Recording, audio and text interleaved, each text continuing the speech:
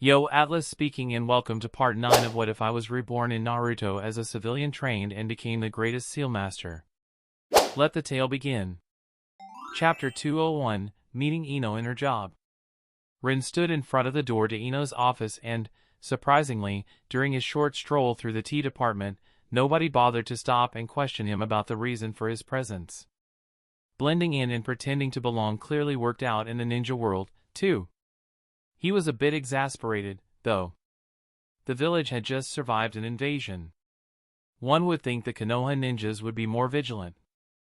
Shaking his head, he heard, "Come in," his head through the telepathy seal just as he raised his hand to knock, and with a small huff, he put his hand back down before opening the door. "Hello, Ino." Rin walked in and lazily waved his hand at Ino, who was sitting behind her desk with her chin boredly planted on her palm. "Having fun spying on me?" Ino smirked. "Nah. You can't complain. You trained that habit into me." Rin seated himself in the chair in front of Ino's desk with a short, slightly petulant, "Nua." There was nothing he could really say in his defense because while it was not his intent, the constant spars where his clones humiliated Ino in various ways in order to train her awareness and dodging skills had exactly that effect. She and Hinata were always aware of where he was when they were near each other. Always ready for anything he could pull on them. It was an ingrained instinct by this point, and Rin was slightly peeved because pranking them was practically impossible at this point. Not wanting to speak further about his inability to sneak up on her unless he put in a lot of effort, Rin decided to change the topic as his eyes strayed toward the neat pile of paperwork on Ino's desk. "I see that you are enjoying the fruits of your labor," he quipped with an amused half-smirk as he motioned with his eyes toward the pile. Ino's eye twitched in apparent annoyance. "Yes," she said, not even trying to hide her disgust. "I didn't become a kunoichi to fill out paperwork." "It's bullshit." Rin stifled a laugh. Yeah. He knew.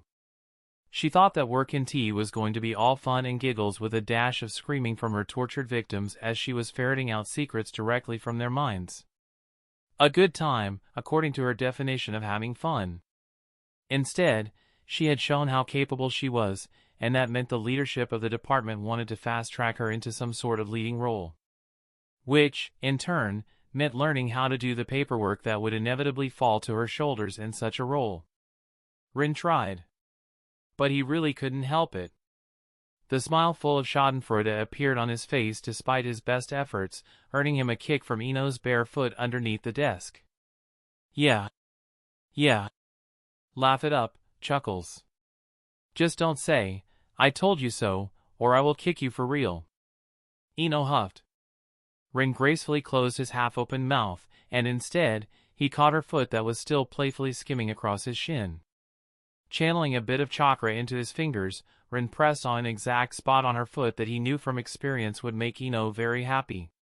With an indulgent smile, he watched as Ino tried and failed to give him an unamused glare while she tried to stifle a moan as her entire body relaxed with a small shudder. Her half-lidded eyes nevertheless contained a warning that cautioned Rin from going too far. The last time they had some hanky-panky in Ino's new office, they were caught by her father. That was awkward. With a teasing smile, Rin let go of Ino's foot. His goal wasn't to get her going but to relax her a bit anyway. She seemed awfully tense and stiff when he walked into the room. A far cry from her current relaxed posture. "Did you forget you have shadow clones?" he idly asked, only to be surprised when Ino groaned and, out of nowhere, face-planted the desk with her forehead. "Do you think I am that thick?" she asked in a muffled voice. Rin opened his mouth. "Don't answer that." Rin closed his mouth with a laugh, making Ino let out a whiny sigh. "All right. I walked into that one." She straightened up in her seat, "But I have lived through enough of your rants about shadow clones to not forget they could be used for paperwork." "Duh." She rolled her eyes. At this point, Rin was unrepentant.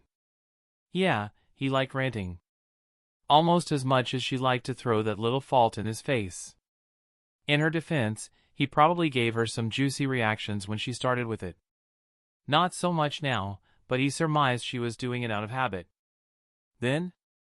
he asked, motioning with his chin at the paperwork pile in a clear question. I can't, Eno sadly said with an unhappy frown. The last time Dad caught me using a clone for paperwork, I had gotten an hour-long lecture about how inappropriate it is. Absolutely floored, Rin speechlessly tilted his head. That's stupid.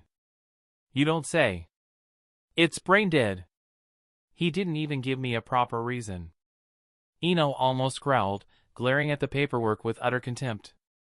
Just that some people may feel butthurt that I am slacking off and using clones for my work. That if the Hokage is not using them, we should follow his example. Yeah. Fuck that. Rin deadpanned, utterly astonished at the ridiculous stupidity he had just heard.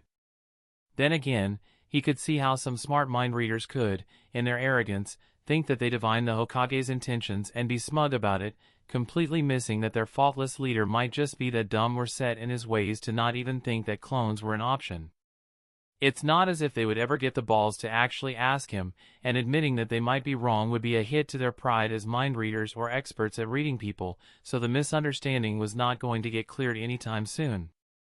Exactly, Eno exasperatedly exclaimed. At least, the second reason is not that stupid, she said, and Rin raised his eyebrow in curiosity. Apparently, it could make some people in the chain of command jealous that I am capable of using shadow clones for my work. She derisively snorted. Since, you know, it is such a demanding technique and not many people can do it. Rin nodded, knowing full well that most ninjas, even elite ones, never bothered to learn it. Guy, Asuma, Kurenai, he could go on, were all jonin who did not know shadow clones. It was useless for them and their combat style, so why bother spending weeks of their time to learn it? That was pretty much how 95% of ninjas in the village approached learning ninjutsu. Kakashi was a notable exception since he could cheat with his pink eye. It was sad, but Rin could see how jealousy could be a factor here, and Enochi was probably just trying to shield Eno from the ugliness of the situation. Sage, bless the barrier core. As a division primarily made from Fuinjutsu users, intelligence and efficiency were appreciated. They didn't care if somebody used clones as long as their work was done and done well. Ren's superiors knew he was sending shadow clones to work. But as long as his assigned job was properly done, they didn't care. Well, if he screwed up in some ways, the blowback would be legendary. Of that, he was sure. But he simply had to make sure he didn't screw up. No? Seriously, all hail the barrier core. It's the place where the non-idiots in the village gather. Not that he would ever say that out loud in front of Eno or Hinata. He was going to take that secret with him to his grave. So, Eno's voice suddenly pulled Rin out of his thoughts as she trailed off. So? He asked, his lips twitching in amusement as he saw her slightly squirm. Some seals? She batted her eyelashes at him. Please? Oh, I don't know. Rin suppressed a smile. On the other hand, you know, fair play and all that. Maybe your father has a point. Pretty please? Eno leaned forward just enough to give Rin a glimpse of her cleavage and lowered her voice into a volume that sounded sultry. But Rin didn't react how she wished and just blinked. You took some lessons from Anko on seduction? Yes. Eno beamed, but then her face fell a bit, but it doesn't seem to be working. She frowned. Eno, Buttercup, I know you too well. Rin started. And sudden behavior changes are easy to spot. Eno cut him off. Now, the seals? She gave him an expectant look and blinked a few times with an innocent smile. Rin realized she was just softening him to accept her request. He sighed in exasperation. He knew too well that she was eventually going to get him to do this for her. She was certainly good enough at subtle manipulation to weasel that promise out of him, with him not even knowing how unless he paid full, 100% attention every time they talked with each other. Shaking his head, Rin unsealed a bit of paper and his brush before he started to construct a seal under Eno's triumphant look. Happy Eno, happy relationship. Eno happily quipped, and Rin felt her foot again starting to skim across his leg.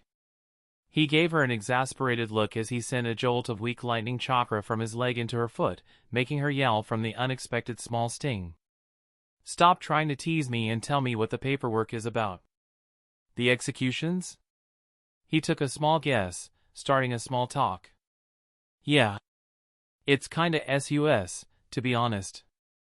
Ino pouted and pulled her leg back before she started rubbing her slightly numb foot. I think. Her eyebrows furrowed as she stopped speaking. Privacy barrier, please. Ino's voice resounded in Ren's mind, but unlike the teasing tone she used with him so far, it sounded serious. It gave Ren a small stop before he lightly tapped his foot on the wooden floor. Strings of symbols started slithering from underneath him, and in seconds, they found their way to the walls, ceiling, door, and even windows before melting into invisibility. Ren looked at Ino. Done. There is nobody hidden in the room, and nobody should be hearing us now through the barrier. He informed her. This barrier worked even on lip reading through Byakugan, so they were as safe as they could get. Ino nodded. You know how several of the leaders of Otogekyure forces suddenly suicided in their cells a few days back? Yeah. You whined about it quite a bit. Ren hummed. Ino didn't react beyond a small snort, several suicides within T-cells, all by people who could possibly hold important intel? Yeah, no. So, there is a rat. Ren shrugged. I don't think your higher-ups are blind to it. Yeah, but they're not going to do anything because they don't have a reason to move. Ino agreed. Whoever did this was from Konoha. They obviously have an agent in the T. Possibly even a fellow Yamanaka. And boy, is that eating at my father, even if he doesn't want to show it. He suspected you. Rin said what she was not saying. He suspected me. Ino blandly nodded. I am a good and easy choice for a suspect. New. And proven. With a reason for split loyalties. I would lose my respect for Dad if he didn't suspect me after he had several suicides right after I joined the division. Rin inwardly sighed. Yes. He could see how Enochi might think her loyalties were split. They certainly were not all to her clan. She was loyal to him, too. So, this was about their relationship. The only reason why he didn't have another visit by an angry, doting Yamanaka father was probably that Enochi couldn't think of a reason why Ren would need the Otogekyure leaders executed. Well, there were reasons, but nothing he could just haphazardly accuse Ren of without even the slightest proof. Whoever was trying to frame Ino and him, they did a good job. But Ren doubted that framing them was their main priority. He didn't need to think long to figure out who was responsible for this. It started with D and ended with Anzo. It was pretty obvious. And if Ren could figure it out, surely the smarter people in the village could too. But so what of it? As Ino said, even if the T leaders knew, they didn't have a cause to move. Ren knew that Danzo had some Yamanaka guy in his route. But it had been almost 2 decades, and he had forgotten his name. He could have passed the bastard in the hallways today, and he wouldn't have known. There could be many reasons for killing the Otogekyure leadership. Ino started. But only one could really justify such a rash action. Treason. Rin nodded. You think somebody from Konoha helped the Otogekyure in invading? Rin felt proud of Ino. He never stated that he thought Danzo was going to help Orochimaru. He only insinuated that the man was taking a vacation in the capital during the finals of the Chunin exams to not stand in the way. But his smart girl made her own opinions with just minimal prompting. Yes. Let's call the culprit by a code name since we don't know his identity. What about Danzo? Sounds good? Ino dryly and directly asked, showing she didn't want to have some cloak and dagger conversation. So this. Danzo, Rin chuckled, you think he is behind the execution orders? I started re-examining the prisoners after the suicides. Ino admitted. I was looking for any mention of a meeting or something. They might not have attended, but the leaders have friends. Who knows? They might have let something slip, right? It wouldn't be a direct proof, and whoever this Danzo person might be, Rin was having fun. he is clearly well connected in the village. You would need something very damning to push anybody to take it seriously. Sure. I didn't have a lot of hope. Ino shrugged, and yet, suddenly, we are ordered to execute all Hokage prisoners just as I am in the middle of screening their minds for a sign of foul play. And you had to report to your superiors what you were going to do. Rin said for her, getting a nod with hints of frustration showing on her expression. And the order came about because the elders and some clans pushed for it. But I am the Yamanaka heiress and therefore, I have the right to look into it.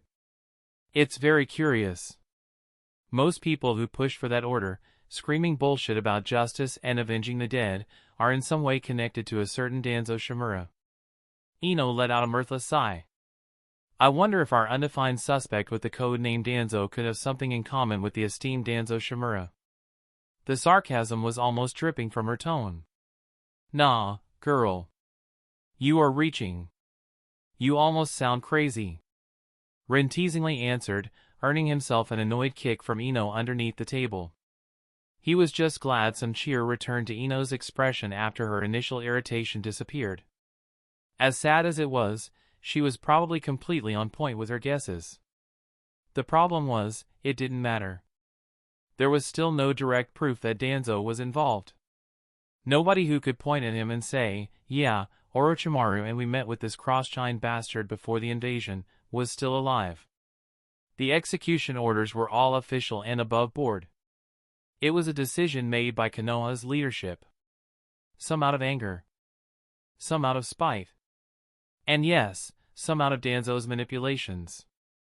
But most of those who voted for it, Rin assumed the majority was not in Danzo's pockets. He just used their emotions to get the desired result. They wanted some sort of reckoning, and Danzo wanted the prisoners dead. It probably wasn't terribly difficult to manipulate the result of that particular vote in his favor.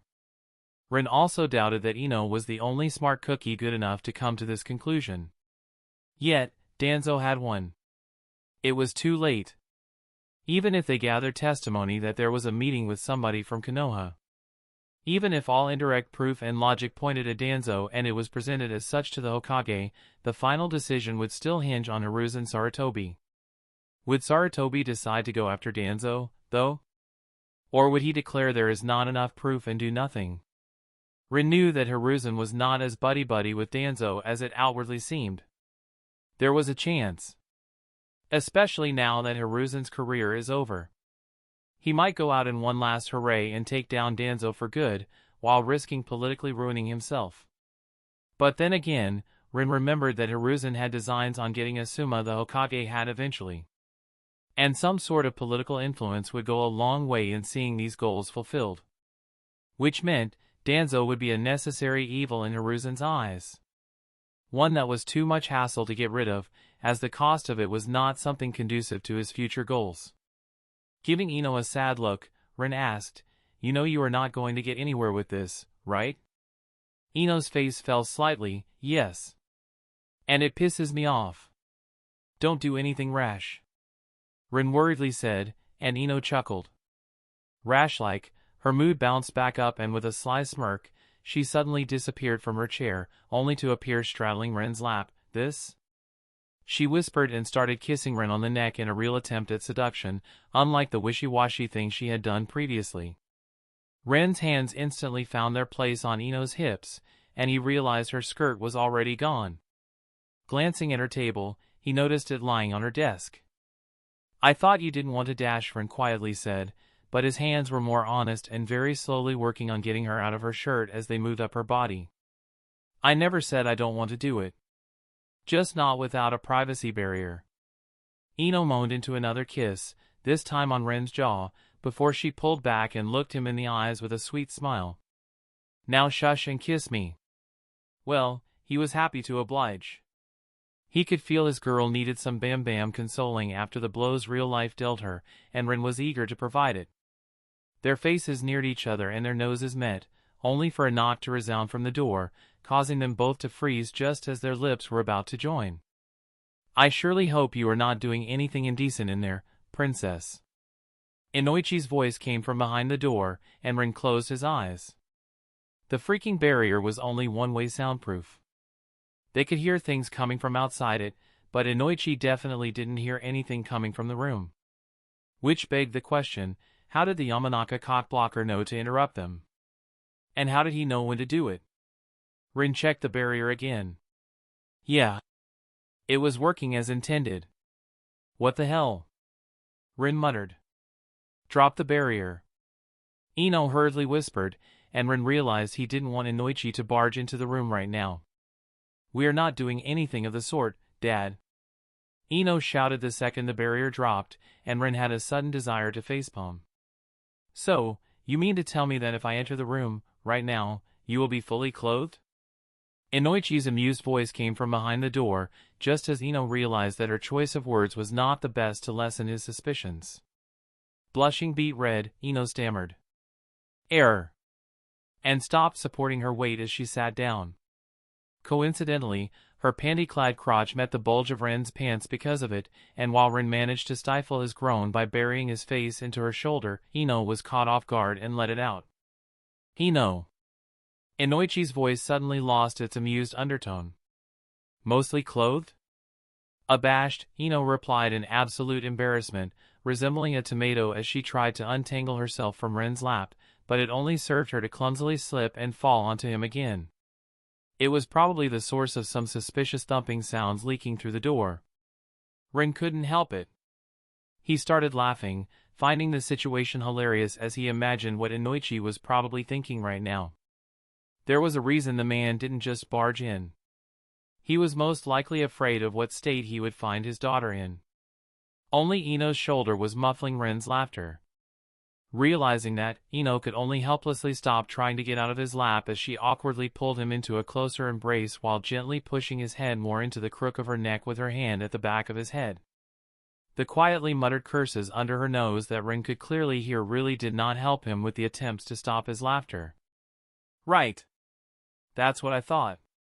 Enochi's deadpan voice reached them. Look, sweetheart, I know you all too well. Your mother and I were young once, too, you know? I know how you think and behave, too. Don't make me pull the boss card on you like my dad did with me. Now, that's just not fair. Ino protested while slapping away Ren's hand that was gently brushing against her very bare and very tempting thigh. I heard that. Enochi exclaimed as the slapping sound might have been a bit too loud, though. Ino looked at the ceiling, letting out a loud groan. All right. Enough. Ren, I must regretfully inform you that your visitation hours are over. Please vacate the premises. Now. Enochi spoke, and Ren could hear the strain in his forcefully calm tone. He grinned. Ino suddenly tensed in alarm, and as she noticed Ren's expression, she hissed out while her hands gripped Ren's shirt, "Don't you dare dash." But it was too late as Ren loudly asked, "Can I at least put on my clothes, Mr. Yamanaka?" "Oh, for fuck's sake." Enochi exasperatedly let out alongside what suspiciously sounded like a sound of his forehead meeting the door. Chapter 202, An Outing with Ino. Ren and Ino happily walked through the bustling streets of Konoha with intertwined fingers, enjoying their date. After Enochi, the Yamanaka cockblocker, interrupted them yesterday in Ino's office, they decided to take a day off and have fun. The Danzo situation was not going to be resolved anyway, so Ino's investigation into it was a moot point, while Ren simply sent shadow clones to his work. They both had the time and could slack off for a day. They had been in a sushi restaurant that opened its doors for customers again just the day before, and while Ren wasn't a big fan of raw fish meat, Ino loved it. Then, they spent an hour in a tavern that catered mostly to ninjas. It was quite empty because of how busy everybody had been due to the invasion, but with tens of thousands of ninjas, there will always be some guys on vacation like Ren and Ino. They were roped into playing darts with the few ninja customers inside, while Ino subtly got them talking as they drank their sake. Poor sods didn't realize she was coaxing them into giving her the most recent gossip about their colleagues and teammates. Watching her was like witnessing magic for Ren. Ino was very smooth at getting people to talk with just her charisma. Introverts like Hinata, or he couldn't really relate. One blushing rookie Chunin even blurted out where his next mission was going to be without realizing it. It wasn't some kind of S-rank secret, but it most definitely was a secret. The boy shouldn't have done that, but his eyes were drawn a bit too much to Ino's legs, and the information was out before he knew it. All it took for Ino was to emphasize her legs a little bit with her motions while throwing the darts before sadly pouting when she deliberately missed. Rin had to roll his eyes as he saw the foxy grin on his girlfriend's face as she walked next to him. He had no doubt she had enjoyed herself immensely. She looked as if she was going to start blackmailing people with the gossip that she had gathered today, and Rin decided it was none of his business. There are quite a few traders coming to Konoha recently. Rin started a topic while his eyes roamed across the wares in the various street stalls. Konoha is in a crisis, and they smell an opportunity. Ino shrugged. Why? Hoping to find some sort of treasure among all that trash? She wrinkled her nose as her eyes passed a stall where a man was trying to sell clearly faulty, chipped kunai, rusty tanto, and an armor that had some unidentifiable stains that were absolutely not made by blood. Ino clicked her tongue. The man was most likely a battlefield scavenger trying to offload his remaining old, unsold wares. Wares that were likely to get some impressionable, stupid genin killed if he or she bought them. For a moment, Ino had gotten an intense desire to give the trader a month-long nightmare-filled surprise that may or may not end up becoming quite suicide-inducing at the end of it. But Rin felt her darkening mood and squeezed her hand, pulling her out of that dark place. Their eyes met with a shared understanding before Rin gave her a wry smile and subtly shook his head. Ino deflated and noticed him motion to other stalls with his head. She turned to look, only to inwardly grimace when she saw that nearly every fourth or fifth stall had some shit trash like that on sale, and the lower-end ninjas were buying it simply because it was cheap. If she wanted to start punishing these vultures, then there would be no end. It's something the village's higher-ups are supposed to clean up, Rin casually said. Ino huffed without reply and yanked Rin toward a stall that sold some sweet delicacy, supposedly very popular in the land of Earth. Handing over the money, she bought 2 sticks and handed one to Rin. Maybe I should just become the Hokage, Ino jokingly said. Yeah. That would solve many issues, wouldn't it? Rin wryly said before biting into the treat in his hand. Ino almost missed a step upon hearing his words. I was joking, she dryly added, and Rin shrugged. I was not. That earned him an irritated look, and before he knew it, Ino leaned forward, taking a bite out of his treat. Hey! Rin exclaimed, but Ino's unamused gaze just dared him to protest. Naturally, he was ready to oblige. That was mine. Tough Inu turned her nose up and snowdily started when their sticks were suddenly swapped in their hands, and she ended up with Ren's. Rin smirked at the speechless look she gave her half-eaten treat, and as she turned her gaze back to him, he looked her straight in the eyes and enjoyed taking a big bite out of the treat that previously belonged to the girl. Ino's nose twitched. Rin knew it as a sign of her rising temper. In response, he subtly shifted his stance, and his smile widened. For a split second, the world froze, but then Rin let out a laughing bark. Abruptly, both of them were hurling through the air, jumping on the rooftops in a wild chase as Ino tried to catch him. Rin ducked the empty wooden stick Ino threw at him like a sunbon and noticed as it burrowed into a tree he was passing. He inwardly chuckled as he realized Ino had used chakra. Stop and face me like a man, Ino shouted as she jumped over a startled Chunin who had almost run into her, using his shoulder as a springboard. But Rin kept his distance from her while running, and as he ate the last bite of Ino's treat, he raised the empty stick so she would clearly see it while letting out another cackle. Ino angrily screamed, and with a bit of wind chakra, she disappeared from her place. Rin turned on his heel, spinning his body to the side with a grin as Ino reappeared right behind him and her grasping hand passed through where the middle of his back was just a moment ago. Their eyes met. Rin leaned forward. Their lips met. Just for a split second. Suddenly, Rin was no longer there, and Ino noticed him hopping on rooftops a bit further away. Her cheek twitched. So you want to play it like this, huh? She whispered before she disappeared after him. But no matter how angry she pretended to be, the smile on her face was undeniable. The chase lasted several minutes and went all around Konoha. At least, until the ANBU started paying attention to them and Rin steered them toward the outskirts of Konoha, where he was caught. Or rather, where he let Ino catch him as she tackled him to the ground, and he found himself pinned, sitting in the grass with his back to a tree trunk while Ino straddled him. "Got you. Ready for your punishment?" Ino joyfully asked, and before Rin could answer, she was already kissing him with passion, her arms finding their way around his head. Rin snaked his right arm around Ino's waist and pulled her body closer to him, while the hand of his other arm gently landed on her posterior.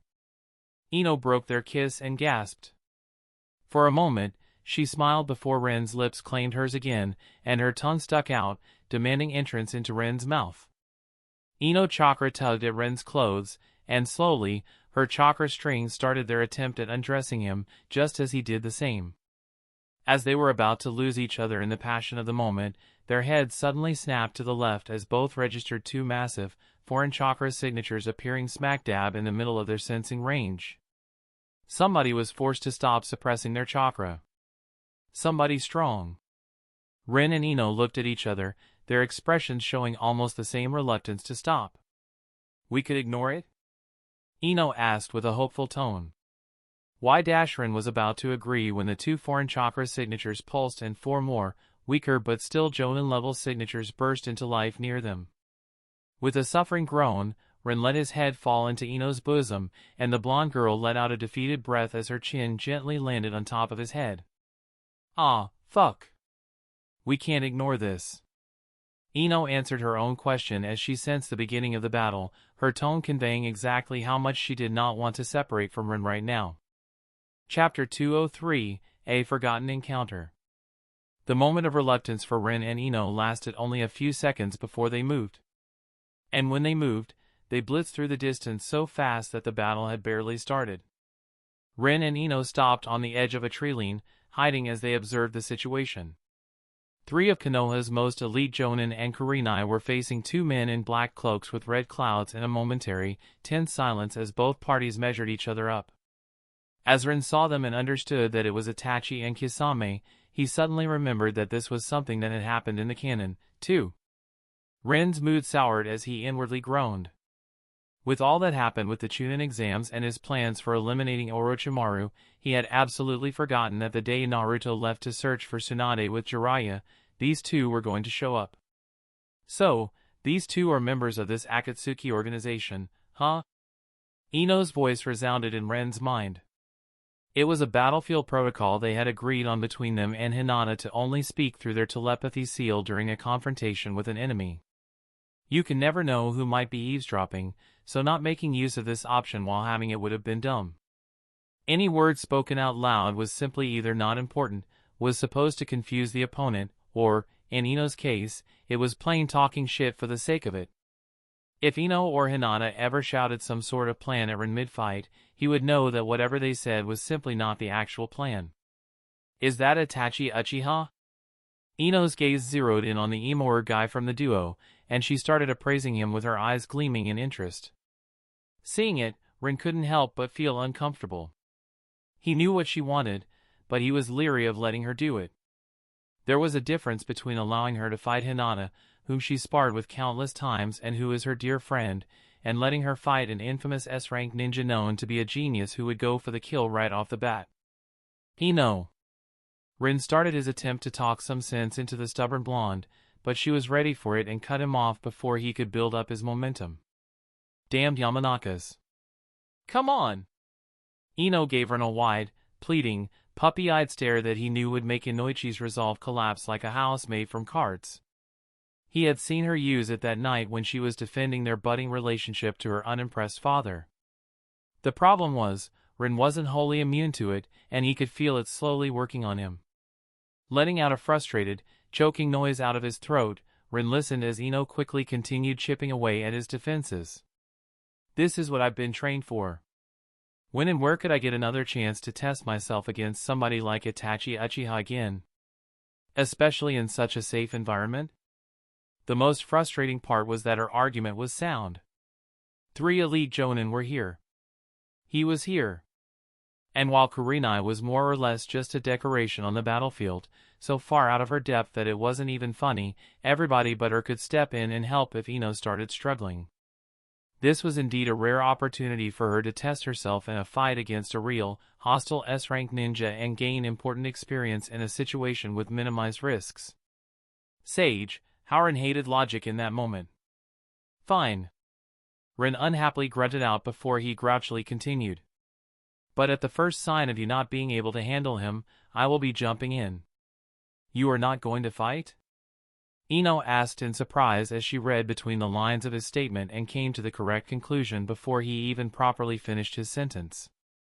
Glancing at her, Rin mentally chuckled and sent an impression of Riley shaking his head to her.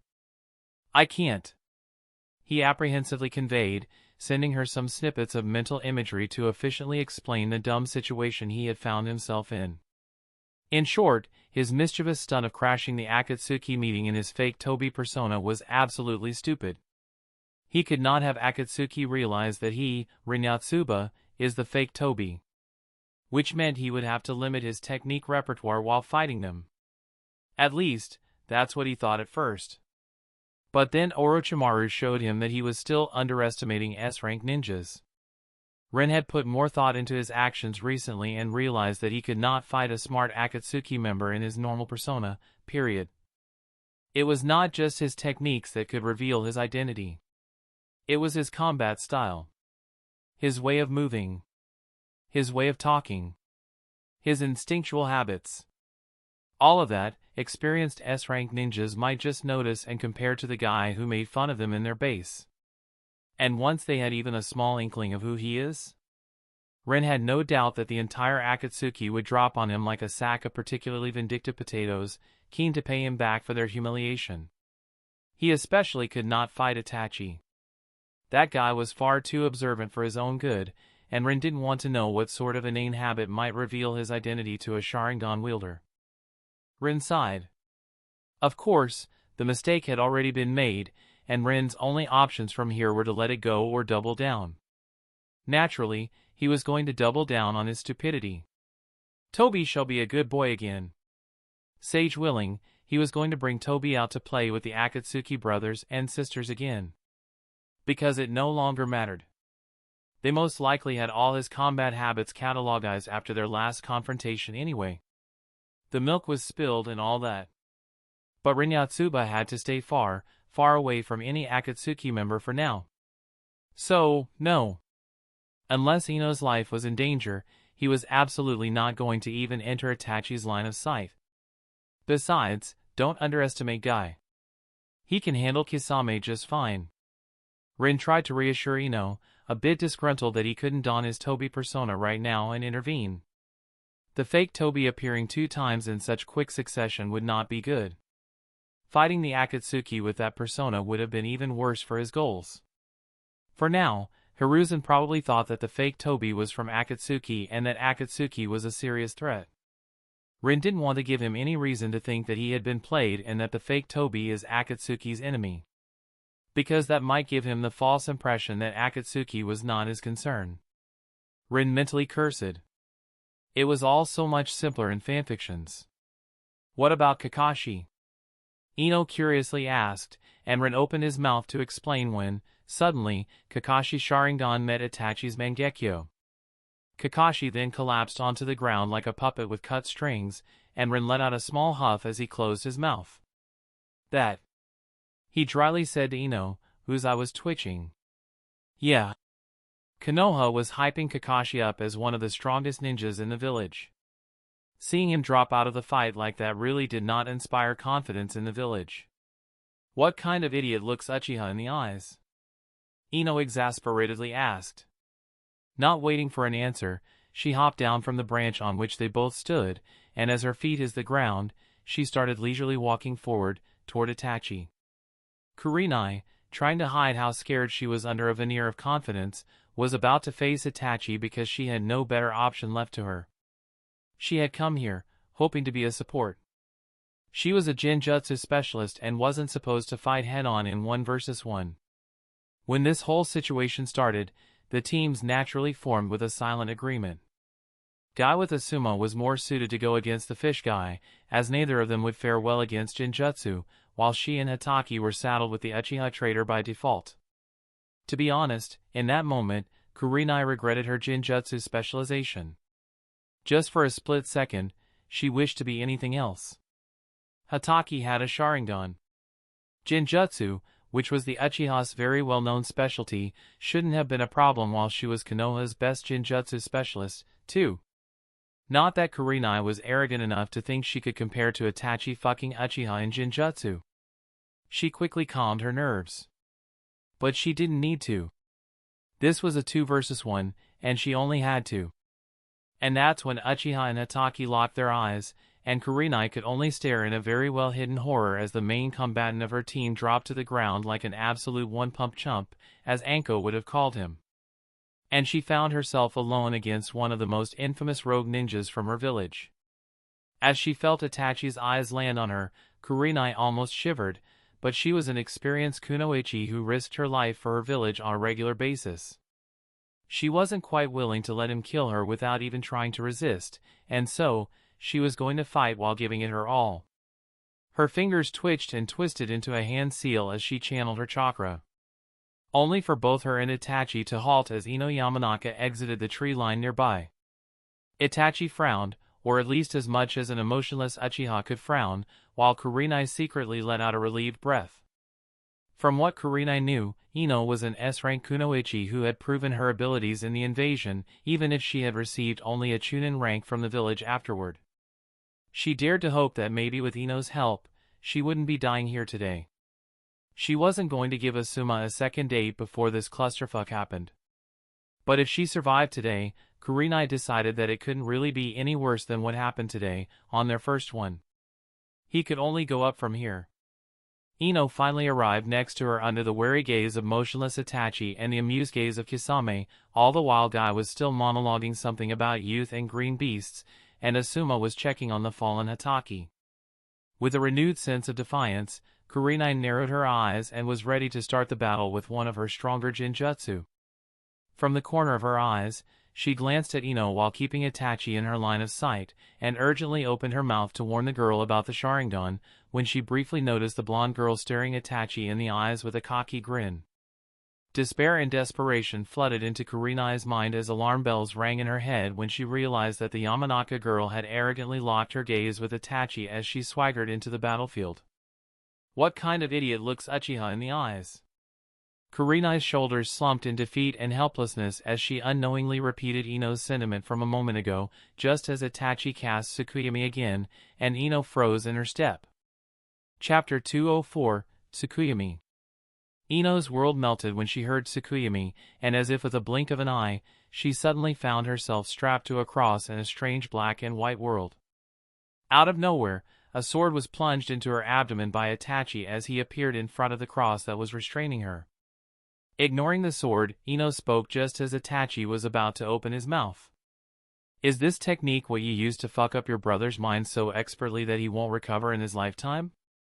Ino nonchalantly raised her eyebrow and curiously asked while looking around the strange space she had found herself in. Not expecting such a question or nonchalance, Itachi momentarily paused. Ino inwardly smirked. Itachi frowned and gave Ino a long, silent look. Only after a few seconds did he finally speak again. So, my brother is a weakling who could not withstand Tsukuyomi? He impassionately answered with a question of his own, but Ino was an expert at reading people. His body language was very well controlled, but she could still see small hints that betrayed his concern for his brother. She mentally snickered in satisfaction just as another sword was plunged through her chest and promptly ripped out. Sure, Rin told her that Itachi killed his clan for his brother, or some nonsense like that. But she needed a confirmation of her own. And the way this big, bad, mean S-rank rogue ninja reacted? Oh, yes. Sasuke was definitely his weak spot. That made Ino feel mischievous. When Ino didn't comment further after his question, Itachi felt a bit irritated and his eyes subtly narrowed. 2 swords pierced Ino through her shoulders, right where nerve clusters were located. That always made people scream themselves hoarse in Itachi's experience. Ino stayed silent, and Itachi's lips pursed. The next 72 hours will be like this. He spoke a similar speech he gave Kakashi and stuck another sword through Ino's abdomen, right where very tender muscles were located. And as he intently watched her reaction, he was pleased to note the small tremor in her eyes that signified she felt the stab. Heh. Ino chuckled. No wonder Sasuke is such a poof, only paying attention to Naruto. Well, that wasn't really true.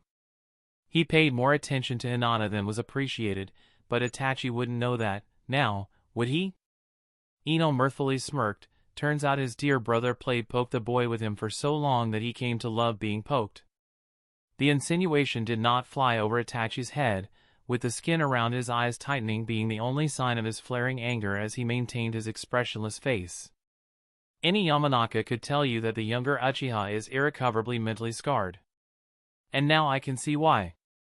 Ino raised her head and looked at the dark red sky with a red moon looming above her. She had to admit, it was an oddly beautiful place. You tortured your brother until he broke, and there is nobody who could properly put his pieces back together, she said with barely restrained hilarity as she brought her eyes down and fearlessly looked Itachi directly into his Sharingan eyes. Itachi halted, just for a moment. And Ino noticed the small tremble in his wrist. But it was gone as soon as it appeared, and Ino felt yet another sword piercing her, through her crotch this time. Grunting, she also chuckled. Ha! Somebody was properly pissed. Honestly, I kind of admire your ruthlessness. Ino sighed, ignoring Itachi's increasing temper. Killing Sasuke would have been kind. Letting him live is only prolonging his suffering. Especially after you put him through a full course of torture like this. She hummed, almost letting out a bark of laughter as she noticed Itachi's grip on the sword subtly tighten. You must have truly despised your brother. Undeterred even as her right thigh was pierced, Ino continued speaking. What are your plans, I wonder? Are you going to wait until he has a wife and children before killing them in front of him, too? Maybe you could play more poke-poke with him afterwards? She playfully suggested, absolutely gleeful when Itachi pierced her other thigh, but this time, there was a certain level of vindictiveness in his movement. A normal ninja would not have noticed, but Ino was delighted at the knowledge that she was getting to him. Everybody always said how cool and unshakable the Uchiha prodigy was when the topic steered his way, but turns out, she was good enough to make him lose his cool. How could she not be proud of that?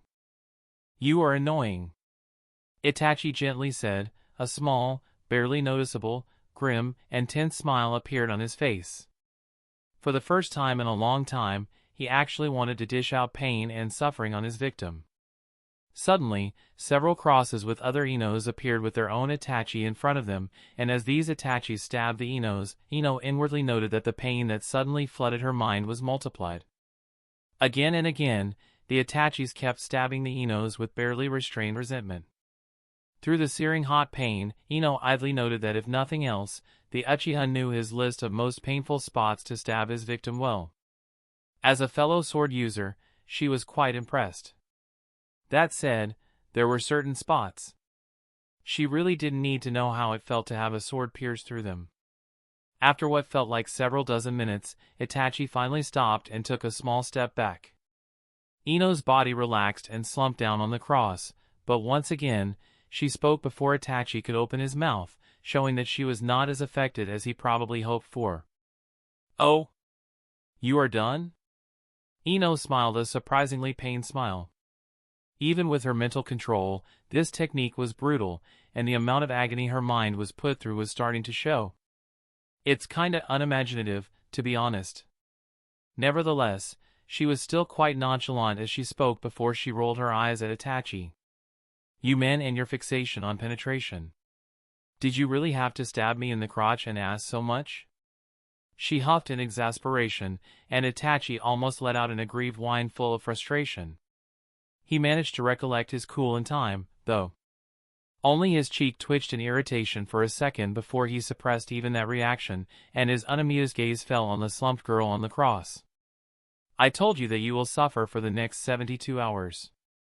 71 hours, 59 minutes, and 59 seconds remain, he said with a cold finality. He expected to see despair creeping into Ino's eyes as she realized just how much suffering she was going to go through in her immediate future, but Itachi had to blink in surprise when the blonde girl grinned at him instead. Heh. I don't fucking think so, Ino said with a defiant streak, and Itachi opened his mouth, about to tell her that there was no way to break out of this technique when Itachi found himself strapped to a cross with another Itachi standing in front of him, and Ino, still strapped to her own cross, was opposite him behind the second Itachi. He owlishly blinked. What the dash, he mentally started saying in absolute bewilderment when the Itachi in front of him silently plunged the sword through his crotch. In that moment, all the pain that Ino's mind had recently gone through was reflected into Itachi's mind, causing him to go through it in but one moment. Itachi's vision went blank white as hot, searing agony flooded his body and mind. He heard himself gasp, and his body violently thrashed around as he lost control of his bowels. It took Itachi 10 seconds of the worst suffering in his life to overpower whatever the girl had done with his control in the Tsukuyomi world. Instantly, he found himself in his previous position, still standing in front of Ino, who was smugly grinning at him even though she was still strapped to the cross. He realized his agony was Jinjutsu? Itachi frowned. It didn't feel like Jinjutsu. It couldn't be Jinjutsu. Suddenly, he felt way less safe in his Tsukuyomi as he had to admit he had no idea what the hell the Yamanaka had done to him. He was fine. His mind, his body, even his bowels. Only a faint echo of suffering remained from the unsettling experience. He warily looked at the restrained girl, who looked amused as he gripped his sword. He hesitated. Should he stab her again? Before he could decide, Ino spoke, getting his attention. All right. It's quite bothersome to pretend that I can't just ignore 90% of the mental pain you are trying to inflict on me. I can still feel 1/10 of it, so I guess, good job? Your technique is amazing as far as mine techniques go. But I am a Yamanaka, you idiot Uchiha. The cross disappeared, and Ino was suddenly standing in front of Itachi with complete nonchalance, unrestrained. No matter how much Itachi strained his control of Tsukuyomi, he could not restrain her again, and a spike of apprehension rose higher inside his mind with every failed attempt. His stance became guarded as he prepared for a confrontation. He had never thought Tsukuyomi would be countered, but here he was. A bit of his apprehension must have shown in his eyes because Ino's grin widened. I had fun studying your mental technique while you were shoving swords into the mental representation of my body. It has its rough edges, Ino wiggled her hand in a SOSO gesture, but it is quite an interesting technique. I might even make something similar with the data I gathered here. She hummed, sounding excited at the prospect. Itachi realized with a sinking feeling that he was never in control. Not once since he had used Tsukuyomi. That said, I got all I could from this, so I want to try my swordsmanship against you next. Ta-ta. Ino playfully said, and the bewildered Itachi found himself again in the real world, tears of blood streaming out of his throbbing eyes as he stared at the amused Yamanaka. Chapter 205, Ino vs. Itachi. As Ino stared at the bewildered Itachi Uchiha, she couldn't help but feel absolutely giddy. She didn't lie to him, but she didn't tell him the whole truth either. The Yamanaka clan specialized in control of the mind. Control of their own mind. Control of their target's mind. But it was always control. Defense could and was devised from that. Yamanakas practiced against each other how to defend their minds from intrusion. But offense? Why would Yamanakas try to control their enemy's mind if they could simply destroy it? They can't do that. Her clan tried to figure out how to do something more direct and damaging for centuries to no avail. Most elders from her clan who dedicate themselves to figuring it out usually end up like vegetables. The lucky ones only get a few mental defects. Ino tried long and hard to figure it out, too, ignoring the dangers. But without some poor sod acting like a guinea pig, something she could not get inside of Konoha or while on a mission with her team, her progress was non-existent. She was not going to experiment on herself when doing this. Blonde, she may be, but she wasn't that stupid. This simply was not something she could discover on her own with her current understanding of the mind and how to affect it in the Yamanaka way. But it no longer mattered because Itachi Uchiha had pretty much given her a bona fide mental blueprint of a mental technique used for offense. She could kiss the hateful kinslaying bastard for that. Only on the cheek, of course. Granted, there were issues. She did not have Sharingan, for one. But now that she had an idea how this thing worked, more or less, she was confident she could remake it into something, maybe lesser, but something she could use. Eventually. Probably. Hopefully. Unfortunately, Ino had no way to harm Itachi in his own Tsukuyomi other than gather and reflect her pain to his mind. And she didn't feel like letting herself be tortured some more either. So, she had disrupted the mental link he had established to her mind, and the technique crumbled. What an elementary mistake on his part. To not put some defensive measures on the link. Ino inwardly rolled her eyes. Clearly, the Uchiha had no idea what he was doing. Her eyes slid toward the unconscious Kakashi, and she sighed. Frankly, Ino surmised it didn't matter if Itachi had no idea what he was doing with that technique. He was kind of like her in this regard. A vast majority of their victims had no frame of reference on how to even begin defending against proper mental attacks. It was easy to guess that Kakashi probably tried to counter it like a Jinjutsu. Sadly for him, he was not dealing with a Jinjutsu, so his attempts to get free did exactly nothing. Ino returned her gaze to Itachi as a sword popped into her hand from her wrist seal. Now, then. She had told him that she wanted to try her swordsmanship against him with such casualness. Mentally offsetting the opponent was half the battle. Looking confident was necessary for that. But this would be the first time Ino clashed with somebody good at swordsmanship who was an S-rank threat. Naturally, she was quite nervous. Ino and Itachi's eyes met, and there was no longer a need for words. As Kurenai started sputtering in relief when she finally noticed that Itachi's technique had no effect on Ino and Itachi disappeared from their spots in a burst of speed. A chakra-enhanced blade met another chakra-enhanced blade as Ino and Itachi appeared and clashed in the middle between their initial positions. Sparks went flying as the two blades rebounded against each other, and the water they stood on burst from underneath their feet from the force of their clash. Turning her ankle and adjusting her stance, Ino used the recoil from the rebound, and within a split second, her blade was once again whirling toward Itachi's neck through the air. It reached him before he could regain control of his own rebounded blade. But as her blade was almost upon the neck of her opponent, Ino did not feel elated. Instead, deep suspicion filled her as this was too easy. She grew wary. Another split second passed, and her blade slashed through Itachi's neck, only for his form to subtly shimmer. Ino's eyes narrowed, and she took a step back. Half from instinct, half from gut feeling as she pulsed her chakra, breaking the Jinjutsu. At that moment, she saw Itachi ducking underneath her slash, already done with slashing at her with his kunai. That one step backward had saved her from being gutted by the deceptive bastard. Their eyes met again, reflecting reluctant respect. Then the moment broke, and they both burst into a flurry of action. Ino took a further step back. She couldn't let Itachi get too close because it would make it extremely hard to swing her sword at him, while his kunai did not have such problems. But unlike her expectations, Itachi did not press forward. Much to Ino's surprise, he retreated.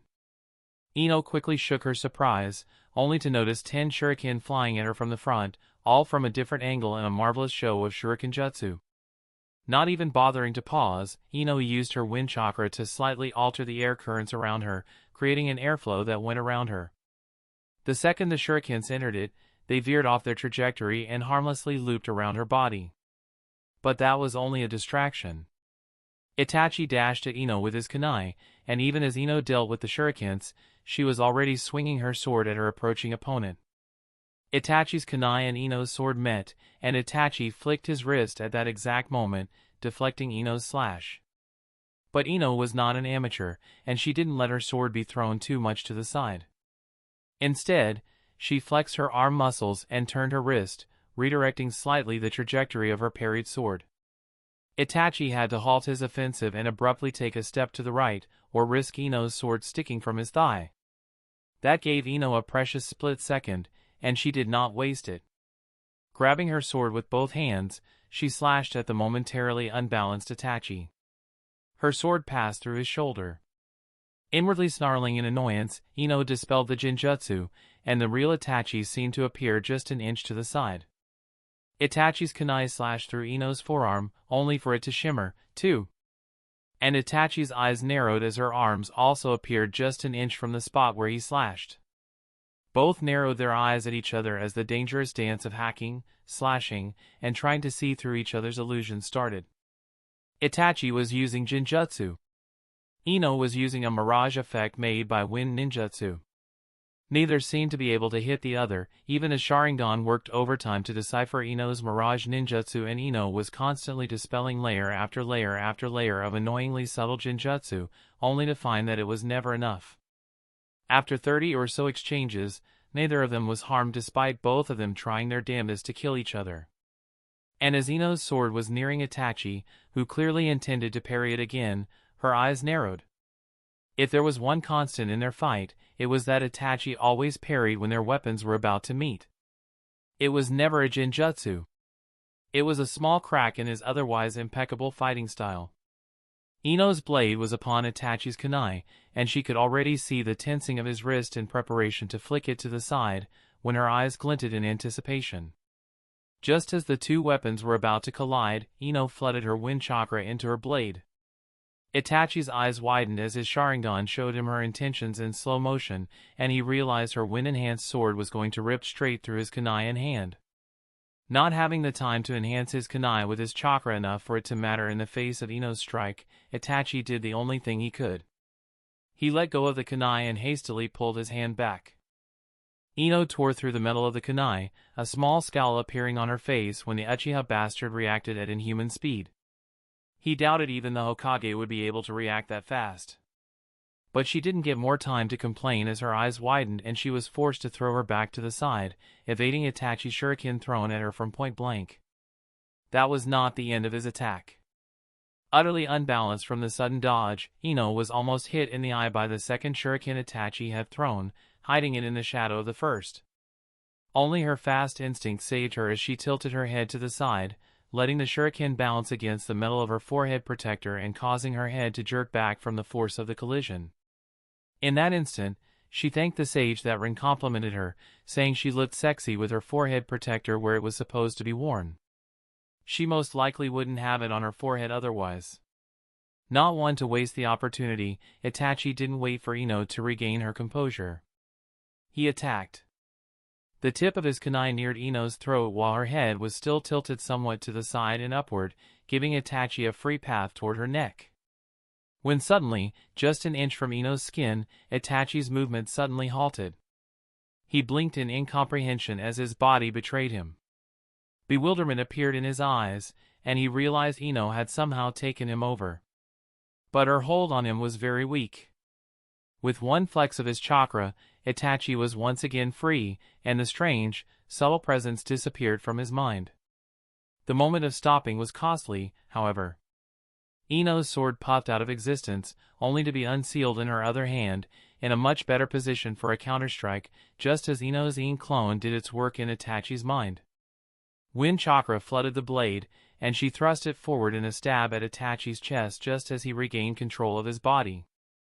But it was too late. With ferocity, Ino watched as her sword speared Itachi's form, her excitement rising, only for her to grit her teeth and curse when Itachi suddenly disappeared, leaving behind only his stabbed Akatsuki cloak before he reappeared several feet away from Ino, crouching on the water while breathing slightly harder. Ino furiously swung her sword to the side, tearing the Akatsuki cloak in two as she glared at the Uchiha. His freaking Sharingan Jinjutsu was impossibly annoying. She was starting to get fed up with it. Stepping to the side and letting another salvo of thrown weaponry pass her by as she walked forward, she casually swung her sword, deflecting the hidden ones. Ino then dispelled any Jinjutsu affecting her, for good measure. And as she thought, the crouching Itachi in front of her disappeared. The real one was to the right, another Jinjutsu was dispelled. No. To the left. He was rushing at her from the left side. Ino didn't move her eyes from the right side, though. Nor did she give any indication that she had dispelled the second layer of the Jinjutsu. Her hair bristled as she fed it chakra. It hardened, and in an instant, Ino used her hair needle technique to pepper the area in front of her with her deadly hair needles. But she didn't send them to the right side as her eyes would indicate. She had sent them to the left side. Caught off guard, Itachi Sharingan eyes shook as they quickly moved from left to right, from up to down, mapping the flight trajectory of each needle, only to realize there was no way out anymore. Feeling exceedingly disgruntled, Itachi could only do one thing. As the rain of hardened hair needles was about to shower him, a purple spectral ribcage appeared around him like armor and blocked every single hair needle that landed upon it from reaching Itachi as they sank halfway through it. Ino's eyebrows furrowed in frustration while Itachi wept blood from his poor, abused right eye, barely managing to keep it open while a throbbing pain pulsed in his skull. "How many eye tricks do you have, for fuck's sake?" Ino blurted out with a deadpan, unable to keep it in anymore. Itachi paused for a second before a small, strained but genuine smile appeared on his face. Enough. Chapter 206, At least nobody died. As Ino and Itachi once again stood further apart from each other, and their fight entered a small state of reprieve, Ino decided to briefly check on her comrades. She first glanced at Kurenai, who stood in the back to her right. The woman looked grave, and her determined eyes held an undertone of helpless frustration. Ino inwardly sighed. She did notice the Jinjutsu support Kurenai tried to give her. But Itachi pretty much swatted every single one of Kurenai's attempts as if they were annoying flies. It didn't even make him pause. It did take him a slight bit of attention, so Ino guessed Kurenai was helpful? Despite her composed facade, the black-haired woman's chakra felt scared, and Ino noticed the beads of sweat on her neck and temples. Sweat that was not there from physical exertion. Ino's eyes flew back toward Itachi, and she took a step to the side, mirroring his subtle attempt to move while she was distracted. He stopped and they exchanged a very brief look of acknowledgement, coming to a mutual understanding. The attempt was fair, but the mutual truce was going to last a few seconds longer. Oh, Ino had no delusions. She counted on her opponent trying to cheat. He was probably scheming, trying to come up with a plan, or secretly using his more subtle techniques to gain an advantage. But it was all right. She had her sensing techniques working overtime, and she expected foul play. Her attention slipped back toward Kurenai. She would have preferred it if the woman had gone and helped Guy and Asuma deal with Itachi's teammate. The one who most definitely was not an expert at Jinjutsu and would be at least somewhat vulnerable to her techniques. Ino opened her mouth to tell Kurenai exactly that, but suddenly, Kisame let himself be kicked back by Guy, and he flew through the air until he slid to a halt on the water, right next to Itachi. Ino closed her mouth, and inwardly, she wryly smiled. Well, so much for that plan. Kisame. Itachi Uchiha nodded. Having a problem with a little girl, Itachi? Kisame smirked, giving Ino and especially her sword a considering look that held a piqued interest and an unconcealed threat. What about swapping opponents? Itachi frowned, but before he could answer, Guy shouted, Yash! What a youthful idea! I like it! He gave his trademark sparkling grin to Itachi, who only slightly furrowed his eyebrows in response. It may not tell much to other people, but to Ino, that small gesture screamed how troubled he felt. She chuckled. Alas, she needed to nip that idea in the bud. Nah. The brother poker and the sushi guy were leaving, Guy-sensei. I don't think we will get to swap opponents. Ino casually hummed, her lips slightly curving up at the corners when she noticed the offended glint in Kisame's eyes. Heh. Ugly bastard was self-conscious about his special appearance. Who would have guessed, right? Ino almost rolled her eyes.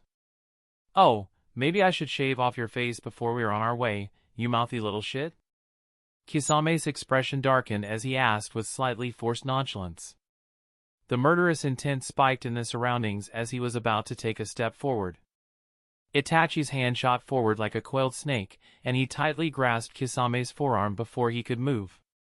"She is baiting you." That stopped Kisame in his tracks, and his wariness toward Ino increased. "I think she is a bit to the side of what we are seeing. If you rushed in, attacking based on what you see, you'd end up stabbed," Itachi warned. "Jinjutsu?" Kisame sounded unconcerned, but the way his guarded gaze roamed over the Konoha ninjas told a different story. "No. Something new.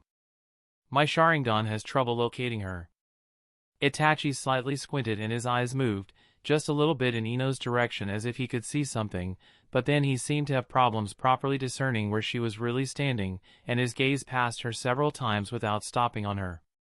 Ino mentally noted that in her mind. Her mirage technique worked against Sharingan. That was good to know, especially since she made it to be as anti-Byakugan as possible when facing a chakra-seeing cheating little by Ha. Letting out a small huff in her mind, Ino had no doubt that the second she properly moved, something would give her position away.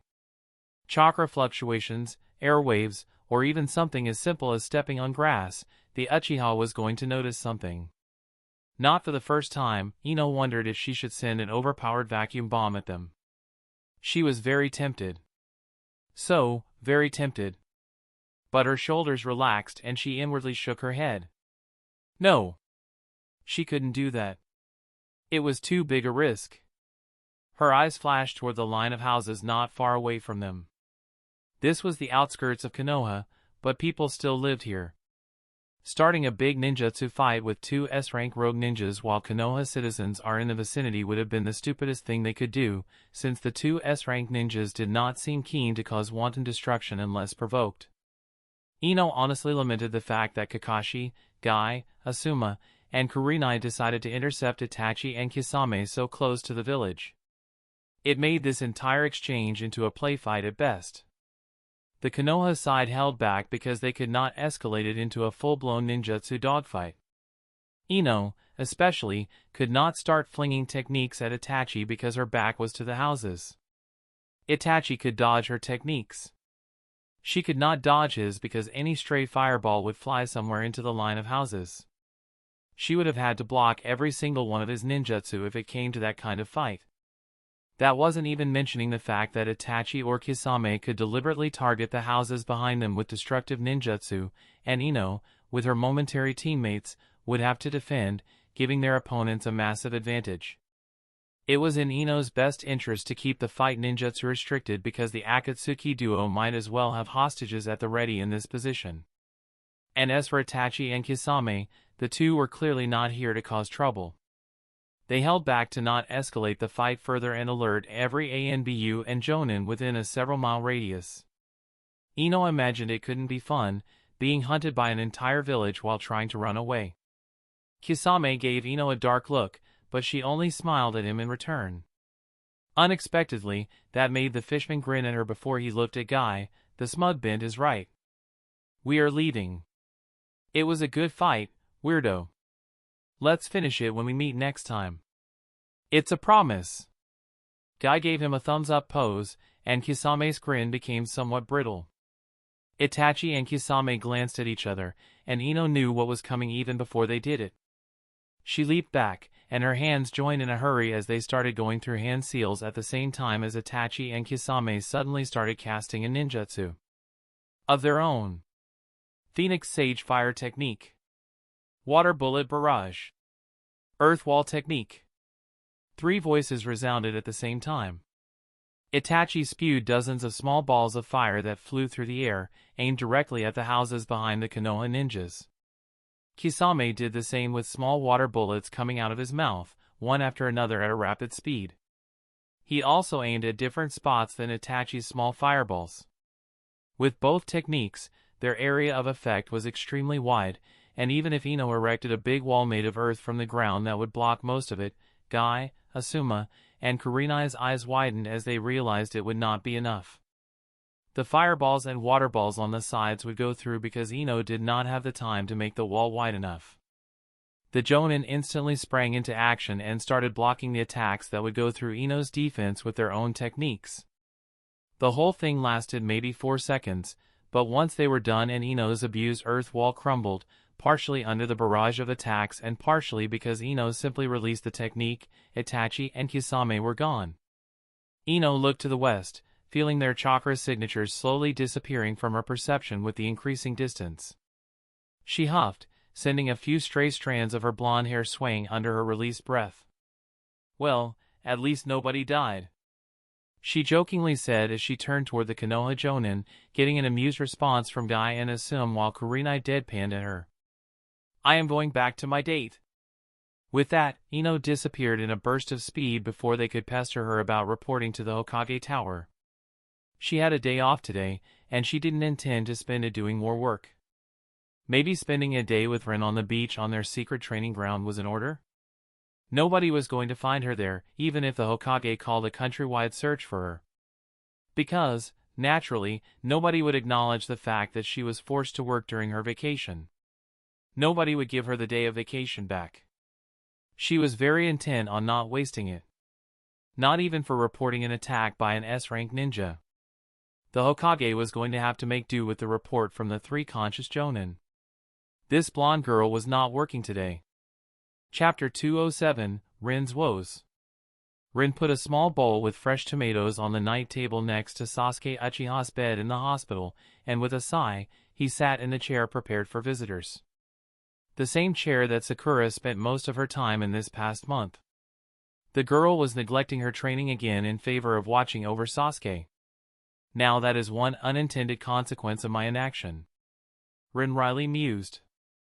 And the girl was doing so well so far, only to start reverting back when her resolve was shaken. It was a pity.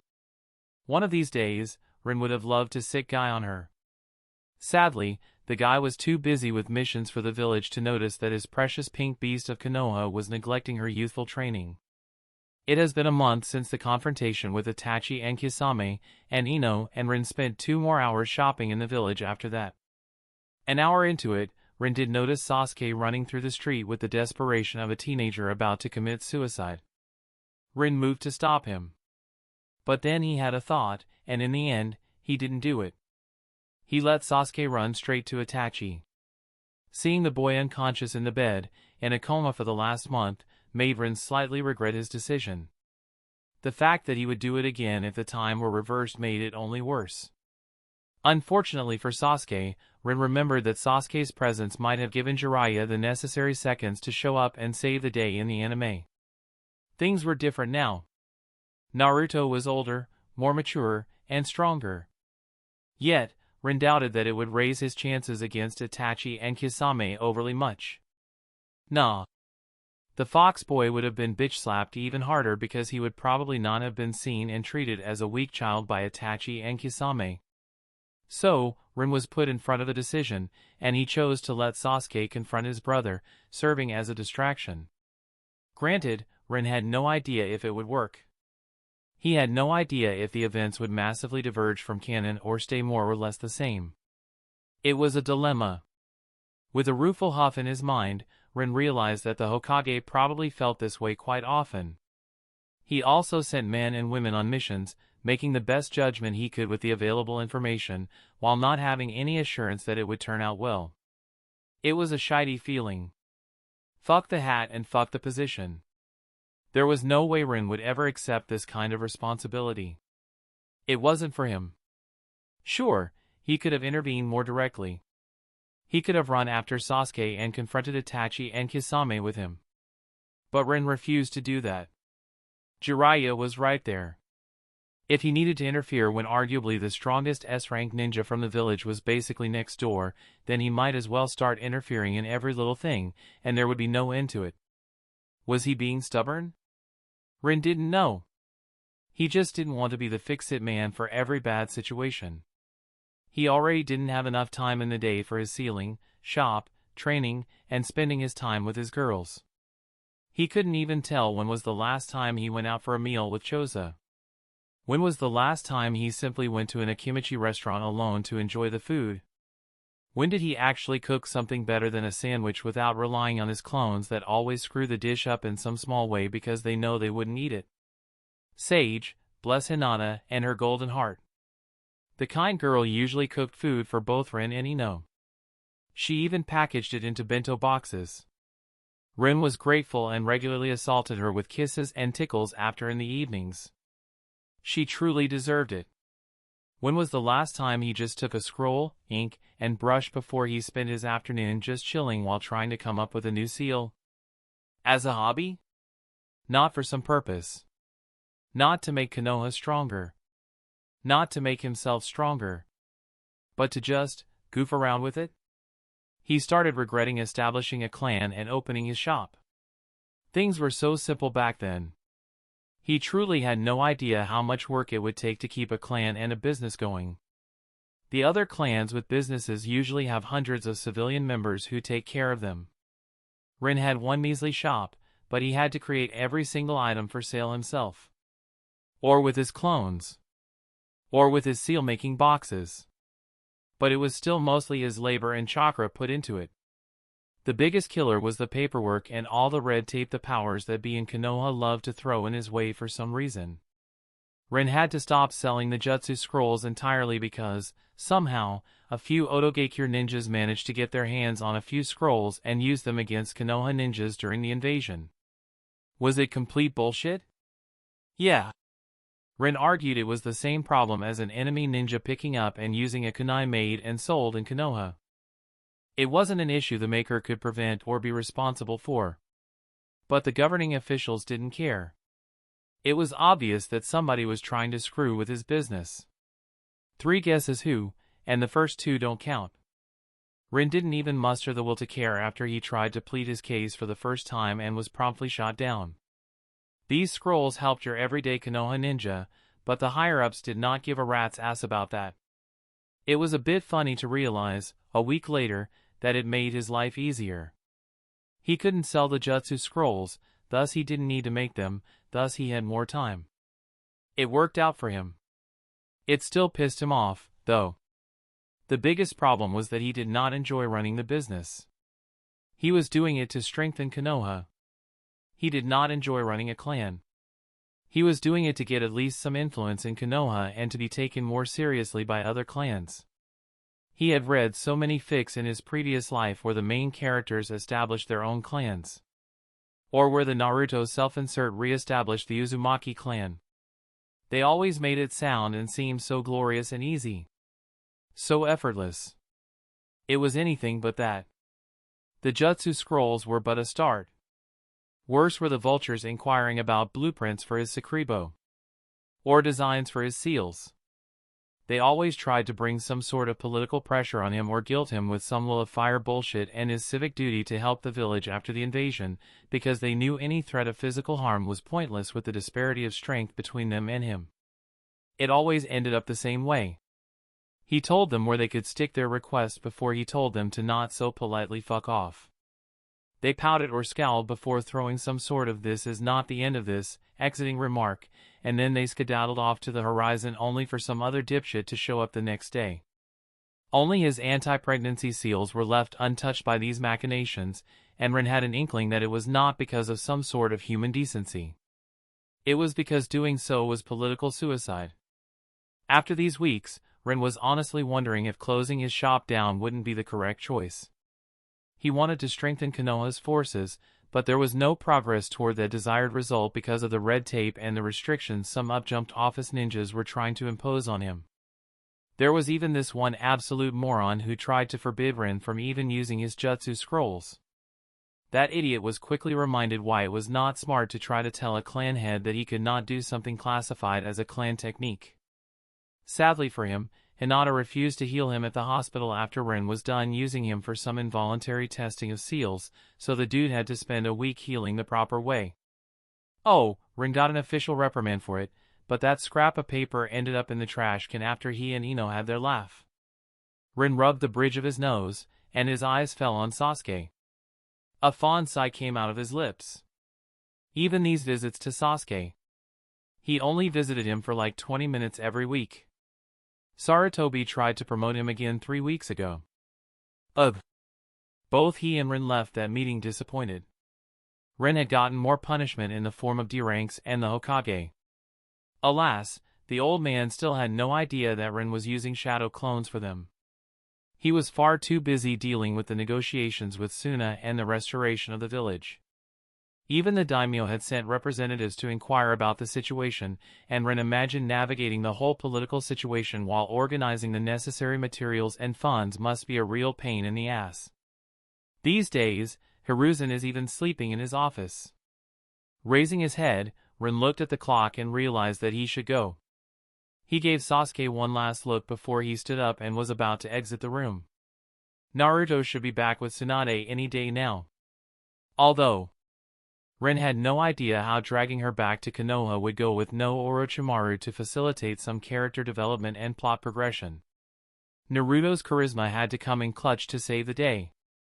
Hopefully, all will be well because if not, with his luck, it would be he whom Hiruzen would send to drag Tsunade back to Konoha by her pigtails out of sheer spite for refusing the promotions. A conflicted feeling rose in Ren's chest. Yeah. He could totally see that kind of future, and he didn't like it even one bit. Chapter 208, If You Won't Play Ball. Come in!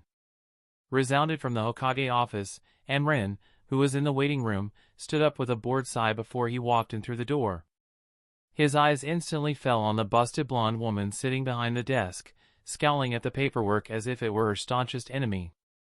Tsunade had arrived at the village just a few days ago, and her inauguration to the Hokage seat happened yesterday.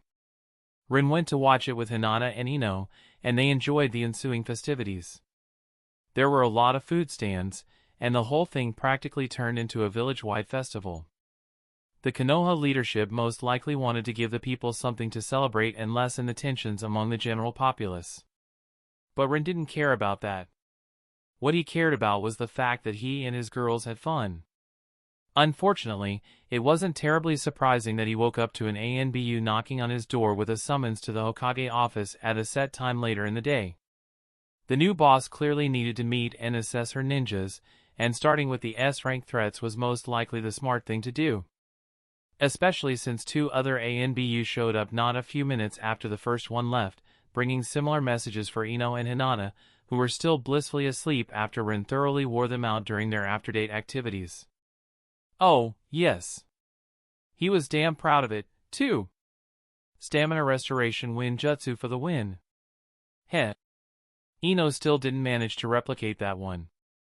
As a small, barely noticeable smirk appeared on Ren's face, his eyes roamed the Hokage office, and he had to say, the contrast between Hiruzen's tidy room with a slightly messy table and Tsunade's absolute mess everywhere was jarring. And some people actually simp for this woman. Rin inwardly shook his head in disbelief. Her office was a pigsty. He didn't want to see her home.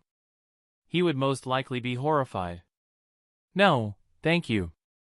Worse, however, was her appearance. Rin just barely managed to stop himself from wincing by tightening his facial muscles as his eyes landed on her face. From the anime, he imagined she looked like a 25 to 30-ish-year-old woman. The problem was that this appearance was just the illusion she liked to wear to appear young. And after the confrontation with Itachi, where he keenly observed how the Uchiha fought, Rin, or rather, his clones, since he was too busy, started developing a new seal.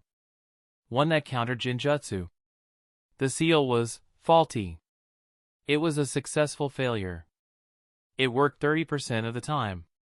It could counter A-rank Jinjutsu, only to fail at D-rank 1. Other times, it countered C-rank Jinjutsu just fine, only to fail dispelling a B-rank 1. It was a case-by-case thing, and Ren had no freaking idea what the problem was. The testing he and Ino put it through was extensive. But they were left only more confused than when they started. They thought they could find some clue or common point that would lead them to the cause of the seal's occasional failure. They thought wrong. It was still a useful seal, though. It was the dispelling component that had problems. The Jinjutsu detection part worked exactly as intended. And the reason why Ren, Ino, and Hinata now all had these seals was that it worked way faster than even an experienced ninja. Even an experienced Jinjutsu user needed to first notice that he or she was under a Jinjutsu to dispel it. That took time. Precious seconds that could be the difference between life and death. For blatant Jinjutsu, it wasn't such a big problem. But for minor stuff like what Itachi was using with a very deadly effect. To Jinjutsu that shifted the position of his body by an inch. The position of his blade just slightly to the left. That made him seem to look to the side when he was staring you directly in the eyes with his Sharingan. These tricks would be barely noticeable even for somebody like Kurenai, who spent her whole life studying Jinjutsu. Especially in the heat of a battle. This was what made Itachi so terrifyingly deadly. It was impossible to react to his Jinjutsu in time unless you were an S rank yourself. And even then, it was a challenge. Ren's new anti-Jinjutsu seal, however, even the battlefield. The detection part of it was fast. Jinjutsu would be detected, and the user would be pinged before the human mind could even start looking for it. It was the same difference as the human mind compared to a computer or other kind of machine.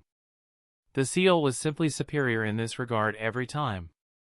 Sure, the dispelling was still on the user, but knowing the Jinjutsu was 90% of the battle when it came to fighting Jinjutsu users.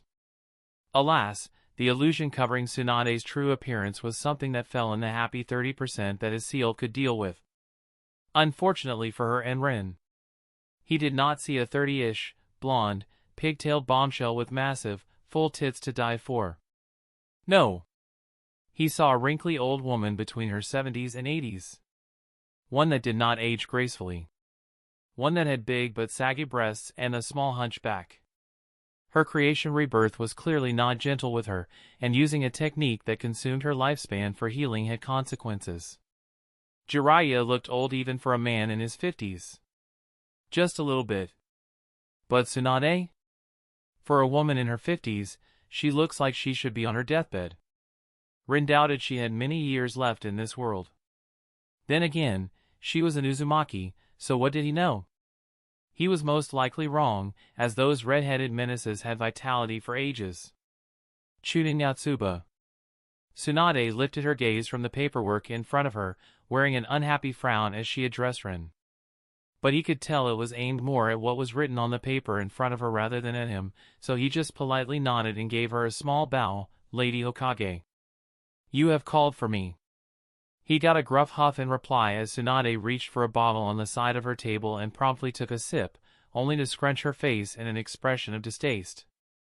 Shizune, her assistant, who was sorting the paperwork on the table on the left side of the room, exchanged a knowing look with Suanda, making the new Hokage sigh in a mournful sadness as her head slightly dropped.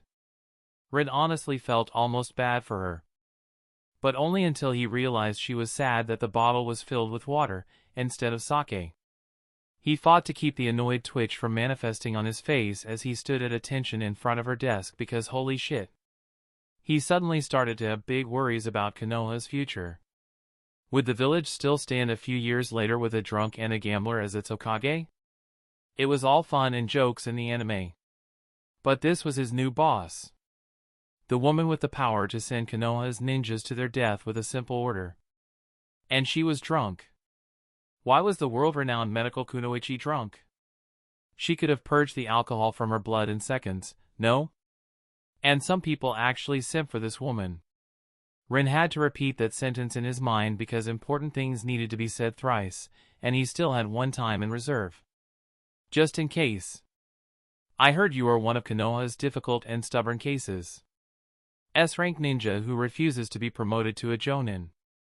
Tsunade smirked, but her eyes didn't reflect it. They were sharp and very much not amused with his situation. There were other ninjas who refused promotions in Konoha. Those happy with their ranks. Rin was not the only one. But an S-rank ninja refusing a Jonin rank was definitely an issue for the village and especially for its Hokage. Rin nearly smiled in mirth as he realized what this meeting was about. The poor woman probably wanted to show her competence by one-upping Hiruzen. She expected Rin to enter her office as a Chunin and leave it as a Jonin. Well, she was going to be disappointed. Yes. Rin politely answered in a bland tone and without much emotion as if he were reporting on the weather. Tsunade's eye twitched. To give her credit, she realized what Rin was doing almost instantly. This whole refusing a promotion thing was a finicky thing. Tsunade was still the dictator of Konoha, just as Hiruzen was. When Hiruzen offered or requested the promotion to Rin in the past, it was simply a politely worded order. Yet, Rin told him, no, thank you, to his face with a smile. And he did so because the Hokage needed to maintain a certain image. He could not be seen forcing his ninjas, especially not somebody who was an S-rank threat, to do things they were, by Konoha's law, allowed to refuse. After all, the dictatorship needed its silk glove to hide the iron fist within. The thing was, Rin also needed to maintain a reasonable image while refusing the promotion. It could not come off as if he was doing it to the detriment of his village. Because, in the end, he was still a soldier in Konoha's very authoritarian employ. During a war, there would be no way to refuse the promotion and still look loyal. Alas, Konoha was not at war, and the invasion was over. Honestly, it was no wonder that Hiruzen probably disliked him. He would have disliked himself, too, in his position. From the old man's perspective, Rin probably looked like a little shit who would not do what he was told, while also being too strong to strong-arm into it. Connections suddenly clicked in Ren's mind, and he started to see why he might be having so much trouble concerning his business and clan in the village. Well, no shit, Sherlock. I also heard that you were good at teaching. Tsunade continued, and Rin blinked as his attention was brought back to reality. Hopefully, she had not noticed his lapsed dash. Tsunade gave him a look, and Rin instantly knew she did, indeed, notice it. Yes. He maintained his polite smile, hoping he was pulling off a passable imitation of Kakashi, who always got away with stuff like that. Why not become a Jonin sensei, then? Tsunade offered, her tone carrying a small note of tempered excitement as she started having hopes that she would get what she wanted. I refused the Jonin promotion for a reason, Lady Hokage. I don't feel ready to take on a full-time Jonin team. Rin measuredly replied with a mock humbleness. And Tsunade was pissed again. A small cracking sound resounded from her desk as she squeezed the pour wood while giving Rin a severe stare, just daring him to go against her will. And if I insist? Rin hummed. No is still no, Lady Hokage. And the cracking sound became louder as Tsunade's fingers literally burrowed into the wood in her rising temper without her even noticing. But Rin could not give in to her wishes. It was the question of relative freedom. A Jonin is more beholden to his village and has more responsibilities. For example, the Jonin team. Tsunade could not force Jonins on Rin while he was a Chunin. But once he is a Jonin? The choice would be out of his hands. She could give him any kids from the village, and he would be expected to lead and teach them well. Not to mention that, at least for the next 2 years, the Jonin were going to have a very bad time since Konoha had to show that they were strong. Rin understood why they were salivating at the prospect of having an S-rank ninja to throw at any high-end problem. Except, he had no desire to be thrown at their high-end problems. Is that so? Tsunade narrowed her eyes and let out an angry breath. I could still transfer you to the academy as an instructor. She threatened. That's a perfectly fine post for a Chunin, isn't it? But unlike what she expected, Rin's smile only widened. Yes. She could totally do that. Minchim. I prefer my barrier core, Lady Hokage. He shrugged. But the academy sounds like a good, cozy place for slacking off, too. I shall serve the village in that capacity if you so desire. Rin took no small enjoyment in how Tsunade's jaw slightly fell from her disbelief at his sheer audacity. Only for her mouth to shut with a small click as her expression went blank when she realized he was perfectly polite and she could not reprimand him for it unless she came off as unreasonable. The sound of teeth grinding against each other was music to Rin's ears, but he didn't dare to comment. After all, he had the utmost respect for his boss lady. So, you would agree to take the academy students under your wing? Tsunade asked, a bit more strongly than she probably should have, while the wood of her table screeched as if it were being murdered. Rin would be disappointed at such a blatant scare tactic if he were not so sure she was not even noticing that she was ruining her desk. I will only mentor those I want to mentor. He answered with finality, and that was that. According to the Konoha law, not even the Hokage could force somebody to take on an apprentice. And that's exactly what she desired. The village wanted him to make more Hinatas and Inos. That was the whole point of them trying to make him into a Jonin sensei or an academy instructor.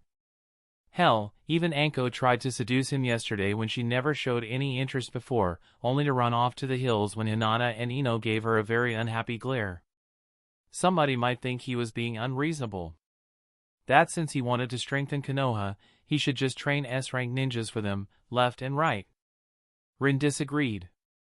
Especially after the last harassment from Konoha's higher-ups. Was it petty? Sure. But emotions often were. Since influencing Konoha and making it stronger was a bust, the only path for Rin was to grow to Madara and Hashirama's levels of prowess. To make Ino and Hinata reach it, too. And to be completely fair, Rin was not sure if they could do it. He had no idea how to get there. And they had only 3, maybe at most 5 years to do it. So, excuse him for being selfish, but let's speak plainly. Unless he was fucking her, he was not going to waste 2 years of his life training another apprentice. As Tsunade's temper started simmering throughout the dragging silence in her office, the corners of Ren's eyes crinkled in a small-eyed smile. Is there something else, Lady Hokage? He asked in a perfectly polite tone. Unexpectedly, Tsunade fell back into her chair, and her anger seemingly evaporated as she gave Ren a grin. It was not a nice one. Vindictiveness and schadenfreude practically oozed out of it, throwing Ren off. Why, yes. There indeed is. Tsunade harshly chuckled. Hiruzen Sarutobi requested a meeting with you after we are done here. It concerns the future of this village. And your future in it, was what Ren heard despite it not being stated out loud. His polite smile almost fell, and he would be lying if he said he was not concerned. Since you don't want to play ball with me, so be it. Tsunade gruffly snorted. Go and have fun with the old monkey and his schemes. Disgust seeped into her tone. That was not something that alleviated Ren's concerns. It actually had an opposite reaction, and Ren's posture tensed. He was starting to get worried about what the old man was going to pull next. Hinata Hyuga and Ino Yamanaka should be waiting for you in front of Sarutobi's new office by now. Dismissed. With that, Swanda returned back to her paperwork, ignoring Ren's presence, who helplessly stood in his place for a moment.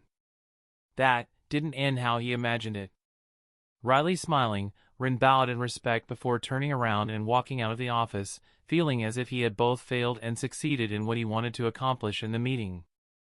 And some people actually simp for this woman. Ren disgruntledly thought for the 3rd time. Chapter 209, The Survivability of S-Rank Ninja. With a rising trepidation, Ren walked toward Sarutobi's new office. Finding its whereabouts was not hard. Ino and Hinata were already supposed to be waiting for him in front of it, so he simply asked them through the telepathy seal. As he arrived, he found his girls sitting on the chairs for visitors. Ino instantly sprang to her feet, and Ren found himself hugged as his arms subconsciously snaked around her small frame, fondly returning the embrace. You good? Ren whispered as he affectionately nuzzled his cheek into her hair with a small smile as he heard a muffled hum of agreement from his small blonde princess. His previous trepidation nowhere to be found. Hinata chuckled as she slowly stood up and walked toward them. She leaned over Ino's back before greeting Ren with a mischievous peck on his lips. Hello. We are okay. Hinata backed off and smiled in that serene way that could make one calm down. What about you? We could feel some apprehension through the seal. She tried to sound casual, but Ren nevertheless noticed the hint of worry in her voice. No. That explained the eager and affectionate greeting from Ino, he guessed in his mind with an amused huff. She was trying to make him feel better. It was adorable. He kissed the side of Ino's head before answering, I am okay. Just curious about the upcoming meeting. Any idea what it could be about? With a small heave, Ren took a squeaking Ino into a princess carry before he sat down on a nearby chair and put her on his lap while Hinata followed and sat next to him, leisurely leaning her head on his shoulder with a content sigh. Pouting, Ino's eyes met Ren's, and she let out a cute snort before she pecked his lips. just like Hinata did before, and burrowed her nose into the crook of his neck on the other side from where Hinata was leaning on. No idea. Ino mumbled with a small giggle. Me neither. I was told to come here at this time during my meeting with Lady Hokage earlier today. Hinata answered, and Rin wondered if he should ask about their experience with meeting Tsunade, but he reckoned that they would have told him if it was as disturbing as his was. Well, speaking about it in public was a no-go, and he couldn't exactly erect an anti-eavesdropping barrier in the middle of Hokage Tower either. He planned to share his experience with them today at home, so maybe they were going to do the same. If it were in any way urgent, they would no doubt be clamoring about it to him through the telepathy seal. The fact that they were quiet and seemed happily content did a lot to calm Rin down. Well, if they attack us, give them hell. Rin jokingly said with a half-grin as he gently rested his chin on the top of Ino's head. That earned him a small snort from Ino while Hinata rolled her eyes in amused exasperation. They are not going to attack us. Yes. Sure. But it had to be said for the ANBU standing near the door inside of Hiruzen's office that was no doubt listening to them. He couldn't pass up on the opportunity to threaten the old man by a joke, now, could he? That surely had to go against some unwritten rules of shinobi etiquette or something. But Hinata was correct. They could not attack them. Their trio was a very unique existence in Konoha. Not only now, but also in the village's history.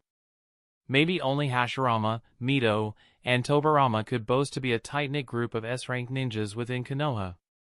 And they lived to old age. All of them. Hashirama and Tobarama might have looked young in the anime, but they were actually in their 50s, if not 60s, when they died.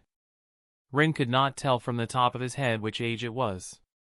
That was practically ancient, with how short the life expectancy of ninjas usually was. Konoha could drive the S-rank Tsukumo to suicide. Hell, Danzo might even have threatened him with Kakashi's life to push him past the point of no return. It would not surprise Rin. Hiruzen Sarutobi and his ANBU might have chased Orochimaru away from Konoha, almost killing him in the process.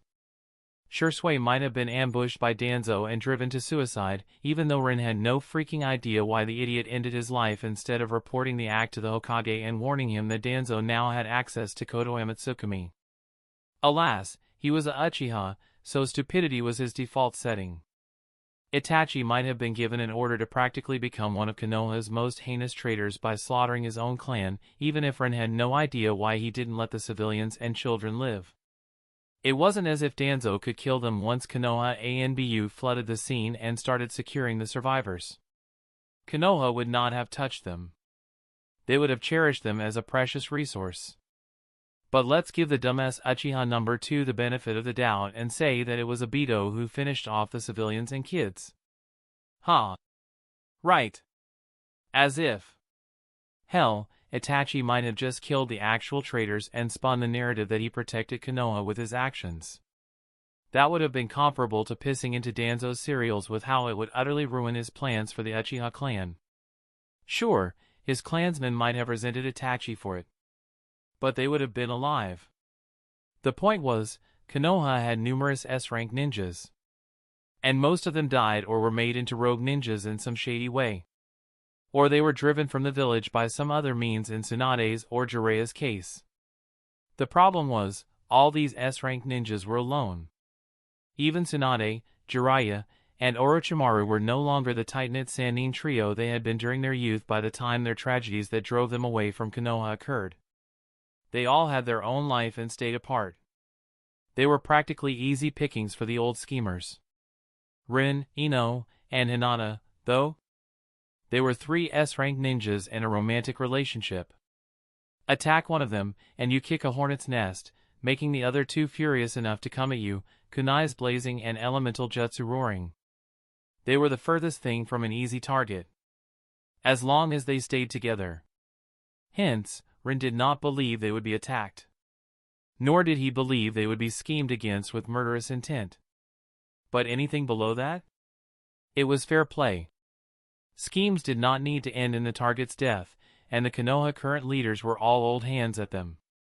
That's why he was feeling uneasy about the upcoming meeting.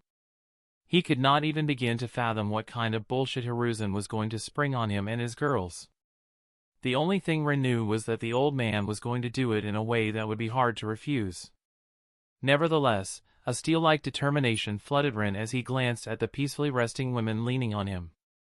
No matter what, Rin was going to refuse if it harmed them in any way. Not even Konoha was worth their happiness. Chapter 210, Hinata's new title. I see you've made yourselves comfortable. An amused voice suddenly interrupted Rin, Ino, and Hinata's peaceful time as they sat cuddled together with their eyes closed. Rin opened his eyes and turned toward Hiruzen, who stood in the open doorway leading to his new office, looking at them with fond but mild exasperation that gave off a vibe of a caring and disappointed elder. How the old man managed to give such an impression with a simple look was a mystery to Rin, but he was very aware that it was supposed to coax a feeling of slight shame. But as much as Rin wanted to roll his eyes straight in Hiruzen's face, the man was still a former Hokage, so Rin opted for simply giving him a bland look in response. He had made them wait for 15 minutes already, so Rin did not feel very charitable at the moment. Just as that thought passed through Rin's mind, Hiruzen stepped slightly to the side, letting Danzo pass around him as he exited Hiruzen's office and gave Rin, Ino, and Hinata a silent, impassive glance before he walked off. Rin's eyebrows slightly furrowed, but he did feel better that the wait was not just some silly power play by Hiruzen, and he likely indeed had some sort of important meeting. I am sorry for the wait. Please, come in. Hiruzen sheepishly said with a small, apologetic smile before he politely invited them in. And Ren's alarm bells instantly blared in his head as Ino slowly rose from his lap with a small, quiet, unwilling whine. Despite Ino's outward act, Ren could clearly feel the sudden rise of wariness in her through the telepathy seal. Out of the three of them, Ino was the most socially capable. She had been training in social interactions, how to read and manipulate them, practically since she was still in her nappies. Even Hinata slightly narrowed her eyes with a small stiffness in her back as she rose from her seat. As a Hyuga heiress, she also got a considerable amount of social schooling. The thing was, Hiruzen did not need to stand up from his seat and come to invite them himself. He could have ordered one of his ANBU, whom Ren could clearly feel in the room, to do it, just like they were doing when he was the Hokage. After all, that was literally a part of their job. Ren recognized the action for what it was. An attempt to make a good impression on them for the upcoming meeting. A subtle way to make them more open to whatever Hiruzen wanted out of them. The fact that Hiruzen bothered with it made Ren a bit more guarded than he would have liked to admit, and now he was truly wondering if he even wanted to hear what the old man had to say. A wry smile appeared on his lips as he stood up and started walking toward the door, following Ino and Hinata. Alas, it was not like he had much of a choice. The three of them entered the room, and Ren's eyes quickly scanned it, discovering 3 ANBU. One was hiding on the ceiling, another was just next to the door, blending in with the wardrobe. And the last one was behind Hiruzen's chair, slightly to the side, and using the curtains of the window to disappear in plain sight. Of course, all 3 of them were using their ANBU hiding mumbo-jumbo so that even experienced ninjas would have a hard time locating them. Unfortunately for them, Ren and his girls were all censors. And fortunately, that information was still mostly kept secret from Konoha's higher-ups. Ren could already see how they would be redeployed to the borders for months on end if the higher-ups knew just how powerful their sensing abilities were. And how would he be able to enjoy going out? Spending time leisurely in the living room, or doing hanky-panky bedroom activities with his girls then? No. Ren decided it was for the greater good that Hiruzen and his boys never get a real estimation of how well either of them could sense things. Hiruzen quickly offered the 3 of them seats on the couch located to the side of the room and sat down on one side while clearly expecting them to take the opposite one. Ren, Ino, and Hinata did so, even though they noticed this was yet another way to subtly make them feel respected and to cultivate a friendly atmosphere. Most ninjas would feel honored to be treated so amicably by Hiruzen. The current Hokage, he might not be anymore, but he is and always will be the 3rd Hokage. The guy who made Konoha great again. Repeatedly. Many Konoha ninjas grew up on stories of his greatness and sacrifice to the village. Subconsciously, this kind of treatment would make them feel happy, which could make them involuntarily lose their guard without them even noticing. Let me start by congratulating you. Hiruzen chuckled as he put a book on the table between them before sliding it toward them. The new bingo book was released, and you three all have new entries. Really? Can I? Ino exclaimed, deciding to play along for now. Caution was nice, but unless they get to know what Hiruzen wanted out of them, overt caution would make them just look like assholes with things to hide. After all, they were all friends here. They were on the same side. Right? Right. Rin inwardly chuckled as he reached and took the book before Ino could get it, when Hiruzen mirthfully nodded his assent. That earned him a small pout from his blonde companion, but it didn't last long before she grinned and leaned on Rin, intending to read the book with him over his shoulder. Hinata simply gently put her hand on Ren's thigh, and Rin reckoned she had her Byakugan activated despite no indication being visible on her face. Feel free to check. Hiruzen said as Rin was already leafing through the bingo book, trying to find their entries. It was Hinata whose entry he had found first, and he had to owlishly blink. Hinata Hyuga. The Lightning Storm Princess. 75 million Ryo dead. 150 million Ryo alive.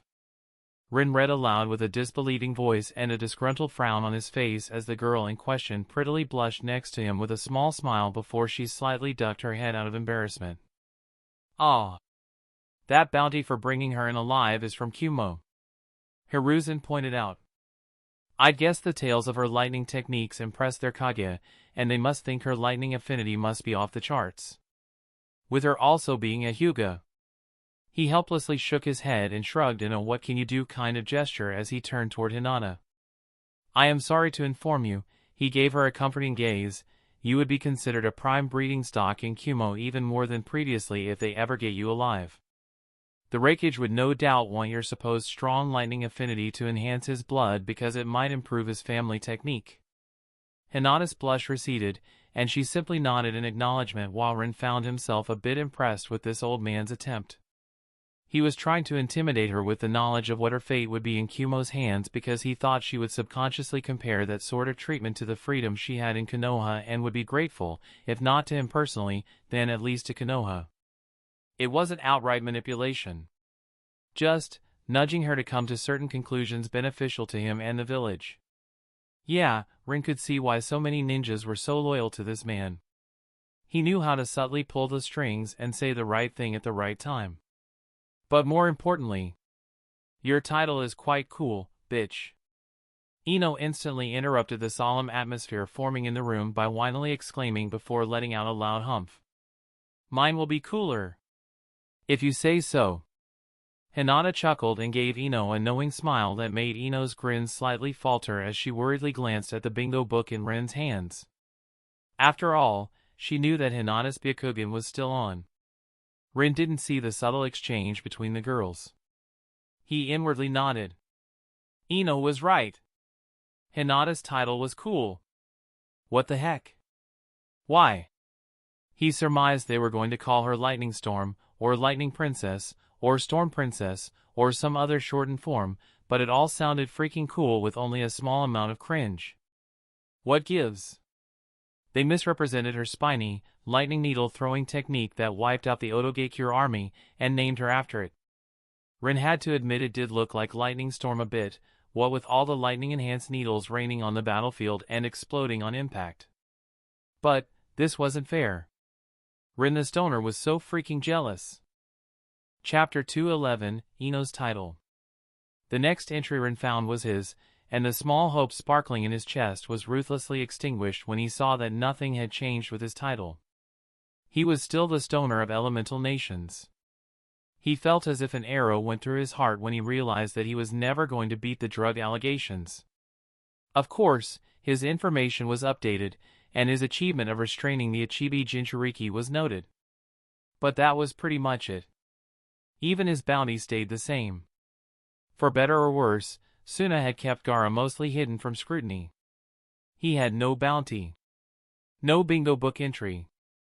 No fame or infamy just yet, outside of a very restricted circle centered around Suna and its ninjas. Hence, the achievement of taking him down did not seem like a big deal. I guess I should be happy about this. Rin hummed, feeling a bit, he couldn't even describe it.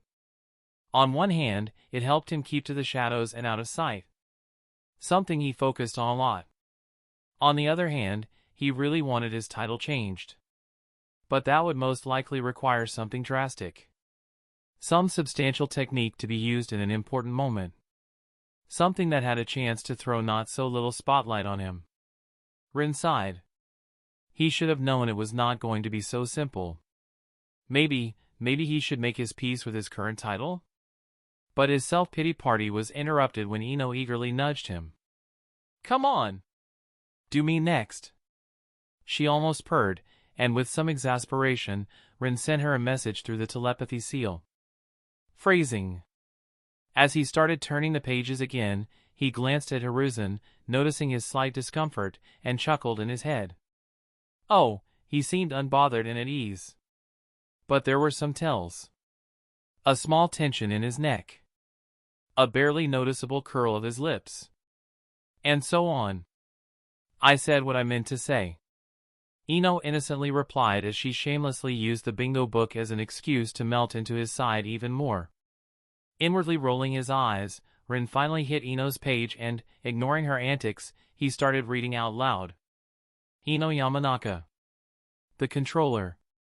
95,545,213 Ryo. Dead only. Rin whistled. And I thought Suna was poor. They are. But killing a quarter of an army with the hands of their own comrades has an unusual way of currying the remainder's hatred. I am sure many of those who survived that battle donated toward Miss Yamanaka's bounty. Hiruzen spoke, and Rin had the impression that the old man subtly tried to remind Ino that her circle of mortal enemies now widened to include most of Tsunade. Surely, having some backing from Konoha would come in handy in such a situation, no? Rin inwardly snorted. Not that the old man would say that out loud. He wanted Ino to come to that conclusion by herself and eventually come asking for help on her own. But contrary to Hiruzen's expectations, the implication seemingly went in one ear and out the other for Ino. She had a more important issue to be concerned about. The heck? Ino's expression scrunched in distaste. The Controller? That's so lame. She scowled and looked toward Hinata as she complained. Why does bitch have such a cool title, but I get something like this?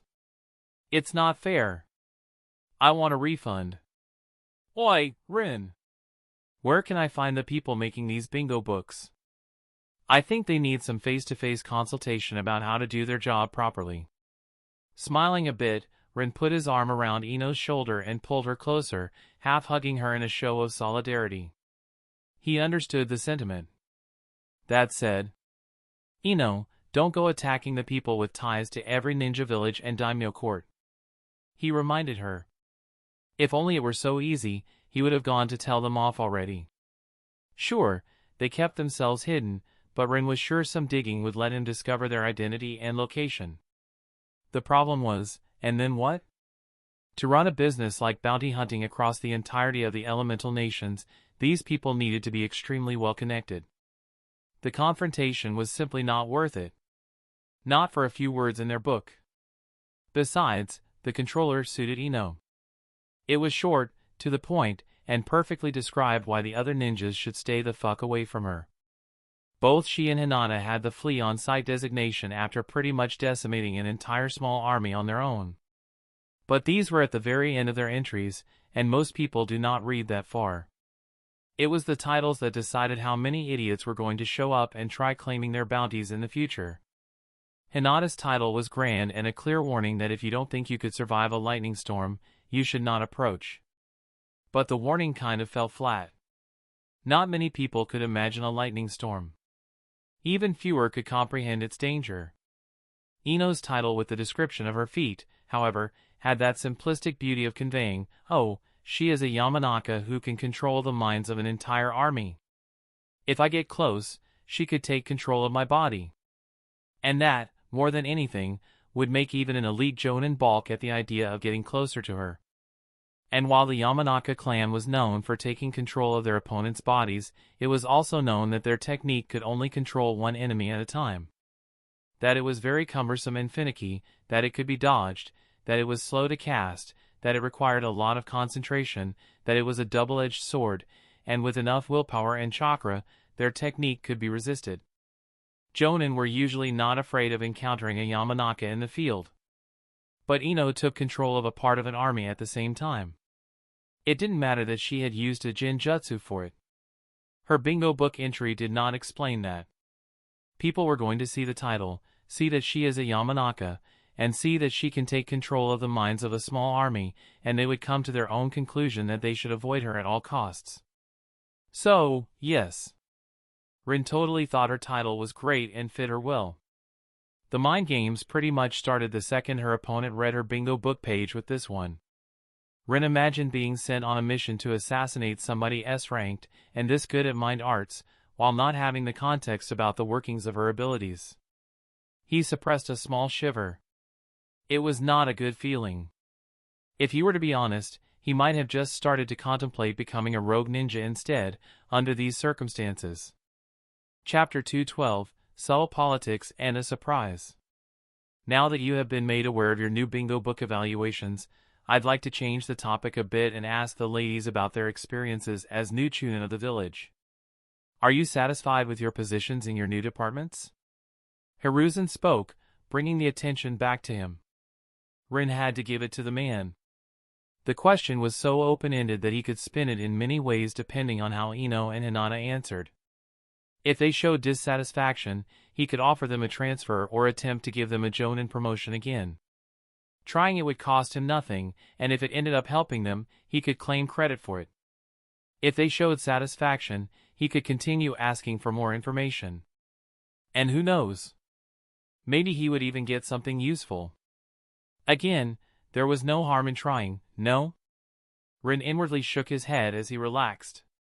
He was quite troubled by this meeting, but now it seemed that Hiruzen only wanted to get more intel on them while fishing for an easy way to establish a connection. Sure. There was an awful lot of manipulation involved, but they lived in a ninja society. It would have been far more suspicious if he were completely candid with them. These subtle attempts to steer their thinking in a certain way through his speech were still tame in comparison with how convoluted ninja schemes could get. Rin secretly let out a relieved breath, hiding it behind an amused huff. If establishing a more friendly rapport with them now that they showed themselves to be very worthy pieces in this game was all Hiruzen wanted out of this meeting, then Rin's worries were for nothing. I would say everything was alright so far. Hinata spoke with trained poise and a completely straight back, sporting a small, politely calm smile as she looked Hiruzen in the eyes. The co-workers at the hospital are accommodating, and there was no problem I could not resolve in the few days since I started to work there. Ah. Yes. I heard about how quickly you have gained recognition in the hospital, Miss Hyuga. Hiruzen gave her a small nod of acknowledgement. You helped many injured ninjas get well. The village is lucky to have you. Miss Hyuga. Rin amusedly sent to both Ino and Hinata through the telepathy seal. I still remember how he called me Hinata-chan when I came for a D-rank mission with Team 8 2 months ago. Hinata mentally giggled. Ino inwardly snorted. He is showing respect. It is all good and fine to patronizingly call Genin kids with familiarity without asking for permission. He is the Hokage. That's just establishing the pecking order in a way that works well with his grandfatherly persona. But now that he has realized how strong we are and that we are not cute, clueless kids that have no chance of threatening him, showing respect and treating us like equals is simply the most logical option. Rin mentally nodded. There is no need to make enemies when you can make allies. And this was Hiruzen Sarutobi trying to make allies while also pursuing his agenda. The hospital was still an unexpected choice for you, Miss Hyuga. I think many expected you to end up somewhere that handles security instead of healing. Hiruzen said with a thoughtful expression. I imagine there are complaints about my choice. Hinata hummed. Yes. The elders from your clan are especially vocal about their dislike of your choice. The Hyuga heiress working in the hospital, some say that it is undignified. I see, Hinata noncommittally said, stalling the conversation to a halt. The two of them stared at each other with unreadable expressions for a few moments until Hiruzen finally decided to break the awkward atmosphere that started to form in the room and spoke again. Anyway, if the pressure from your clan ever becomes too much and you feel like transferring, just come to me. I can easily handle it, Miss Hyuga, he kindly offered. I shall keep that in mind. Hinata nodded her assent, much to Hiruzen's satisfaction, and his attention started shifting toward Ino. And you, Miss Yamanaka? How does the torture and interrogation treat you? I reckon you are happy walking in your father's footsteps? HM? Meh. Not really. Ino casually shrugged. It's not bad. Just a bit too much paperwork. Maybe I will transfer somewhere with more action in the future. Rin almost lifted his eyebrow at the blonde girl when he heard her words, and he noticed that Hinata's lips slightly twitched. That was most definitely not how Ino felt about her new job. She sang it praises to heaven come, at home, and assured them she was very happy in her new department. Part of it had to do with the easy way to access so many mind arts practice dummies nobody cared about, and part of it was that her job was simply something Ino was good at, so she did not need to put in much effort and could mostly slack off while being praised for it. It took her at most 2 to 3 hours to be done with her work for the day, too. No. Rin was pretty sure not even a crowbar made of chakra metal could dislodge Ino from her current cushy job. But Rin and Hinata's hidden surprise did not last long, and they understood why Ino answered that way when Hiruzen's smile became slightly strained and the skin around the corners of his eyes tightened as he spoke. I see. Maybe I could help with that. I know how dreadful paperwork can be, and losing such a bright talent over it would be a major loss for the intelligence department. I foresee you having a very promising career there, Miss Yamanaka. Thank you. I appreciate it. Ino widely smiled and said in a grateful voice with a cheerful undertone. But unlike her outward appearance, she practically radiated gleeful smugness and the echoes of the telepathy seal. Rin had an unpleasant feeling that he was missing something important in that interaction, but for the love of Sage, he could not think of what it could. Oh! I get it now. Hinata suddenly mentally spoke with astonishment oozing out of her mind. Care to share?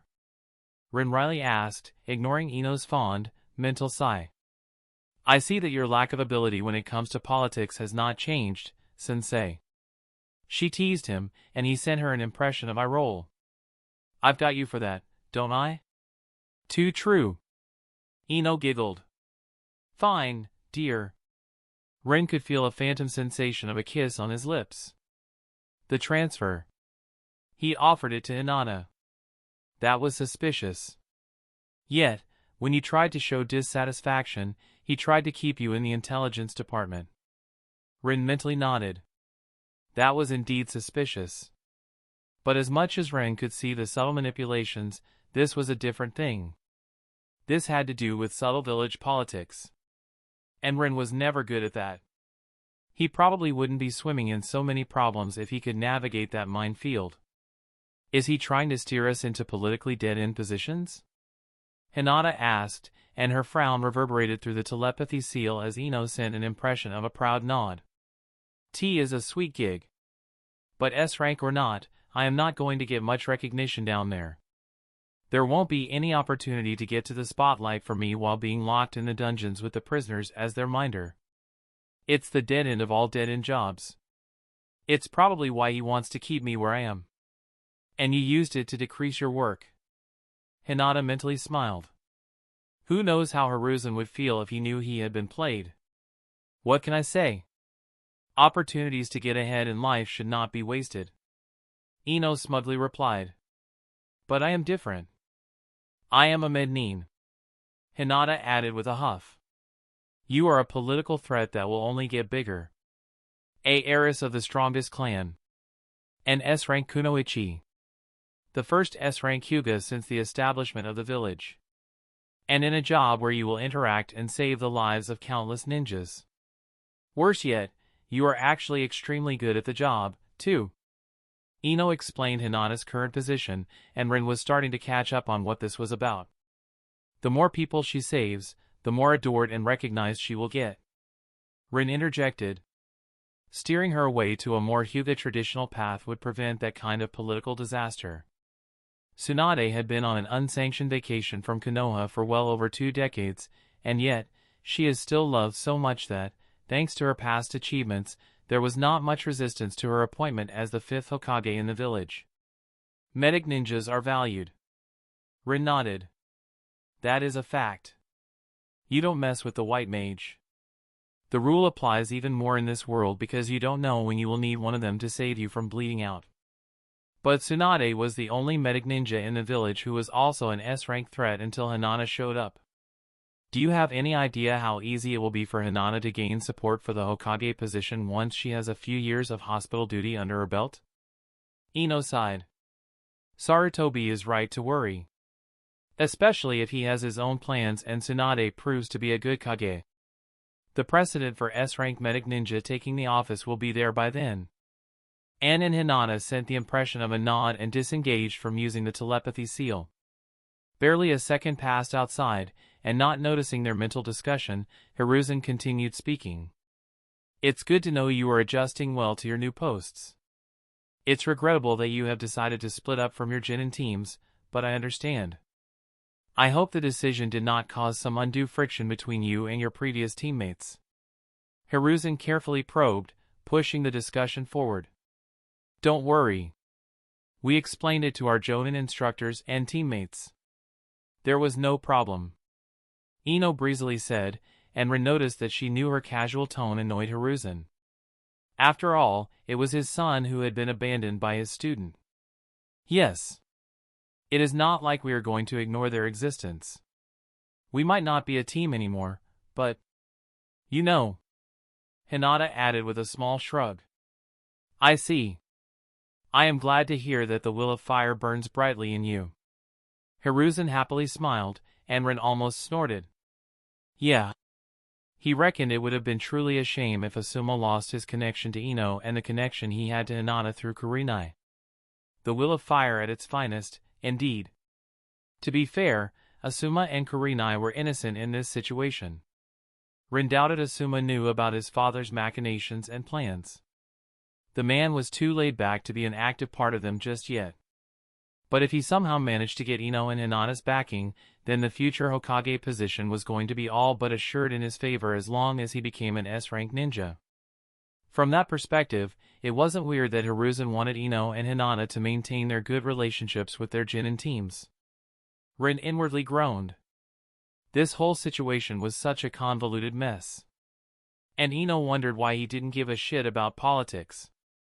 Just thinking about all the intentions of others and their likely plans was so damn bothersome. Hiruzen's eyes finally fell on Rin, who was becoming a bit fidgety.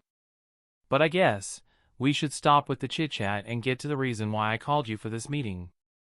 Hiruzen sighed and unsealed some documents before he put them on the table.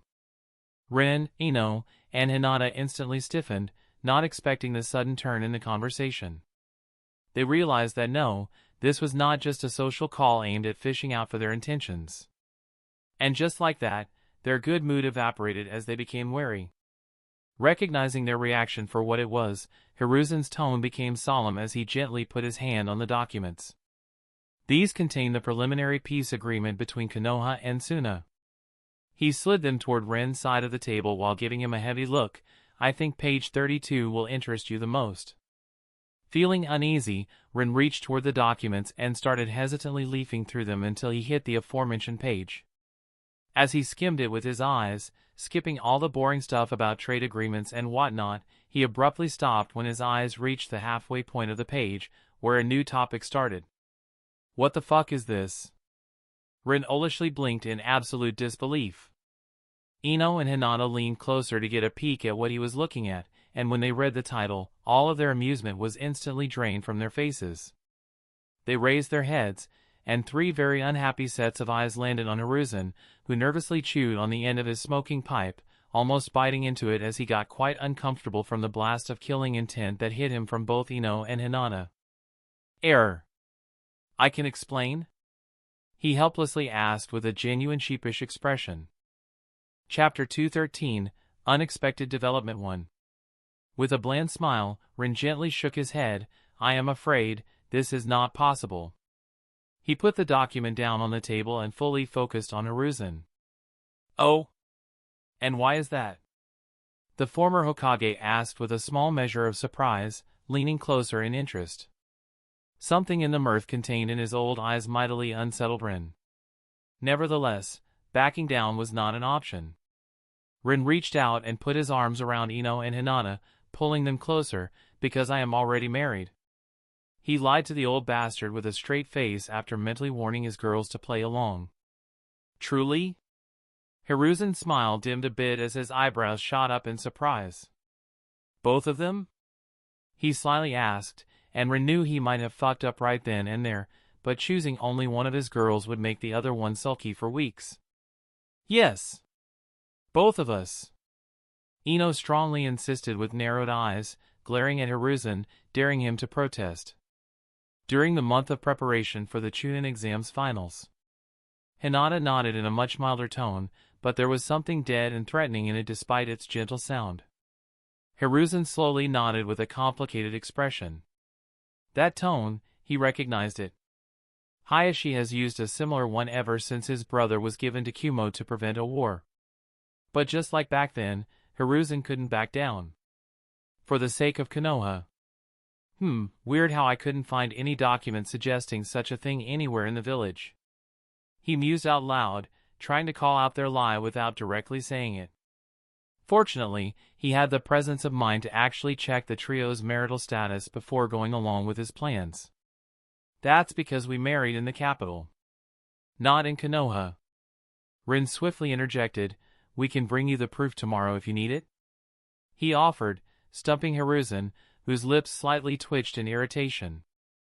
A lesser ninja might not have noticed, but he saw the hidden surprise in the girl's eyes when Rin uttered his offer. Hiruzen knew the young man was speaking bullshit. But something in Ren's confident demeanor told him that calling him out on it would just result in him actually procuring said document somehow. That would both waste time and solve nothing. It was not the path to achieving his goals. Silence fell on the room as Ren watched Hiruzen silently, mulling over what he had heard, slowly tapping his finger on his knee in a pondering fashion, while Ino and Hinata both grasped at him with their hands and possessively tightened their hold. Their defiant looks aimed at Hiruzen could not be mistaken. Their line in the sand was obviously drawn, and the old man had come dangerously close to crossing it. As for the actual proof of marriage? Rin naturally did not have such a thing. Naturally, they were not married. Unfortunately for Hiruzen, neither he nor anybody in the village knew that Rin could teleport. He could go to the capital right this hour after the meeting, find some easily bribed priest or official, and have them wed Ino and Hinata to him. Adjusting the date on the certificate would be just an issue of money or threats. And believe him, it would be hard for a normal human to refuse an expectant stare of 3 S-rank ninjas. It wouldn't have been the wedding Ino and Hinata desired, but he had asked them through the telepathy seal, and they were both willing to go through with it. They could always have another, proper wedding later on. They agreed that dealing with the current crisis was more important. No. Hiruzen finally chuckled and leaned back on the backrest of the couch. No need, he said with a small, satisfied smile, but before Rin could let out a sigh of relief, thinking the issue was over, Hiruzen decided to upend the proverbial game table with his next sentence. I trust you. You already have 2 wives. Therefore, a third one should not be such a big problem. Rin, Ino, and Hinata froze, completely stupefied. Because how were they supposed to refute that in a politically reasonable fashion? Especially when Sarutobi was definitely insisting on being unreasonable?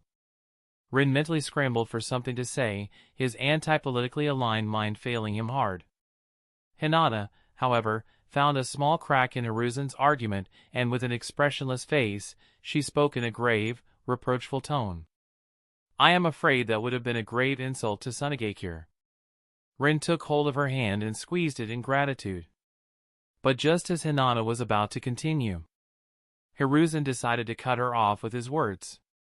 Leave that problem to me. I was aware of your relationship during the preliminary negotiations, so I made some allowances. The Tsunade is aware that they might have to agree to some concessions regarding this. He calmly explained. But it only stoked the flames of fury within Hinata. Her eyes narrowed in anger, and she took a deep breath, about to argue when Ino's voice in her mind stopped her in her tracks. The matter is already decided. She concluded with a no small amount of distaste, wafting out of her mind while she keenly observed Hiruzen's mannerisms and expression. Hinata, arguing won't help us. We are led in the wrong direction in this discussion. What do you mean? Rin asked. I am sorry, Rin, but this is him informing us of the done deal. He is not here to negotiate with us. Everything in his body language suggests he is not willing to budge, no matter the argument. The villages had most likely already made an agreement.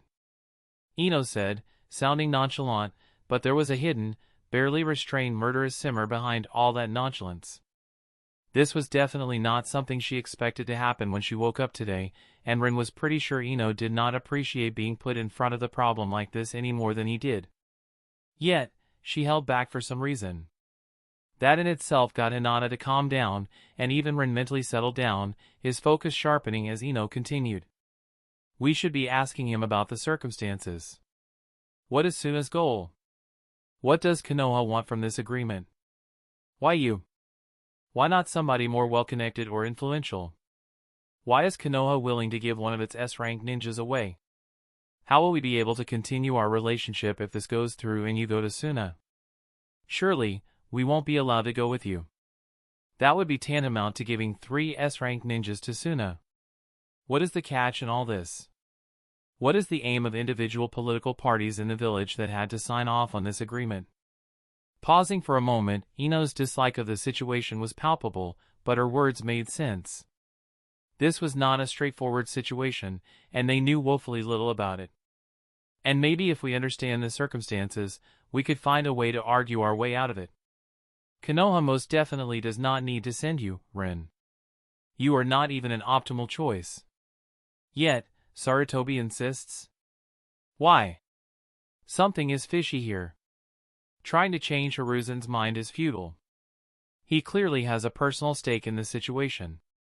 The more time we waste on it instead of getting answers out of him, the better for him. Ino concluded her observations. Rin's shoulders slightly sagged.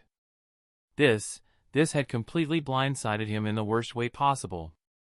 Just this morning, his biggest problem was that his 2 girls were very horny and affectionate, keeping him up through most of the night. It was such an amazing problem to have, too. The hard and problematic part of his second life should have been over when Orochimaru and Kabuto died. It should have been smooth sailing from here on as he dismantled Akatsuki and prevented Kagaya's resurrection, damn it. A political marriage with Tamari? Why? He was nobody important, for Sage's sake, and he somehow doubted Tamari fell in love with him in the short time they interacted with each other. Painting dicks on her forehead certainly did not make her swoon. No. She did not pick him out. In fact, it probably wasn't even her choice.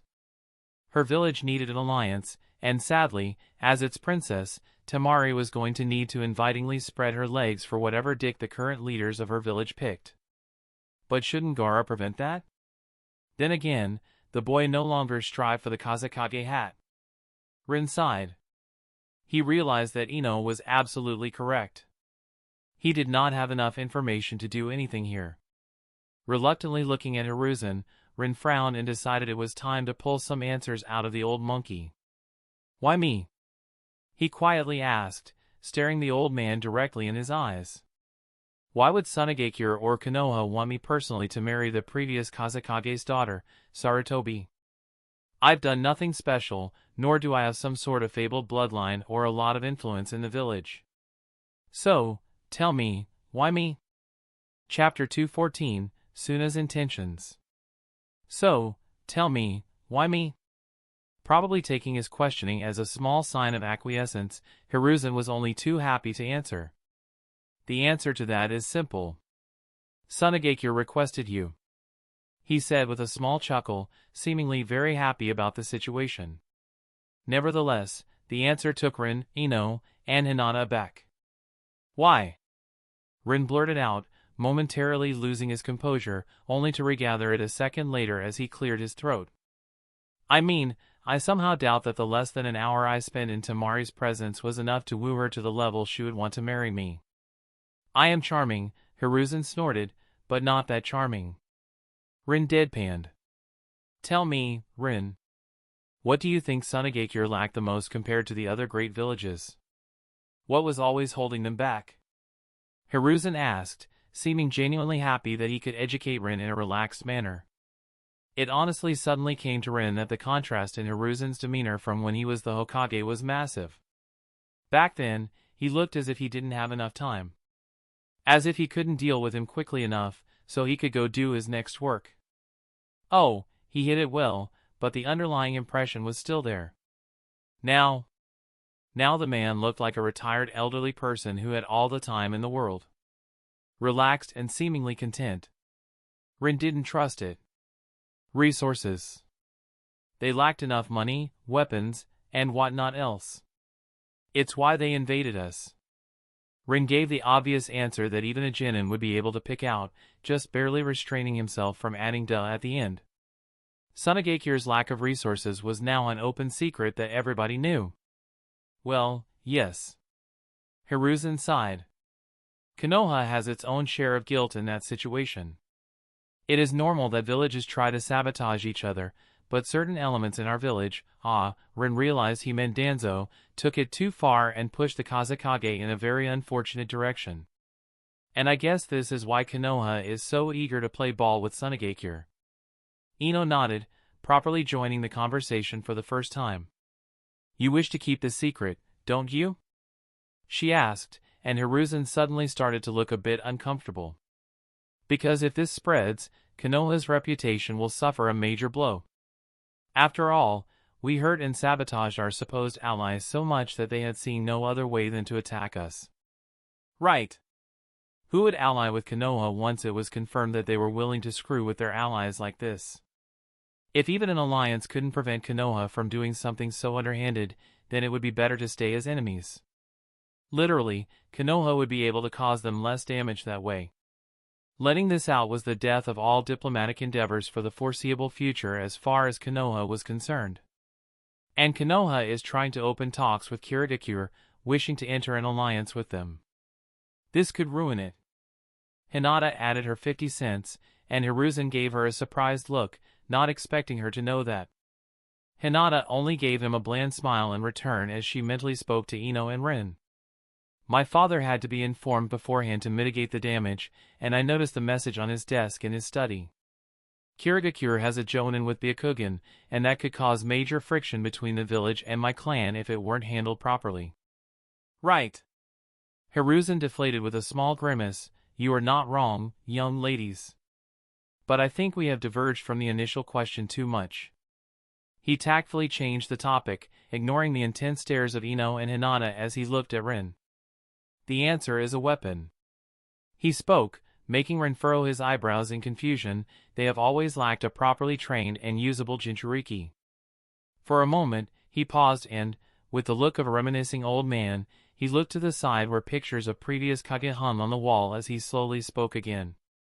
When Hashirama-sama gave the bijou to other villages, his wife also gave them away to reseal them. That's where most bijou seals in the possession of other villages initially came from. It's also why the Uzumaki clan was attacked. With the stolen knowledge, the other villages managed to alter the seals a little bit by now, but it all started with Mito Uzumaki's seals. Rin slowly started to understand what this was most likely about, but he let Hiruzen continue with his story, interested in hearing the history from somebody who lived it. But Tsunade refused a bijou, not trusting Hashirama. You see, they argued the seals could be faulty and released the beasts within the villages. They had an experience with Shikaku's rampage and knew how devastating it could be. Such a thing at that stage might have resulted in a complete annihilation of a fledgling ninja village. It was a valid concern, and Tobarama-sama actually did argue in favor of doing exactly that. Our enemies would have been decimated because of their own greed, and Konoha would have come out on top as the only major ninja village. Hiruzen fondly smiled. But Hashirama-sama disagreed, hoping for peace. It took a lot for Rin not to roll his eyes. Yes. Idiots gotta idiot. Good intentions or not, giving your enemies the equivalent of nuclear weapons was not a sound decision. Heck, from what Sarutobi was saying, the villages would not have Jinchuriki or ways to seal the bijou if that bitch, Mito, didn't give it to them. Honestly? Fuck her sideways on a spike in hell. Because of their refusal, Tsunade has only a chibi to this day. They had him sealed in a cup even before Hashirama-sama started hunting for bijou. Hiruzen continued. The problem is, since the other villages gained Jinchuriki, Suna also decided they needed one. But they have not received a proper seal from Mito Uzumaki. They eventually managed to make one through a bloody trial and error, but their Jinchuriki were always more or less unstable and thus, useless in a war. Hearing that, Rin slowly nodded. He'd always wondered why Raza did such cruel things to Gaara, and he never really believed that it was simply because Raza was cruel and a bad father. But now that he was listening to Hiruzen, he started wondering if there was indeed more to the whole situation. Raza might be a complete bastard. But maybe he was a bastard who had a reason to act like one. They also lost their biggest opportunity to gain a proper sealing method when the Uzumaki clan was attacked and plundered by Iwa, Kumo, and Kiri. Suna was not invited. Both because of their distance from the land of whirlpools and because they were allied with Konoha in hopes of receiving the seals. And then, Iwa dangled the sealing method in front of Suna's face, inciting them to stand against Konoha in the Second Ninja War. Hiruzen seemed to wilt as he slumped, his eyes glassy and full of regret. Rin could hear what the old man was not saying, though, so he didn't feel much pity for him. Suna wanted a bijou sealing method. Konoha built an alliance with them, most likely promising it in the future but never delivering. So, when Iwa came offering it, Suna changed sides. Rin let out a long, suffering groan in his head. Now, he didn't have just a small inkling as to why Suna wanted this marriage alliance. Now he was absolutely sure. He was their ticket to resolving the Jinchuriki problem, and Konoha was actually willing to give him away. Bunpuku, the first successful Jinchuriki of Suna, was a monk who refused to fight. They had to nearly kill him to weaken his will every time they wanted to unleash the Shikaku. It was quite cruel. Hiruzen got out of his funk and once again relaxed against the backrest of the coach. And Gaara, he was an unstable kid who so far killed more of his own Suna villagers than actual enemies. Compared to the Jinchuriki of other villages? Hiruzen shrugged. Those who can fight alongside their armies and are capable of following more complex orders than go boom here. Suna Jinchuriki were always a joke. They worked well for defense in the desert. But for offense, they were useless. Unless you literally smuggle them to the heart of an enemy village, that is. He bitterly added, taking a small jab at his own recent failure. And I fixed Gaara's seal.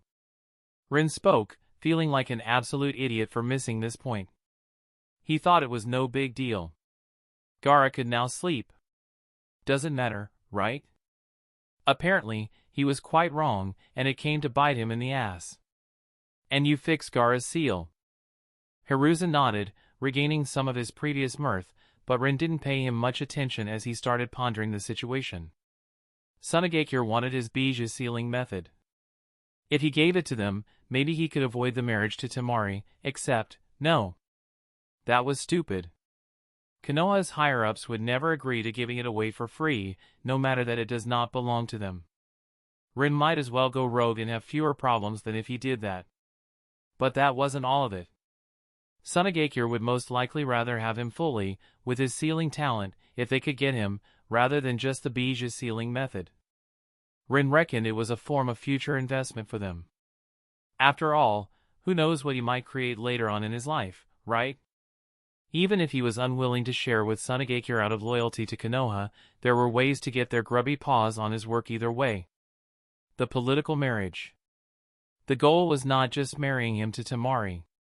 No. The basic principle was that the two people from different sides were eventually going to have a child with blood relations to both sides. Hence, it brings both sides closer and makes them reluctant to attack each other. It was why hidden villages did not practice political marriages.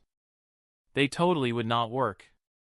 The war was going to start regardless, so why bother giving valuable blood of their village to their enemies?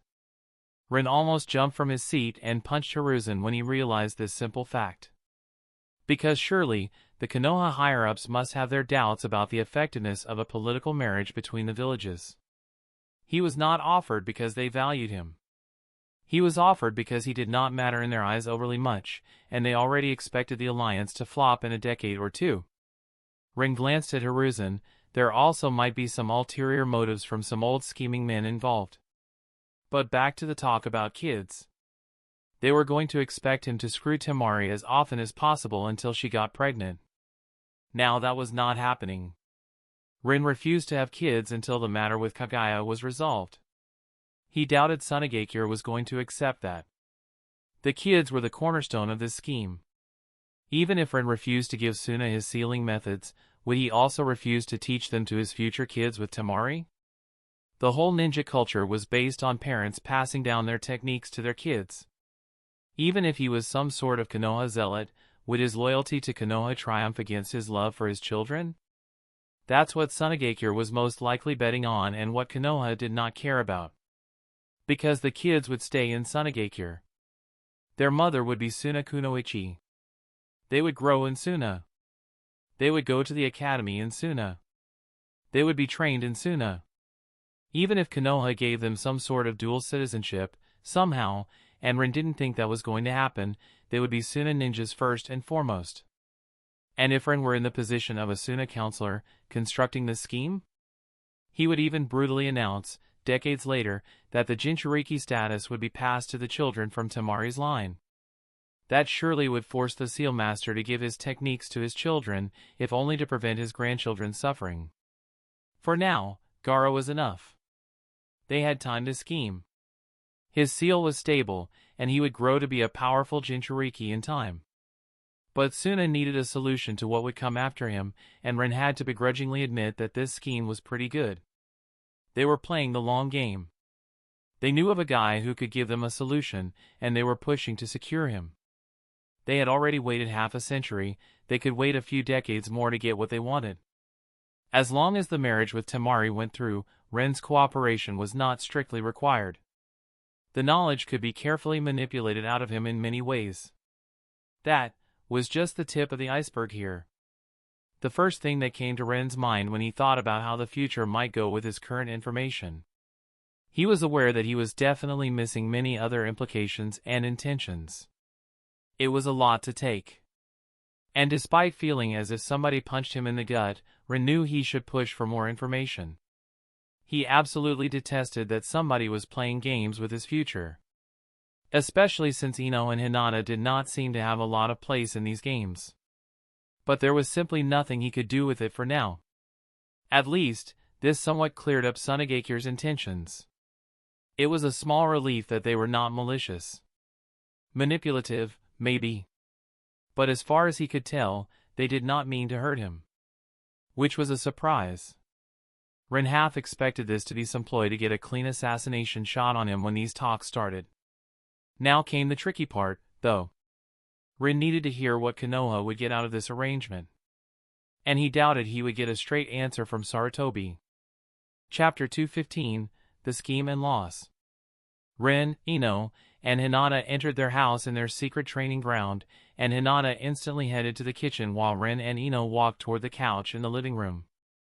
Ren flopped onto the couch with a groan, covering his eyes with his forearm as he inclined his head back and leaned it on the top of the backrest, feeling absolutely drained. Just like he expected, Hiruzen pretty much told them fuck all about Konoha's true intentions. There was a whole lot of bullshit about the need for peace and duty to the village, and whatnot, but other than that? He didn't even hint at anything resembling the reasons why Konoha was so happy to give one of their S-rank ninjas away. It made no sense. They should fight tooth and nail to prevent this. S-rank ninjas don't grow on trees. Konoha could secure the alliance by offering a Chunin with connections, maybe a Jonin at most, and yet. Thankfully, Ren had Hinata. His adorable spy mistress, who could use Byakugan without any outward tell. Rin had no idea what she discovered from the documents in Hiruzen's office and the rest of the Hokage tower while he was trying and failing to pull some useful info out of Hiruzen. But from the rigid anger that had shown on her cold expression, the second they left the Hokage tower, it was obvious she did indeed find something. Which was why they decided to teleport to their secret house in their secret training ground, instead of going back to Ren's apartment after the girls created shadow clones to take their shifts at their workplaces. Maybe that would be noticed, and maybe not. It didn't matter. They could handle a bit of scolding. They really needed to have a very long talk about what the hell had just happened because this came absolutely out of nowhere for all of them. Unfortunately, talking about serious issues through the telepathy seal could be quite uncomfortable because of all the emotional and otherwise sensations that were involuntarily shared via that connection. Unless it was absolutely impossible, they preferred to talk things out loud. Preferably with some snacks or over dinner. There was less chance of missing something important that way. Suddenly feeling a cold sensation hit his cheek, Rin slightly raised his arm and looked underneath his forearm, only to see Hinata standing in front of him, holding a cup of iced water to his cheek. Reaching and taking it into his hand, Rin gave her a small, grateful smile as his mood slightly improved. "Thank you, sweetheart." Hinata hummed with a small, satisfied smile appearing on her face and went to sit on the armchair facing the couch where Rin and Ino were seated. Rin adjusted his sitting position to no longer be sprawled across the couch, while Ino was seemingly absorbed in writing something on a scroll and seemingly ignored Hinata's presence. But Hinata abruptly lifted a finger, just by an inch, and noticed a minuscule, instinctual shift in Ino's posture trained into her during their countless sparring sessions. She nodded to herself. "Good." Ino was paying attention. "My clone will have the food ready in half an hour. We can start talking about this mess until then." Hinata offered before she sighed. "I have quite a few things to share with you, most of them, well, not good for us." Ino hummed, and as she was done with her writing, she straightened up. "Yeah, I kinda figured." Hiruzen might have tried to say nothing about Konoha's leader's true intentions, but he revealed far more than he probably wanted with his body language. "I can probably add to Hinata's intel, and we might get a better picture." Realizing that they were trying to be considerate, Rin sent them a small reassurance and gratitude through the telepathy seal that made them relax their tense postures. "All right. Thanks, girls," Rin said, no reason to put it off, so he looked toward Hinata. "Lay it on me." Firstly, Hinata nodded, and her lips turned into a disgruntled half-grimace. "The whole Suna requested you for a political marriage is bullshit." Sarutobi had the transcripts of the negotiation with Tsunade in his drawer. It was probably why he kept glancing at my eyes so much during the meeting. Hinata chuckled, but the sound came out somewhat strained and not at all happy. That piece of information made Rin widen his eyes a bit, while Ino frowned, furrowing her eyebrows while looking distracted. Rin knew that look. She was rebuilding whatever mental image of the situation she had constructed in her mind to fit Hinata's intel into it. But Hinata did not pause and simply continued speaking. "Tsunade wanted an ironclad defense alliance. If somebody attacks us, you come defend us and declare a war on them, too kind." But it was Konoha's higher-ups that proposed a political marriage to cement it.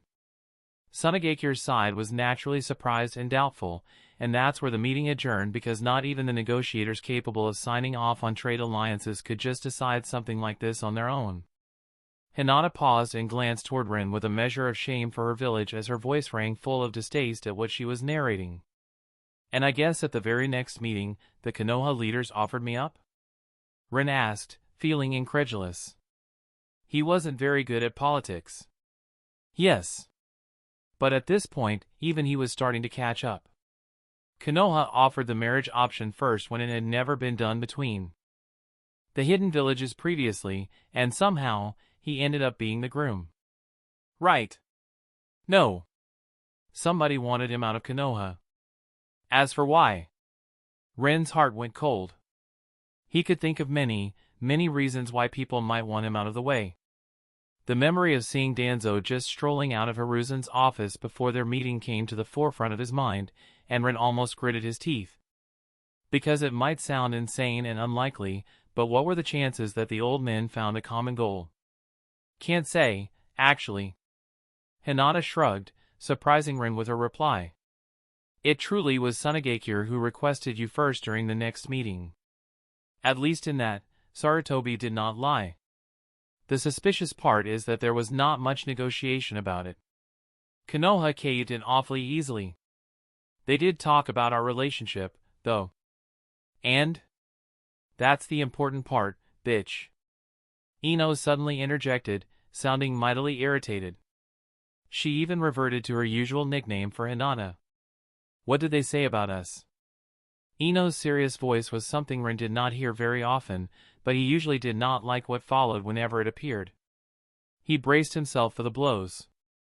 TLDR? Rin shall be shipped to Suna. We stay in Konoha. We can meet any time we want. The derisive sarcasm in Hinata's voice could cut through chakra metal. Honestly, Rin didn't even know she could make a sound like that. Which means we would most likely meet once every 2 to 3 months when we find enough free time for 3 to 4 days long, traveling a distance between the villages at full ninja run, plan for staying at least 3 days, and then take another 3 to 4 days to come back. At least, that's the estimate they talked about. Hinata finished in an unimpressed deadpan.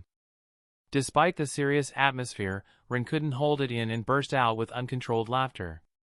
He even started hitting the couch with his hand because this was hilarious. Hilarious bullshit. Anybody who knows how vacation days work could tell you that taking a week to 2 weeks of vacation every other month is just not going to fly. The ninjas had it even worse. They were always on call. There was no such thing as a vacation. Going by the system Hinata was describing and putting it out of the realm of kid-friendly fantasy with cold, hard facts of real life? Make that 2 to 3 months bullshit into 5 to 6, and it would start looking more likely once the very likely possibility of the village meddling was accounted for. Rin didn't have any delusions that Konoha was not going to try keeping Ino and Hinata as busy as possible, or that they were eventually going to find an irrefutable way to promote them to Jonin rank, in which case they would get even busier. If they wanted to spend at least a full week with him before having to go back to Konoha, they would need 2 weeks of free time for that. Even under the best estimates, Rin couldn't see a way for Ino and Hinata to be granted 2 weeks of vacation more than every 5 months. Especially when they become important pillars of Konoha's might as its S-rank kunoichi. Maybe they could squeeze in a day-long visit every other month if Konoha was accommodating and sent them on some delivery missions to Tsunade. And that was probably what they meant by a meeting every 2 months. Frankly, Rin found such an arrangement highly undesirable. But this is where the problem lies. Looking at ninjas as if they were soldiers was not wrong, but it was fundamentally incorrect. They literally belonged to their village while on active duty. They could be assigned suicide missions. They could be sacrificed to another village for peace. They could be pimped out in seduction missions. Well, technically, the Hokage could do whatever he or she wanted with the village's ninjas. Sure, the Kages try to pretty it up and not treat their ninjas like indentured servants. Usually. After all, a good PR and happy minions could go a long way to increase the effectiveness of the village's forces. But it did not change the reality. Rin could tell Hiruzen to go fuck himself to his face. But he may as well go rogue right the instant he refused, because the refusal itself would be taken as treason. That's why he never outright said no to the old man. He is a Konoha ninja and, as such, he is expected to do his duty. His acceptance was never a consideration. It is assumed. He would happily oblige his orders. And they were very heavy-handed with this crap. But that still did not change the fundamental situation. He was starting to understand why so many S-rank ninjas ended up as rogues if this is how their villages treated them. Clan ninjas had the benefit of their clan's protection. The Hokage could never do this to Ino and Hinata. Not without a literal uprising. It would be political suicide. Sadly, Rin was the clan head of a clan with a single member. And the higher-ups actually seemed to want him out of Konoha. Hinata's clan was never going to stand up for him because the people who politically mattered in the Hyuga clan most likely hated him due to the entire situation within the said clan. Ino's clan could and probably would support him, dragging both Akimichi and even the reluctant Naras into his corner. If so much did not hinge on the treaty. Rin couldn't even take that as a betrayal from old Enochi or Choza. The world was closer to the beginning of the Fourth Ninja War than ever, and to prevent it, Konoha needed allies, fast. They couldn't openly oppose the village's plan to reform the alliance with Suna. Maybe they could protest the choice of the groom to get Rin out of this mess. But even that meant they would need to offer a good alternative. Like it or not, Rin was a great fit. He didn't have any truly hidden jutsu belonging to a clan, nor did he have any important bloodline. At least, that's their perspective. Yes, giving away a seal master would hurt Konoha, but it is still better than giving away a bloodline or hidden jutsu that literally enabled the formation of an entire clan around it. Ino and Hinata could personally support him, and with 3 S-rank ninjas, they might get their way. But by doing that, they would become outcasts. Their sparkling reputation after saving the village from invading forces would be ruined in a heartbeat once it was revealed that it put the village at risk of the Fourth Great Ninja War. Even that outcome led to Hiruzen's political victory. No. Rin was truly and irrevocably shafted here. Half of the council wanted him gone from Konoha for their own reasons, and the other half could not oppose it even if they wanted. How could he not find the entire situation ironically hilarious? If he weren't laughing so much, he would be gaping like a fool at the absolute checkmate the Konoha's old, scheming foxes gave him. It was either Suna or going rogue for him. There was no other option, and both sucked. Unlike the fanfictions portrayed, the life of a rogue ninja was not easy. It really was not worth it unless there was no other option. And Suna? He is the mentor of the girl who slaughtered hundreds of their ninjas during the invasion. Serves them right for invading, but somehow, Rin doubted Tsunade people were going to be reasonable about that little tidbit. It was bad enough that he would be a Konoha ninja stationed in Suna after the bad blood between their villages, bad enough that he would be boinking their princess in the bedroom, but adding to that his relationship with Ino? Oh, he was going to be despised more than Naruto was in Konoha, wasn't he? Rin gasped for breath and leaned back onto the couch, his cheeks hurting from all that laughter, but he felt oddly refreshed and impressed. He underestimated Sarutobi way too much. He was starting to see why the man managed to keep the hat for so many decades. Ino, however, was way less amused with the entire premise, and the narrowing of her expression showed it. They are trying to separate us? TSK. Of course, they are trying to separate us. She mumbled loud enough to be easily heard. We are a trio of S-rank ninjas with a lot of fame currently. If we wanted to take over the village, it would be bloody, but manageable. They also most likely think that Rin is a bad influence on us because of the whole fiasco with promotions. Shipping him to Suna would break our little special pact. Ino bit her lower lip and thought. They may even think that we, Hinata clearly meant herself and Ino, might break our friendship if our relationship with Rin flops. We are from 2 different clans, after all. It wouldn't be so strange. Make some issues between the Hyuga and the Yamanaka clan, and voila. Hinata shrugged. Such was the ninja way. No. I won't have it. We can still turn this around. We haven't lost yet.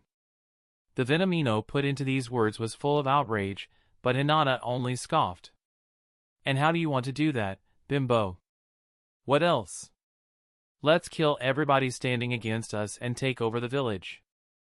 Ino breezily stated with a smile that was scarily cheerful as she nodded to herself, confirming in her mind that her idea was the correct one. Hinata opened her mouth, but Rin spoke first. Girls. He softly said with a small, amused smile, stop. Seeing that neither Hinata nor Ino was happy about it, and both were ready to argue, Rin quickly continued. We lost. He huffed. There is no shame in that. He tried to channel a comforting tone into these words as he let out a breath. Then we can always go rogue.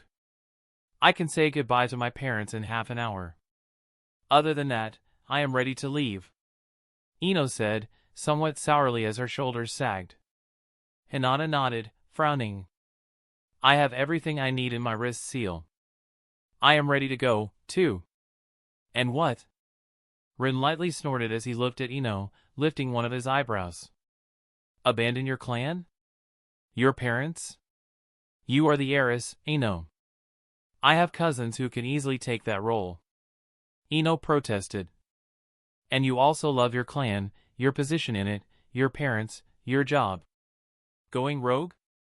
No. I don't think so. Rin deadpanned, and before Ino could protest again, he snapped his head toward Hinata. And you have your sister. Abandoning her would hurt you. I can't do that to you. Either of you.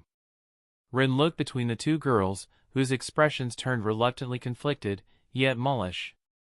Inwardly, Rin warmly chuckled. These two! They would totally follow him into the life of a rogue if he let them. He sighed, but couldn't help the happy grin that followed.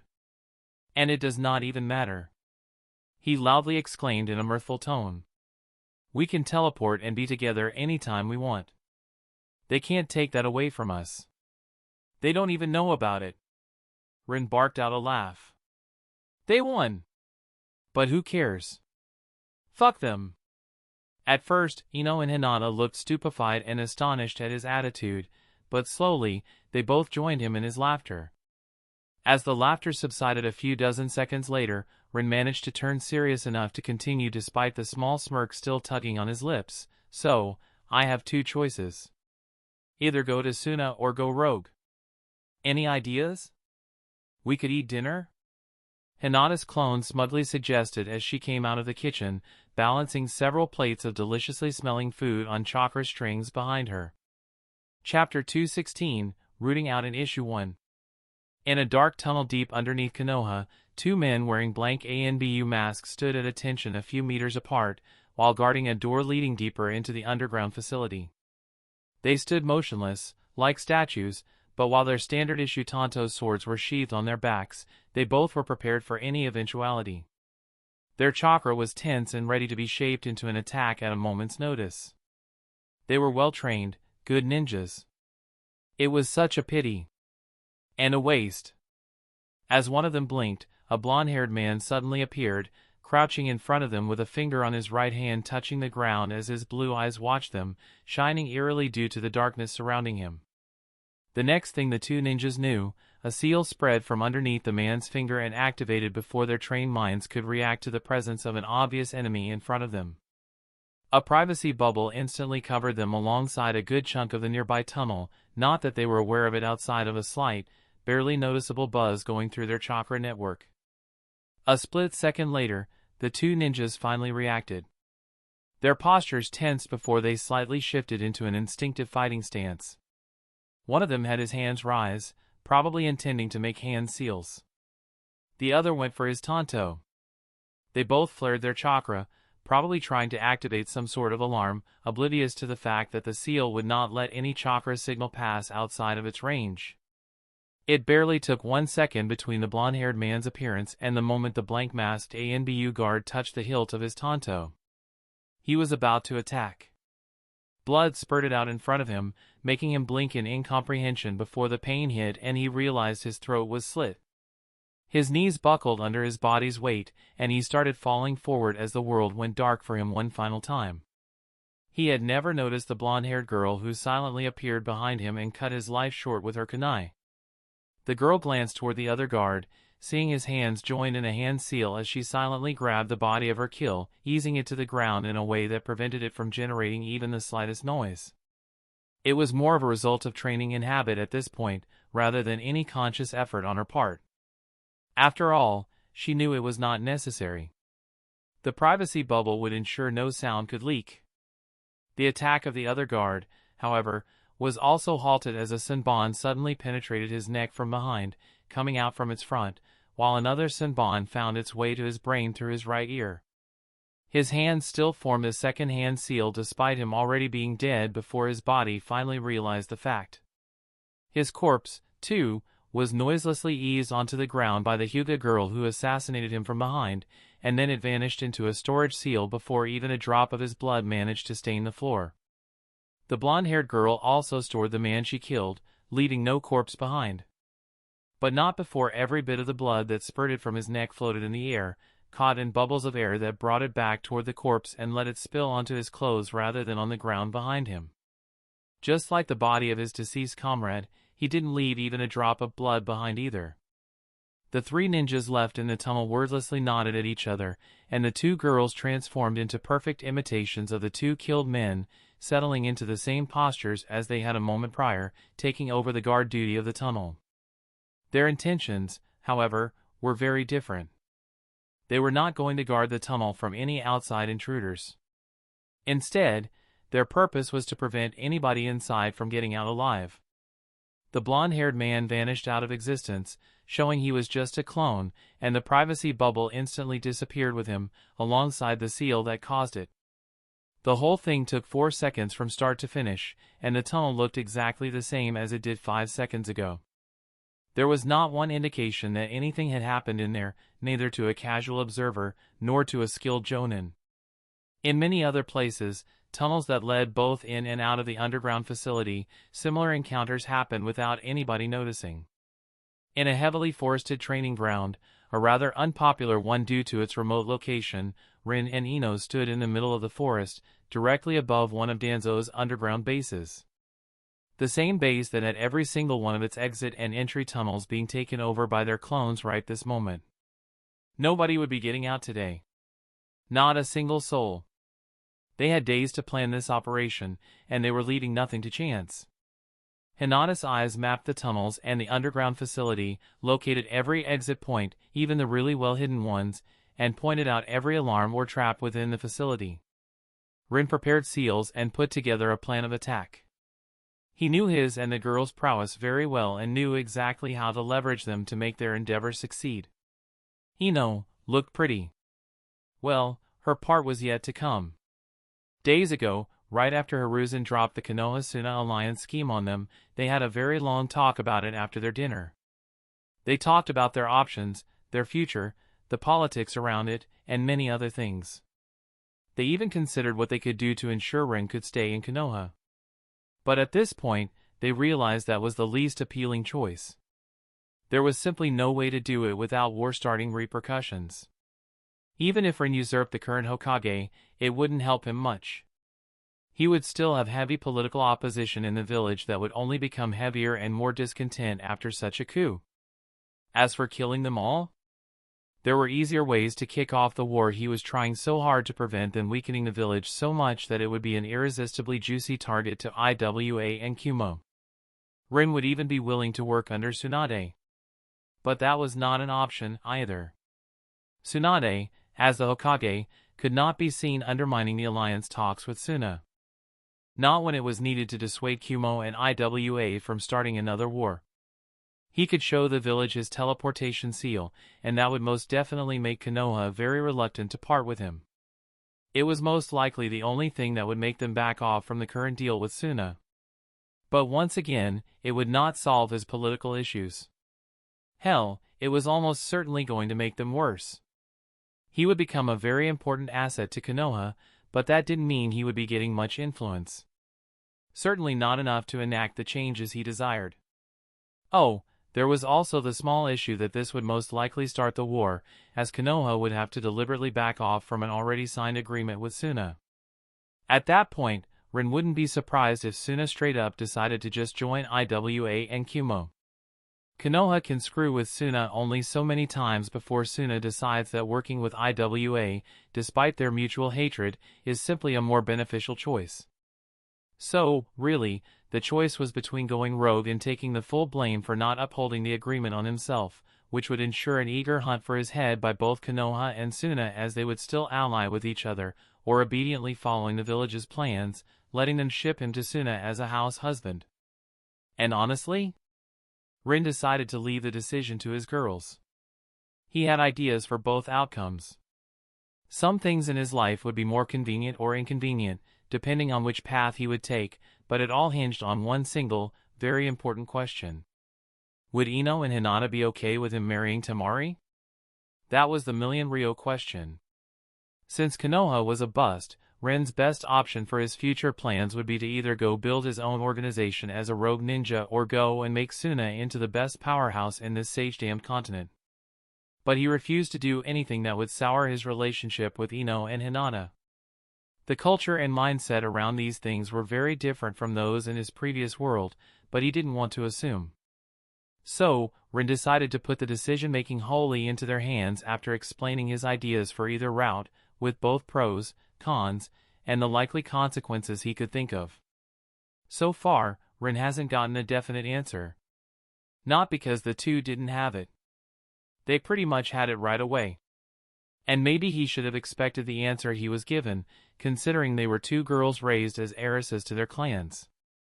But Ren still decided to tell them to properly think and consider it for a few days. If only to make himself feel better about it. Another thing they discussed, however, was their reaction to the political scheming that was going to absolutely fuck with their lives in the foreseeable future. Neither of them was happy letting it just go. Somebody had to pay for this.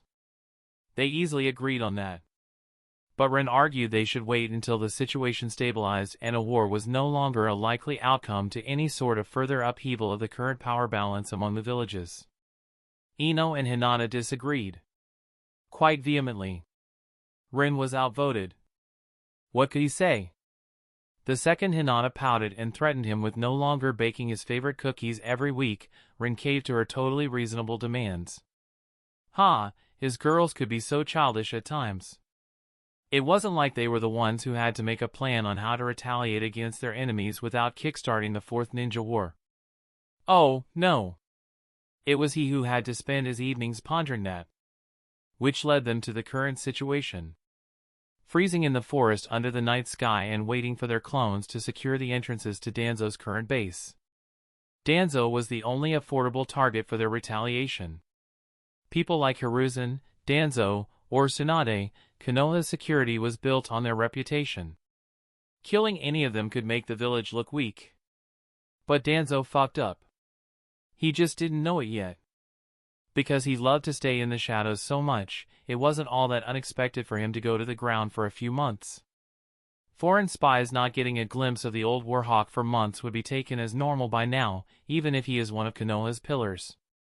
By the time the enemy villages realized the old Warhawk was not showing his mug for far too long to still be alive, this little pesky war situation would be solved.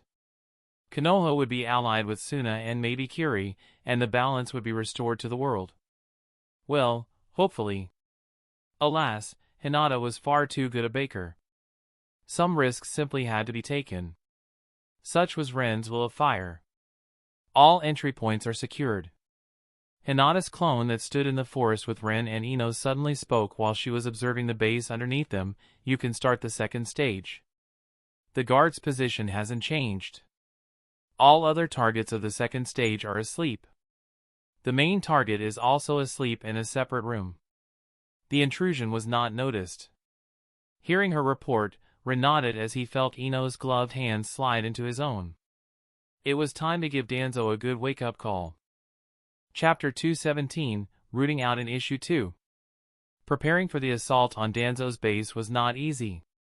Even just the first stage required over 30 shadow clones of Ino, Ren, and Hinata each. They didn't have that much time for preparation either, so they had to create as many clones as their chakra allowed them, put these in stasis seals, feed on a soldier pill, and squeeze out one more clone they could send to work in their stead before they had to rest for a day, feeling absolutely miserable and exhausted. Only to repeat the process the next day as soon as their chakra reserves recovered and Hinata cleared them safe enough to use another soldier pill. That was not fun. Alas, both Ino and Hinata desired blood. Ren expected Ino to complain, but she didn't utter a single peep during the process.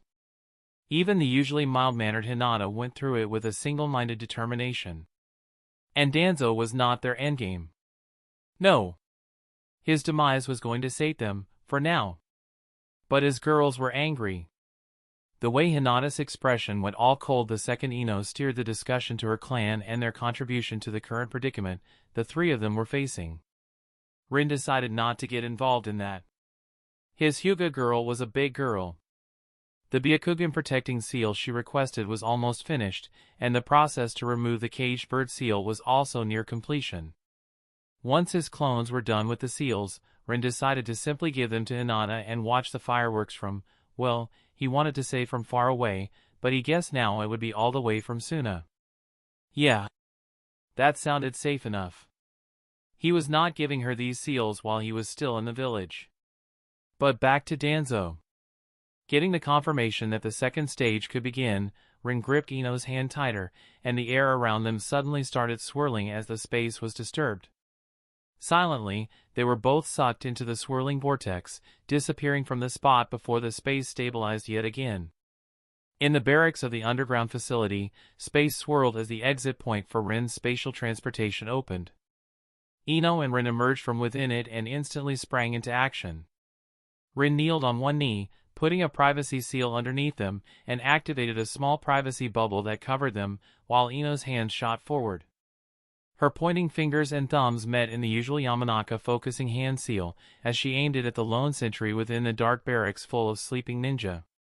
Before the man could react, Ino's mind technique took hold of him, and his shoulders slightly slumped, while Rin glanced around to see if somebody stirred at the disturbance. When nobody in the room reacted, both he and Ino let out a relieved sigh. This was the most dangerous part of the plan. Getting into the barracks where the Root ANBU slept without waking them up was quite daring, and if it went wrong, well, then the not very preferable plan B would be a go. Thankfully, it didn't seem that it would be required. Ino and Ren's eyes met as they shared a quick nod. Ino went back to focusing on keeping the guard restrained, while Ren became intangible, making his way to the closest bed. Restraining the guard took Ino's whole focus because the privacy bubble covering her body did not reach the guard. That particular one was quite limited in range, and Rin chose it for the quickness of its deployment. The problem was that highly trained ninjas could and would wake up from sleep at the slightest chakra disturbance around them. And they were in a room full of such highly trained ninjas. Ino had to restrain the guard not only from moving his body, but also from using his chakra. Usually, taking over somebody's body with the Yamanaka techniques didn't restrict the target's chakra network. The chakra network would wildly flare and rage at the mental intrusion even as the Yamanaka puppeted the body of his or her victim. But here? Such a thing would absolutely wake up the entire room in an instant, even if the guard could not physically move. Despite her skill and prowess, it still took Ino's full attention on the single guard to keep his chakra network still. Her technique was not exactly suited for it, but she was managing for now as beads of sweat started appearing on her forehead. Intangible, Rin reached the closest bed, and his hand reached toward the sleeping ninja on it. With the barest touch, his finger caressed the ninja's armored chest, flickering from intangible to tangible and back, all within 1 second. With bated breath, Rin watched, irrationally afraid that the slightest chakra fluctuation was going to wake everybody. But his fears were unfounded. He knew that much. This much was not enough. The whole plan was built on that fact. Under Ren's gaze, the sleeping ninja in the bed slumped, seemingly relaxing in his sleep, but Ren knew better. The second, his finger barely caressed the man's armor, a seal was activated with a barest hint of flicker of chakra, and his heart was suddenly petrified. The man was dead. Silently, like a gloomy reaper, Ren turned away with a grim determination, and full of distaste, he started going from bed to bed, ensuring these sleeping Root ANBU would not wake up again. This was truly such a massive waste of manpower. He could only sigh in his mind. Contrary to how it might seem, Rin was not putting seals on them. Such a thing would most definitely wake the entire room up. No. Rin simply made use of the fact that Danzo started to feel secure in his base. It was honestly a coincidence. Before Rin started plotting Orochimaru's demise, he liked to plant some prank seals in Danzo's secret bases, to keep him and his ninjas on their toes and remind them not to mess with him. His favorite were seals that turned the clothes and hair pink. He only caught Danzo in it once, but the old man was frothing at the mouth with pink hair and eyebrows for the next week, having a hard time washing the paint off. But ever since Rin started focusing on Orochimaru, he stopped with the prank seals. Danzo moved his bases yet again, as he usually did, and Rin guessed the old Warhawk decided that this base was safe, that Rin could not find it, because no more prank seals happened for many months. In hindsight, that was probably what gave the man the courage to plot against Rin. The checks for seals among the Route A and BU were not exactly lax, but Rin still managed to slip a specifically adjusted and well-hidden seal near the exit points to the base. A seal that sneaked a small petrification seal to people who passed through the tunnel, burrowing it into their bodies and sneaking onto their hearts. Of course, to make such a seal subtle, it had many downsides. One of which was that Rin had to personally turn it on, and he needed to do it at close range. The second downside was that it needed some time to be set in place, and even the lightest use of chakra within a minute of the seal being implanted would destroy it. Another was that the process of implanting the seal was very likely to fail, and did so often even without any unknowing interference from the target. But that was not such a big issue with how much the Route A and BU went in and out of their base. There were enough chances to implant the seals, and even with all the failures, it only took a few days to put them on everybody in the base. As yet another sleeping kunoichi, this one no older than 20, died under Rin's gentle touch, he couldn't help but feel a bit wistful and embarrassed at how easy this operation was going. This was a method of attack that nobody could use but him, and as such, countermeasures for it were not yet developed. It was almost unfair to his enemies. Well, he shouldn't really complain. 20 minutes later, every sleeping ninja and kunoichi now sported a heart of stone, making it very challenging to stay alive, and Rin let out a breath he didn't even know he was holding in. Fortunately, everybody slept in the same room, as it would most likely make it easier to react to any alarm. Yet, it only made the surprise attack easier for Rin's team. Noticing that Rin was done, Ino, who was starting to breathe a bit hard, had the ninja guard she possessed whip out a kunai from his pouch and ram it upward into his chest, straight through his heart. She mentally let go of him, and he crumbled onto the ground as he died. Letting out a groan, Ino stretched out her weary body a bit as she walked toward Rin, who was waiting for her near the door.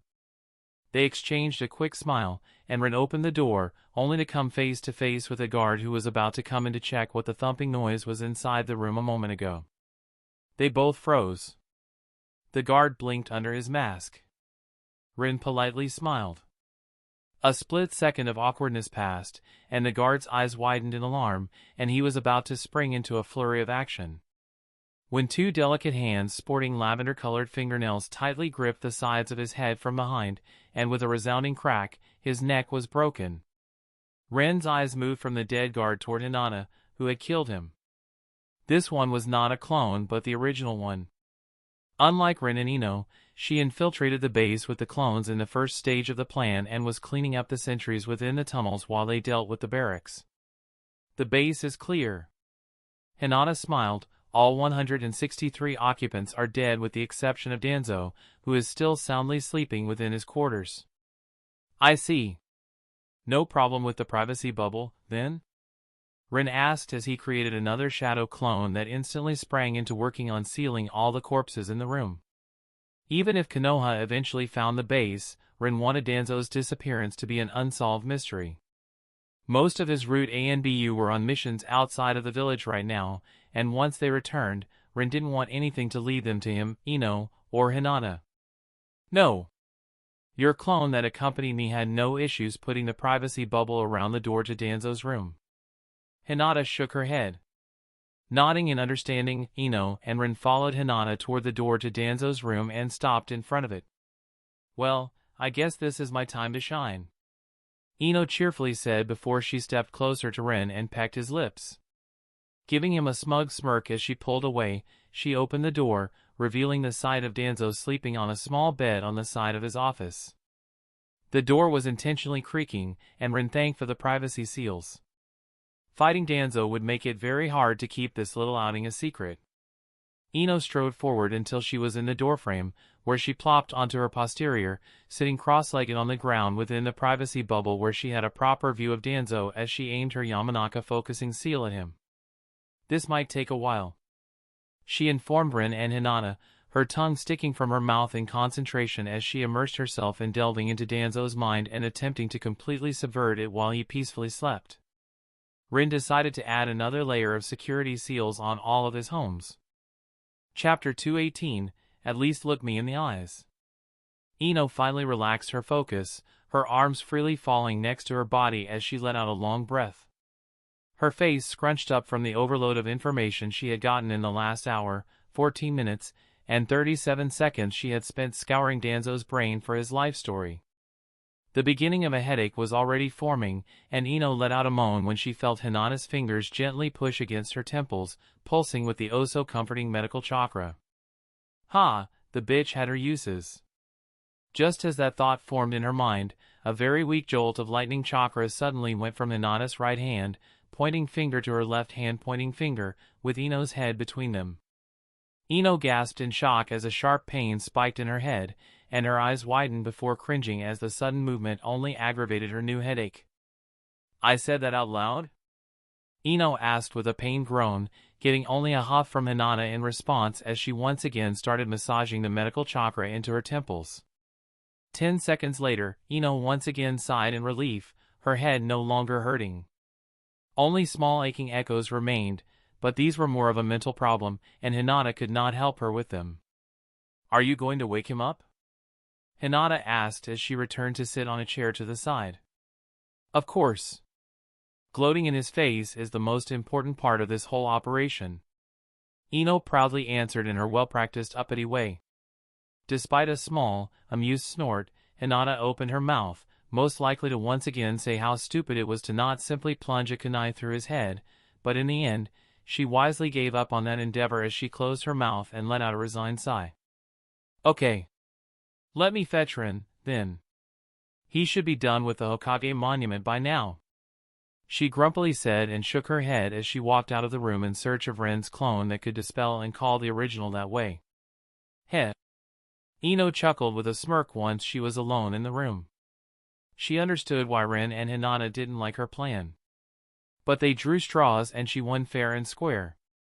Danzo's fate was up to her, and she wanted to give it a bit of pomp before she sent him off to his next great adventure, as Ren jokingly called it. Besides, she really wanted to gloat. Looking back at the sleeping Danzo, Ino nudged him with her chakra. It wasn't subtle. It wasn't gentle. It was practically a shove to his chakra network, and it did exactly what Ino intended. Danzo instantly woke up, realizing there was a threat nearby. He willed his body to spring up and started molding his chakra into a wind-natured one in preparation for releasing a jutsu, only for his mind to slam face first into a mental wall Ino put up and reel back. Ino giggled. Despite his daze and the rising panic Ino could feel coming from him, Danzo's struggles only intensified. He mentally pushed his unresponsive body to move, his sluggish chakra to flare and mold. He certainly did not give up, slamming against the constraints of Ino's control with unceasing determination fueled by dread-filled rage, full of increasing fear. Danzo was a control freak. He needed control. There were only a few things that still scared him, and losing control was one of them. And Ino had just taken control of his body from him.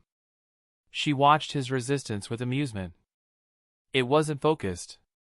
It was akin to a scared wild beast trashing. It only served to tire him out. Ino let him.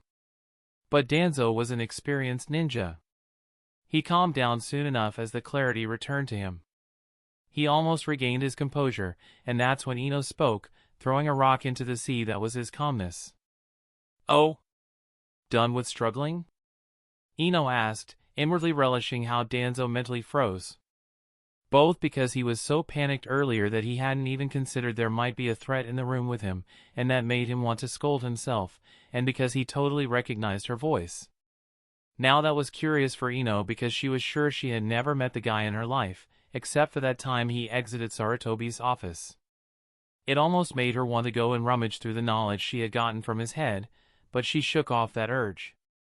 She was going to need at least a few hours to properly go through the story of his life. Now was not the time. Have you come to kill me? Danzo harshly asked, only to be taken aback a second later when he realized he could talk. The rational part of his mind decided that he needed to keep Ino talking, at least until his ninja noticed something was wrong. Ino chuckled at that thought, and with a small shrug that Danzo could not see because his unresponsive body was lying on his back and staring at the ceiling of his room. You could say that. Ino said simply. That is treason, Yamanaka. Only if they catch me. I have some of the best ninja working for me. They will catch you. You might be an S-rank kunoichi, but even those can be felled. Nobody is invincible. Poison, ambush, and many other means can still assure your downfall. You had some of the best ninja working for you. What? We killed everybody in the entire base. Nobody is coming to save you, Mr. Danzo. Ino noticed the sinking feeling of hopelessness Danzo was experiencing, but he refused to give up. You don't want to do this, Yamanaka. Oh, and why is that? Ino playfully asked, despite knowing what he was about to say, thanks to how deeply she was entrenched in his mind. Maybe you killed my men in this base, maybe you didn't. Danzo tried to sound nonchalant. But I have more bases. No, he didn't, but Ino's lips quirked up. She was not going to interrupt him. I have more ninja out of the village. What do you think they will do when they return? Danzo paused, and Ino let the question linger. If Danzo could see her, he would realize it didn't have the effect he wanted the second he noticed her bemused expression, but he couldn't see her and took her silence for consideration of his words. You and your two lovers are the biggest threat I currently have against me in the village. If I die, my ninjas have standing orders to eliminate you. For you, in particular? My ninjas are going to hit your family. Not immediately. One day, when you are least expecting it, you will find your mother in your living room with her throat slit. Your father might be called for a mission, only for it to go wrong. And when your vigilance wavers? That's when assassins will come for you, girl. He gravely said, even starting to sound menacing. Ino would have praised him, but her attention was drawn to Ren and Hinata, who entered the room. Danzo chuckled, managing to make it sound cruel as he thought his words were getting to his captor. They won't even need to fight you, to be honest. After all, you have chased away an entire army. Killing you head-on would be tricky. But we don't fight head-on. What do you think your dear Hinata Hyuga would do if her sister were kidnapped and brutally killed before she could save her? And if she got to know that it was a result of your actions, Yamanaka? Danzo was about to continue when Hinata's deadpan voice interrupted him as she spoke to Ino. Is this the moment where he tries to persuade you that it is not too late to stop and turn back? That froze Danzo's blood in his veins, and Ino could clearly feel a spike of fear go through his mind. The man was afraid of her, sure, but he was absolutely terrified of Hinata after what she had done and shown during the invasion. Ah, Hina-chan. Interrupting is not cool. I was interested in his story. Ino complained, adding a nice whine to it. He was going to tell me this whole fantasy about how he ordered his ninjas to start a civil war in Konoha. She laughed and felt Danzo's despair as he realized his bullshitting had been seen through by her. Because really, if there was one thing Danzo considered sacred, it was Konoha. He dedicated his whole life to the higher ideal of the village's prosperity. Even if he believed it could only properly prosper under his rule, he would have never done anything to harm Konoha. These supposed orders to attack Ino and Hinata's families? That would absolutely start a civil war if they had succeeded in the manner he described. And that was something Danzo would have never, ever done. Ino didn't need to be in his head to know that. But it helped. So, you are a traitor, too, Hyuga. Danzo's defeated voice resounded through the room, and Hinata hummed. You have too big an opinion of yourself, counselor. Hinata's lips formed a small, knowing smile. All we do is for the will of fire. That made even Danzo speechless, while Ren and Ino almost burst out into laughter. It took a few moments for them to calm down and for Danzo to finally find his words.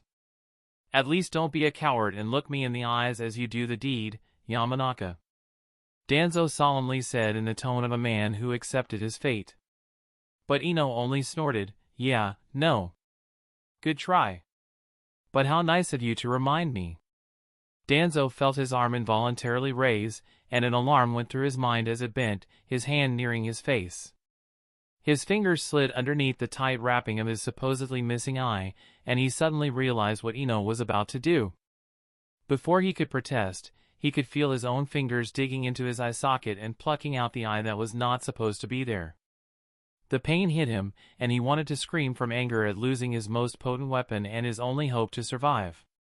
But he refused to give his captors the satisfaction and only let out a pained grunt through his gritted teeth as his hand, holding the eye, was outstretched toward Ino. "Here you go, Hinata.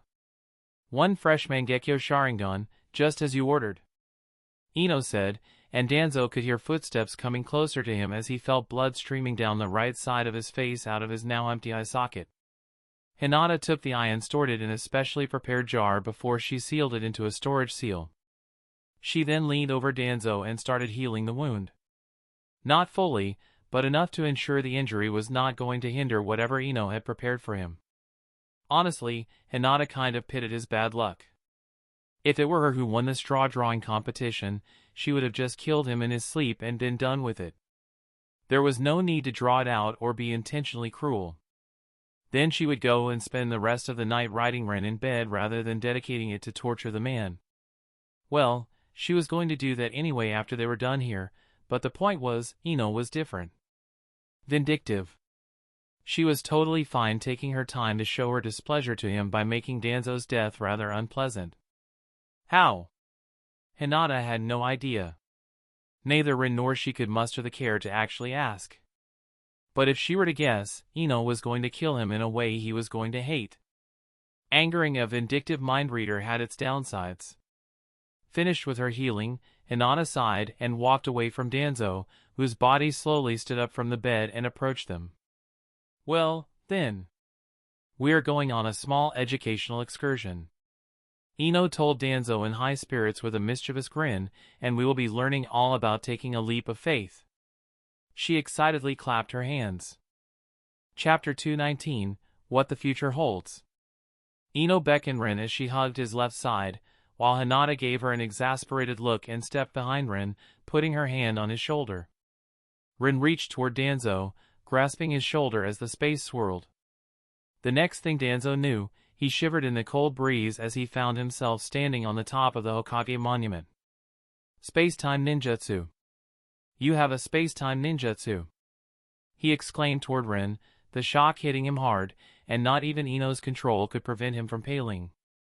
"Space-time seal," Rin mildly corrected. But Danzo didn't care. Space-time seal, whatever. The problem was that they were sending this man to Tsunade. He may die here. Fine. He can accept that. His death might never be avenged. He could accept that, too. But Konoha losing someone with a space-time technique. No. That was unforgivable. That couldn't be allowed to happen. You must show it to Hiruzen. Danzo desperately beseeched Rin. He can stop the betrothal. With this, you can stay in Konoha, and dash.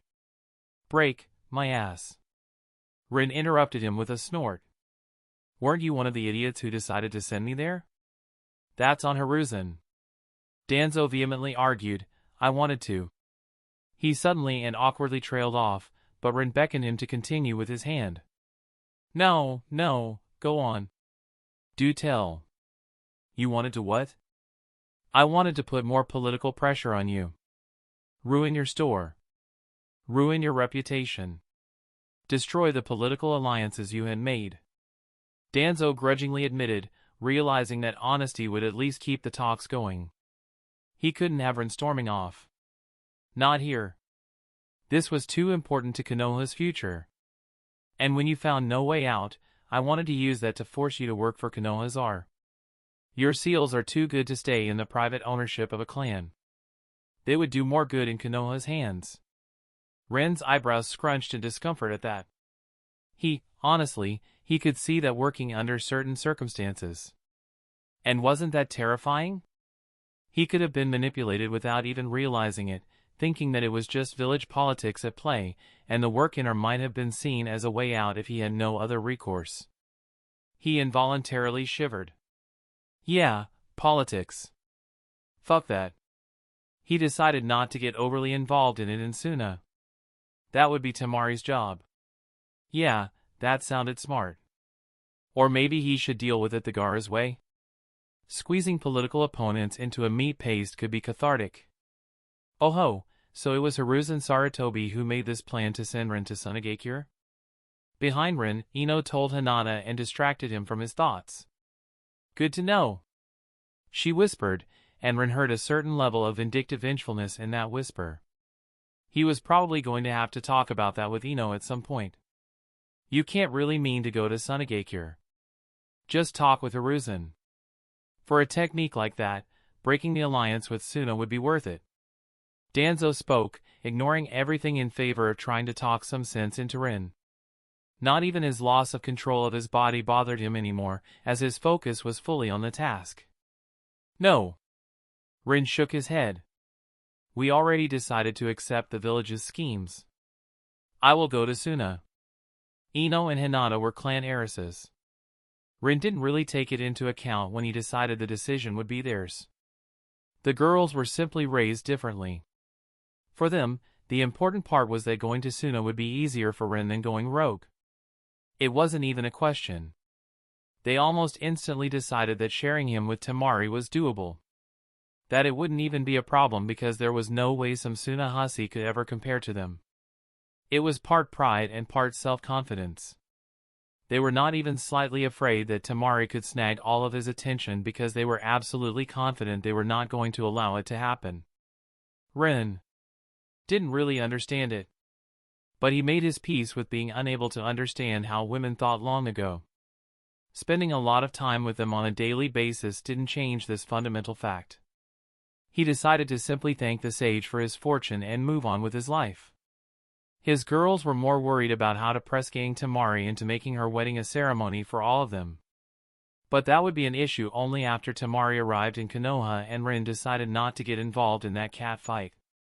As for the fact that he told Hiruzen he was already married to the girls, well, he was just going to shrug and tell him to his face that he lied. No big deal. Staying in Konoha means you can stay with your students. Danzo protested, but Rin just amusedly raised his eyebrow at him with a small smirk. Ah. Teleportation. You can meet the two anytime you want. Danzo realized and cursed under his breath. Hiruzen's long-term schemes are completely worthless, then. To be fair, you old coots had me on the ropes. I was totally blindsided and couldn't even tell where the punches were coming before they landed. You screwed me over well. Rin carefreely admitted his loss. Credit had to be given where credit was due.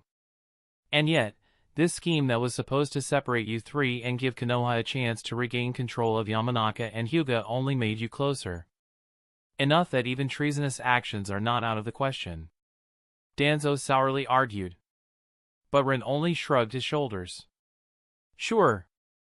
If that's how Danzo wanted to view it, why not?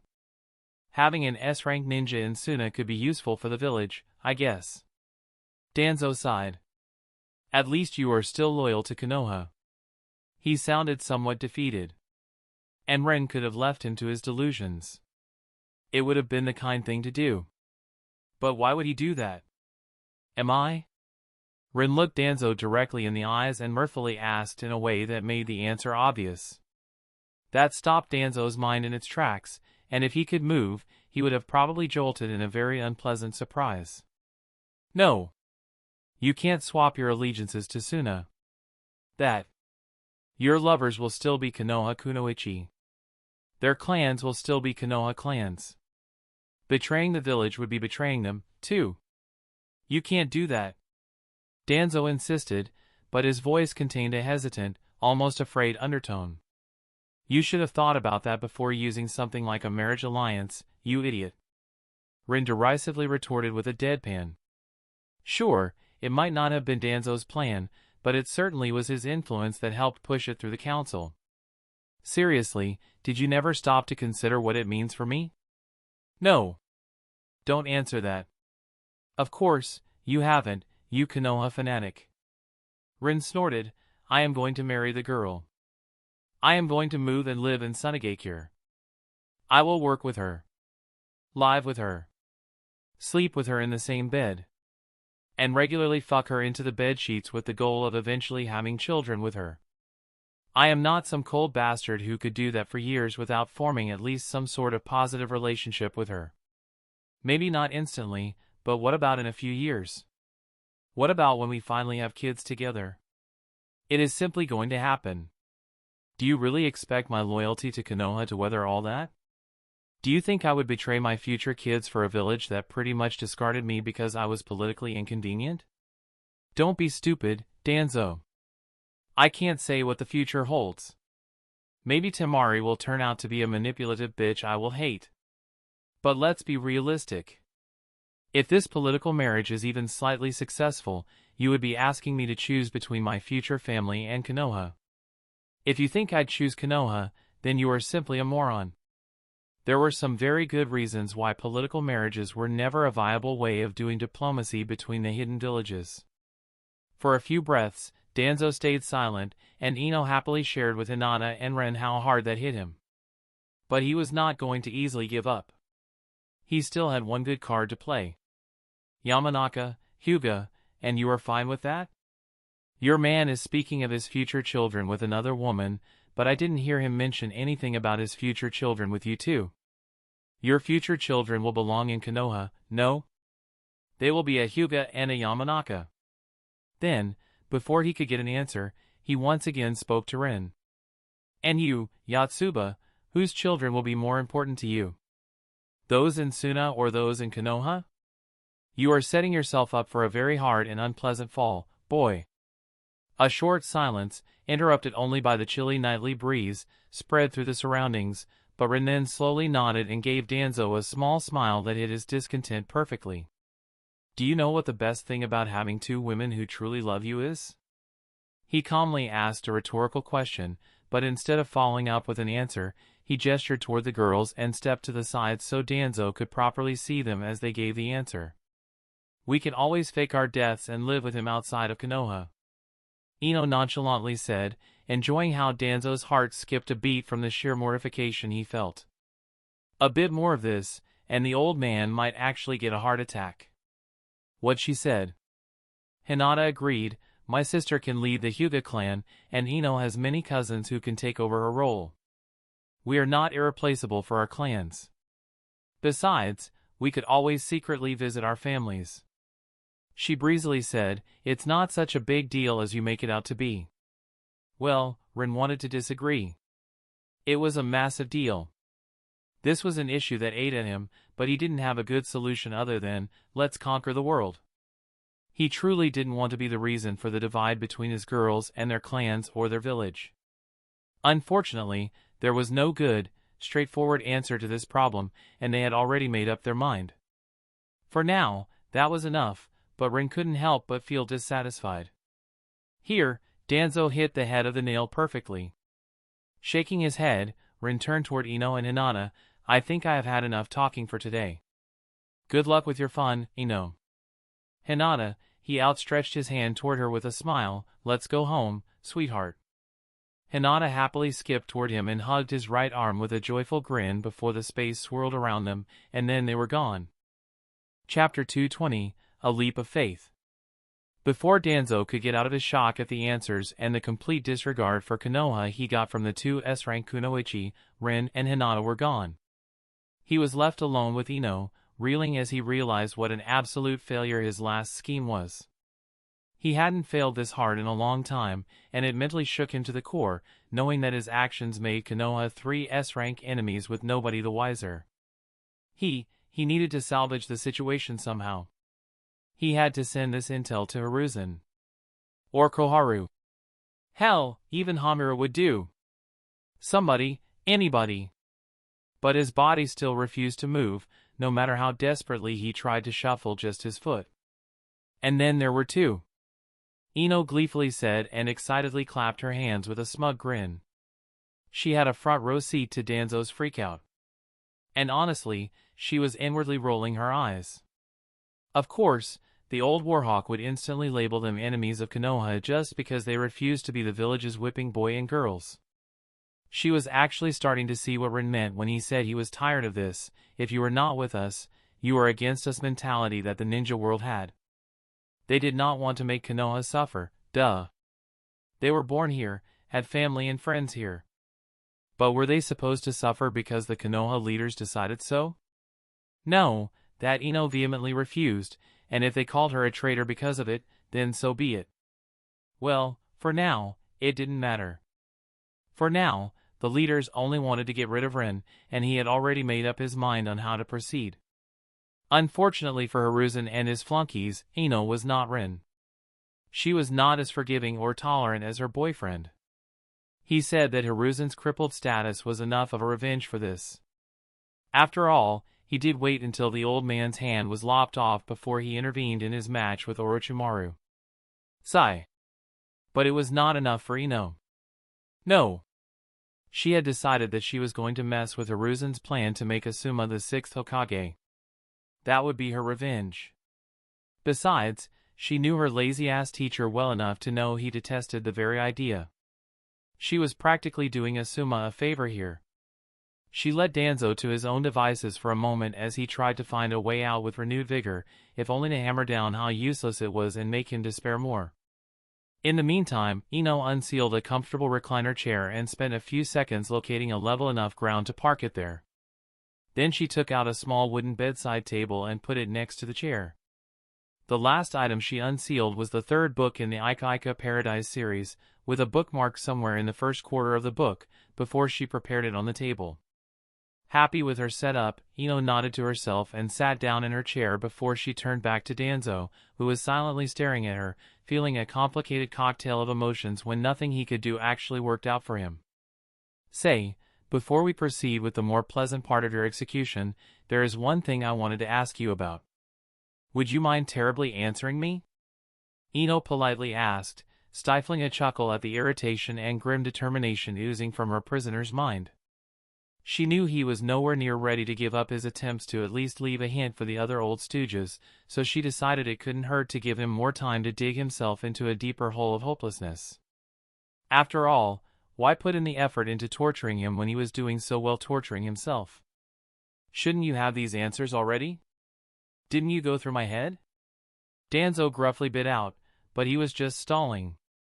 He still had hoped that somebody would notice something amiss. They were on top of the Hokage monument, and the ANBU should be patrolling here often. So, why the hell did no patrol notice them yet? I did, but I didn't go through the information just yet.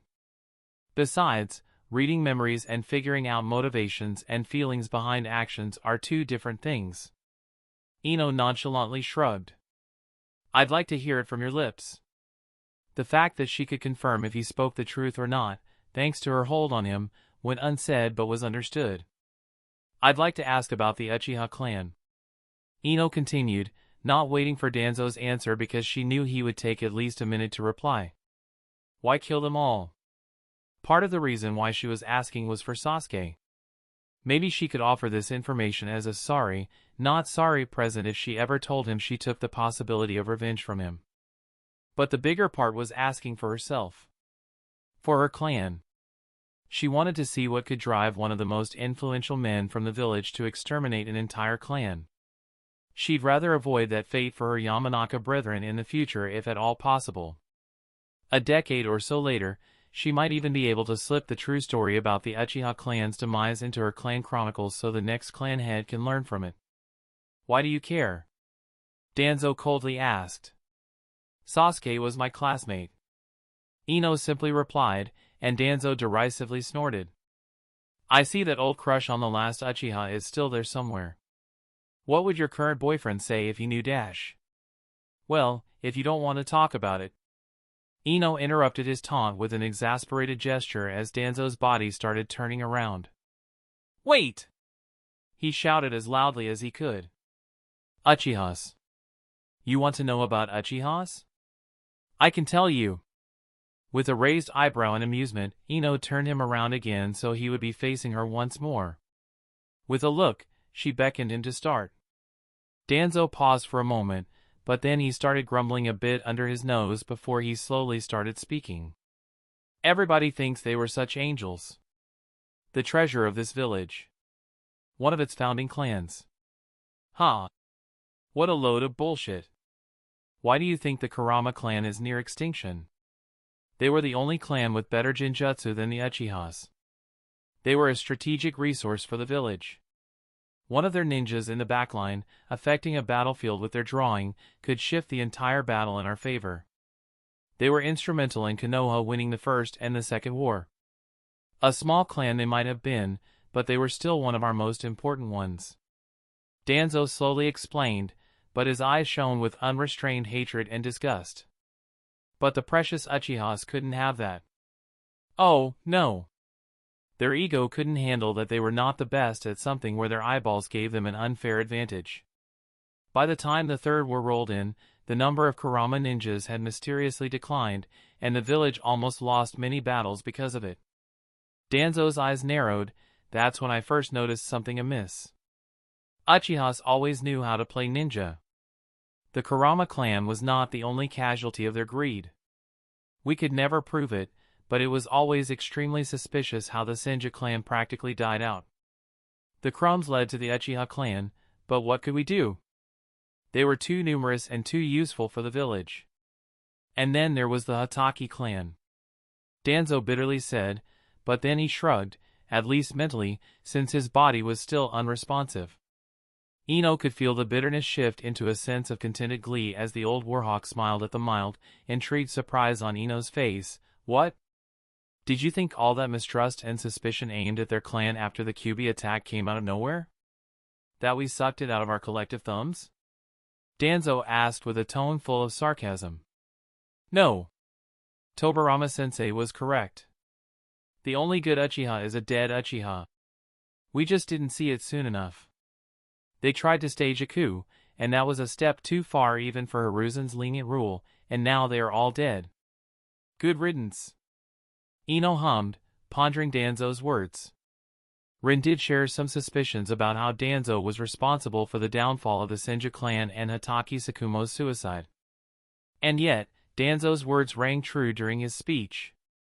Then again, if Hatake Tsukumo was a threat to Danzo's path to the Hokage seat, then he would also be a similar threat to other factions in the village with similar aspirations.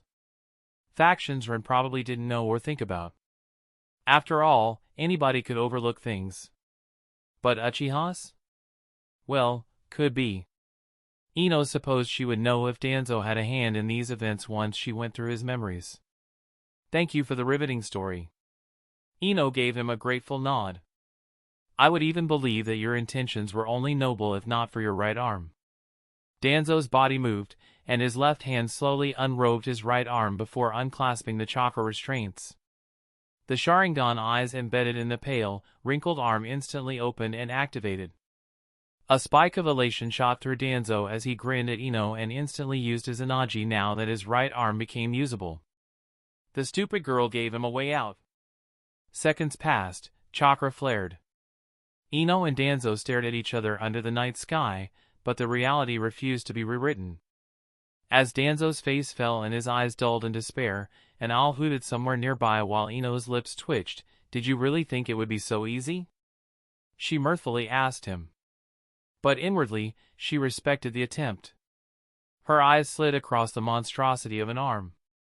1, 2, 3, 10. She counted 10 Sharingan eyes. She could kill him 10 times. Sure, she could disarm him, but where would be the fun in that? Well, then, no time to waste. Ino declared, and Danzo didn't even protest, still reeling from the fact that his Izanagi did not execute.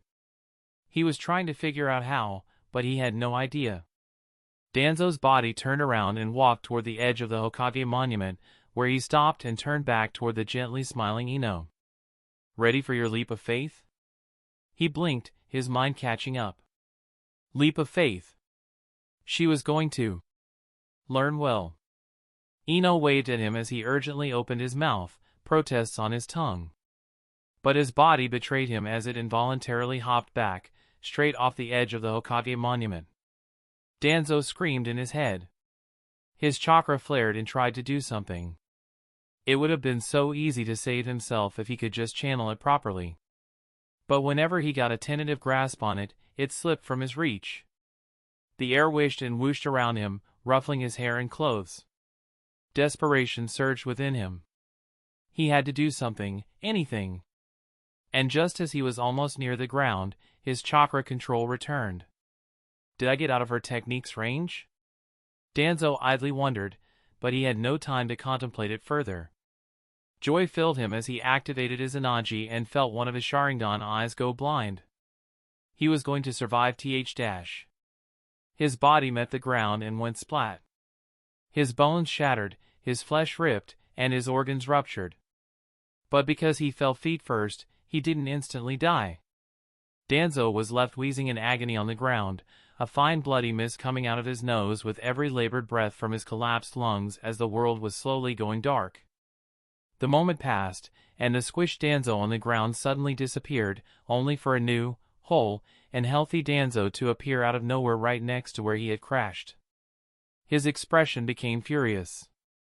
His hands balled tightly into fists. His teeth ground against each other. The muscles in his body coiled, almost painfully, yet he relished the sensation because it spoke of newly regained control. He looked up, toward the peak of the Hokage monument with a glare. He was going to have his revenge. First, he decided to go to Hiruzen and report this murder attempt. They will mobilize the ANBU and hunt the trio down.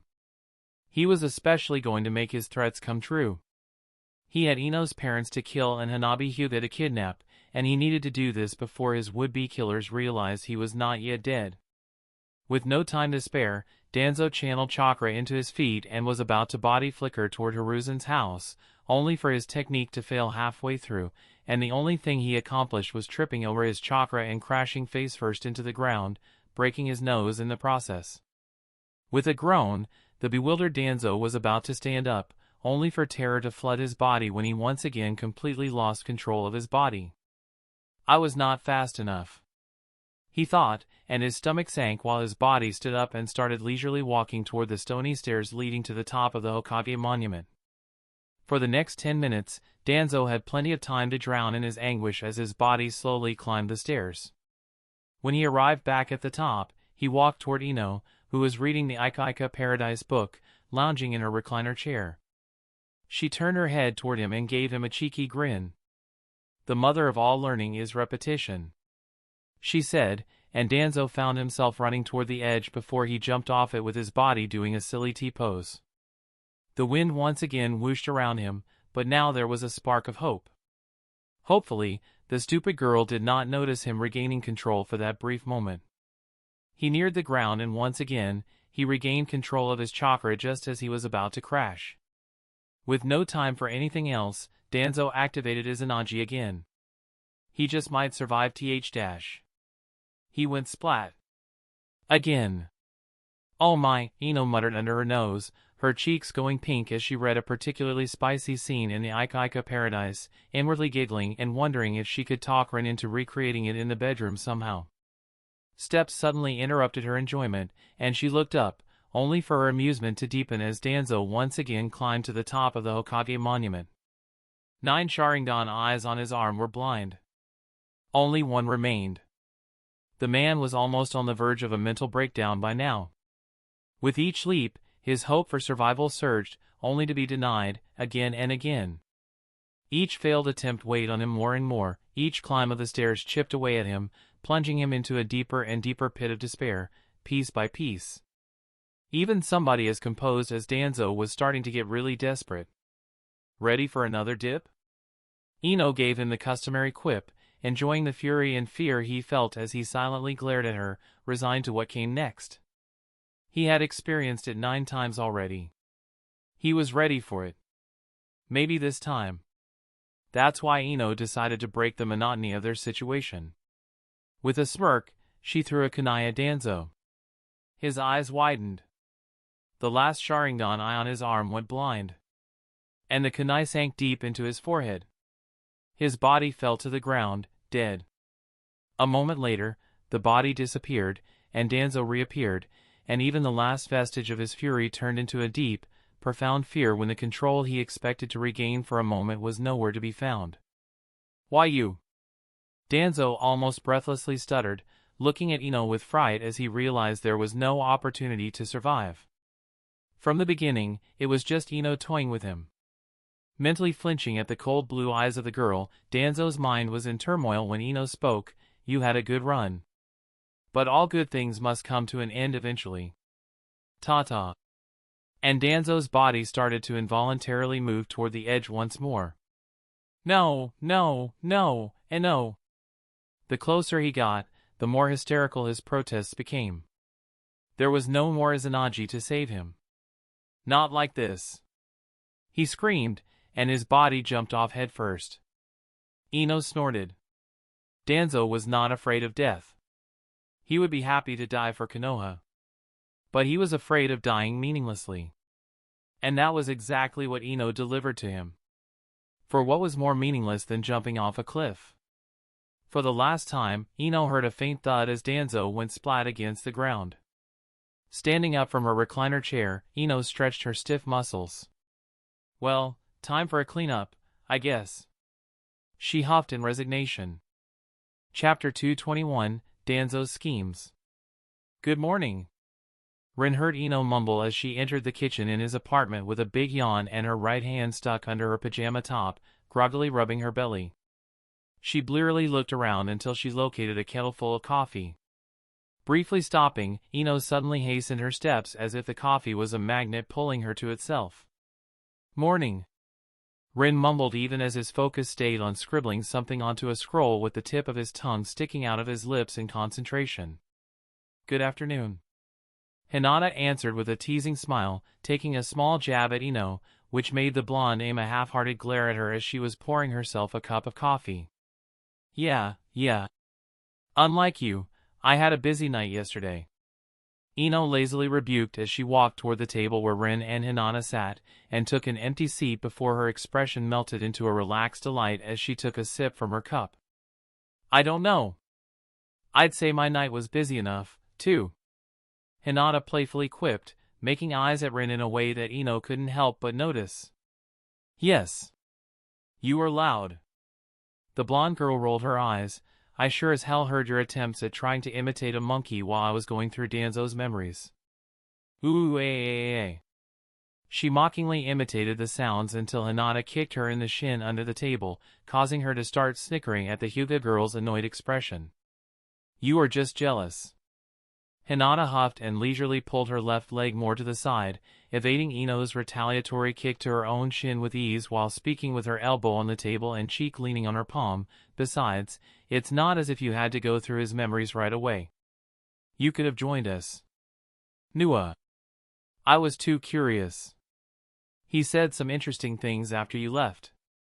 Ino protested as a shadow clone burst into existence next to her. The clone winked at Rin before pecking Ino's cheek. Using the small distraction, the clone was able to grab Hinata's mug from the table and nimbly darted toward the kitchen countertop as she took a sip from Hinata's mug under the unamused stare of the Hyuga girl. Did anybody ever tell you that you might have a problem with narcissism? Hinata turned toward Ino, who blinked and shrugged. No. I am not responsible for the actions of my clones. Ino grinned. I expect a proper refill. Hinata said, a bit loudly for the clone to hear, before Rin idly interrupted them with his own question. What did Danzo say? Ino let out a pondering hum. The Uchihas were responsible for the Senju clan's demise and Hatake Sakumo's suicide. Bullshit. Rin spoke before he could engage his brain, and the shock was enough to cause his brush to slip and ruin his work. Ah! Fuck! He exclaimed as he saw the unintended vertical line across his new sealing attempt that irreparably ruined it. Sighing at the waist, Rin couldn't help but have irritation seeping into his tone as he looked up. No. He halted as his eyes finally saw Ino, and he barely prevented himself from laughing at her terrible case of bed hair. His gaze flickered toward Hinata, who covertly returned a smirk in his direction, and their eyes sparkled as they reached an unsaid accord. Neither of them was going to alert Ino of her current predicament. Wait, really? Rin asked, half because he was truly curious, and half because he wanted to lead her attention away from his barely stifled snickering. No idea. It certainly was not Danzo, and his memories indicated the breadcrumbs of evidence led to the Uchiha clan, but who can really say at this point? Ino uncaringly said, just as her clone returned with a newly filled mug of coffee in one hand and a plate full of spaghetti bolognese in another. Ino's clone put the mug in front of Hinata, leaning forward to peck her on the cheek, before she straightened up and suddenly had a pair of chopsticks in her hand. "Oi!" Ino exclaimed as she watched her cheeky clone quickly gobble up some of the spaghetti before Ino managed to dispel her. In a nice display of precision, Ino managed to catch the plate and the chopsticks from the air without spilling even a drop, but her scowl showed she didn't appreciate the help with her food. Rin smiled at the display as Ino huffily stabbed her chopsticks into the spaghetti. Danzo not being the root of all evil in Konoha. Hard to believe, to be honest. He might not be responsible for everything, but he was plenty evil. Ino shivered. Most of his agents were orphans who were forced to go through brutal training that maybe only 30% of participants survived, and that was a good year. And even then, half of those died by their third year in Danzo's service. His whole organization was a meat grinder. How did he manage to do that in the village? Hinata asked in a befuddled tone before Rin could utter a word. Honestly, he was always curious about that. Unlike in fics, somebody would have noticed it here. Orphans going to Danzo meant orphans not going to the academy. With all the years Root existed? Thousands of kids had to go through it. Rin doubted Danzo could make that work even if he had an official permit to recruit from Konoha's orphanages. Konoha had a lot of orphans, but not quite the number required to keep a thing like that going. Easy. He didn't recruit the orphans from the village. Those went to the academy. The Land of Fire is big and has many failing orphanages. He wasn't strapped for unwilling recruits. Ino shrugged and put a mouthful of spaghetti into her mouth while Hinata's expression darkened. Filth! She muttered under her nose, and Rin reached for and comfortingly squeezed her hand. What I found interesting was his plans for Sasuke, though. Ino spoke after gulping down the food. You said Danzo was afraid of Itachi Uchiha coming after him, so he let Sasuke be, right? She smirked at Rin, who raised his eyebrow at her but casually nodded. Well, that was not it. Danzo didn't give a shit about Uchiha the senior. Ino derisively snorted, still sore at the fact that Itachi was slightly better at her in straight combat. Itachi is apparently ill, and his Mangekyo makes him go blind. The only reason why Danzo didn't send his root ninjas after the man was that his information was useful. Danzo had even Jiraiya's network infiltrated? Ren's eyes widened. Where the hell did he not have his spies entrenched? Was it any wonder that nobody in Konoha could do anything about him? Yup. Some middlemen or whatever were copying reports and sending them to Danzo. In fact, he had a lot of those in many important places. I might actually step in and take over his network. Ino pursed her lips before lightly shrugging. I guess it will depend on whether I can sell Danzo's death as him simply deciding to stick to the shadows long enough to subvert his spy network. We will see. She ate another mouthful of her spaghetti. And? So, what had our nefarious elder planned for the village's precious and most sought-after boy toy? Hinata asked with a mirthful smirk. Let me guess. Rin rolled his eyes. Breeding stock? Making a new, obedient Uchiha clan would certainly fit in Danzo's modus operandi. Close. Ino spoke with a somewhat full mouth before gulping the bite down. Let's just say there is a reason why so many civilian girls are so enamored with the idea of boinking with Sasuke. Some manipulation, quite a bit of subtle genjutsu, and the word of Sasuke's inherited wealth spreading out as rumors. And the girls just can't help themselves around our resident boy wonder. Ino chuckled. Danzo kinda hoped that Sasuke would be more immature and would, spread his seed all over Konoha with many youthful indiscretions. He even had some of his root kunoichi trying to get into his pants, but as we all know, Sasuke shows no interest in the fairer gender. Ino continued. Anyway, what is this? Ino gestured toward a small message scroll on the table, and that caused Rin and Hinata to exchange wry smiles. An ANBU delivered it this morning. Rin sighed. Apparently, the Tsunade delegation will be here tomorrow alongside Tamari. They are really not giving us any time to plot a way out. Hinata grumbled, and Rin helplessly shrugged. The fact that they would be arriving in Konoha so soon meant they were on their way for at least 2 days already. Hiruzen pretty much conveyed the message at the last possible moment that would still allow Rin to get ready to greet them. The man was definitely getting heavy-handed here, but that was okay. He could manage. Oh ho, so we are going to have a chance at a serious discussion with our newest sister? I can't wait. Ino giggled in a way that made Rin hope she was not going to make Tamari run from Konoha screaming. It's such a drag, too. Hinata petulantly pouted. I was so excited to start researching the Mangekyo Sharingan and the Mokuton arm we acquired yesterday, but now I'll have to go back to my clan and start preparing to represent it.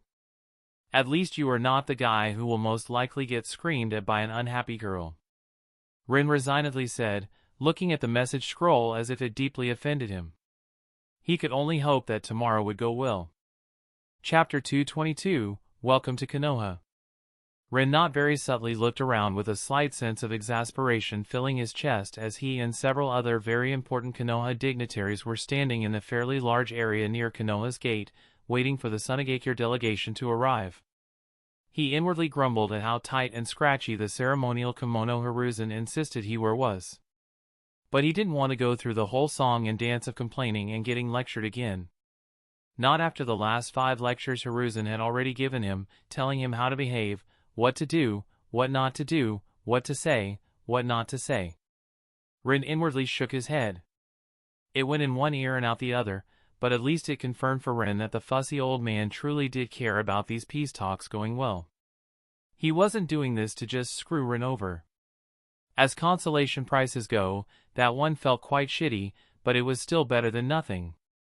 Ren's lips quirked in amusement when he noticed Hiruzen was looking around just as much as he did, only with a more worried energy.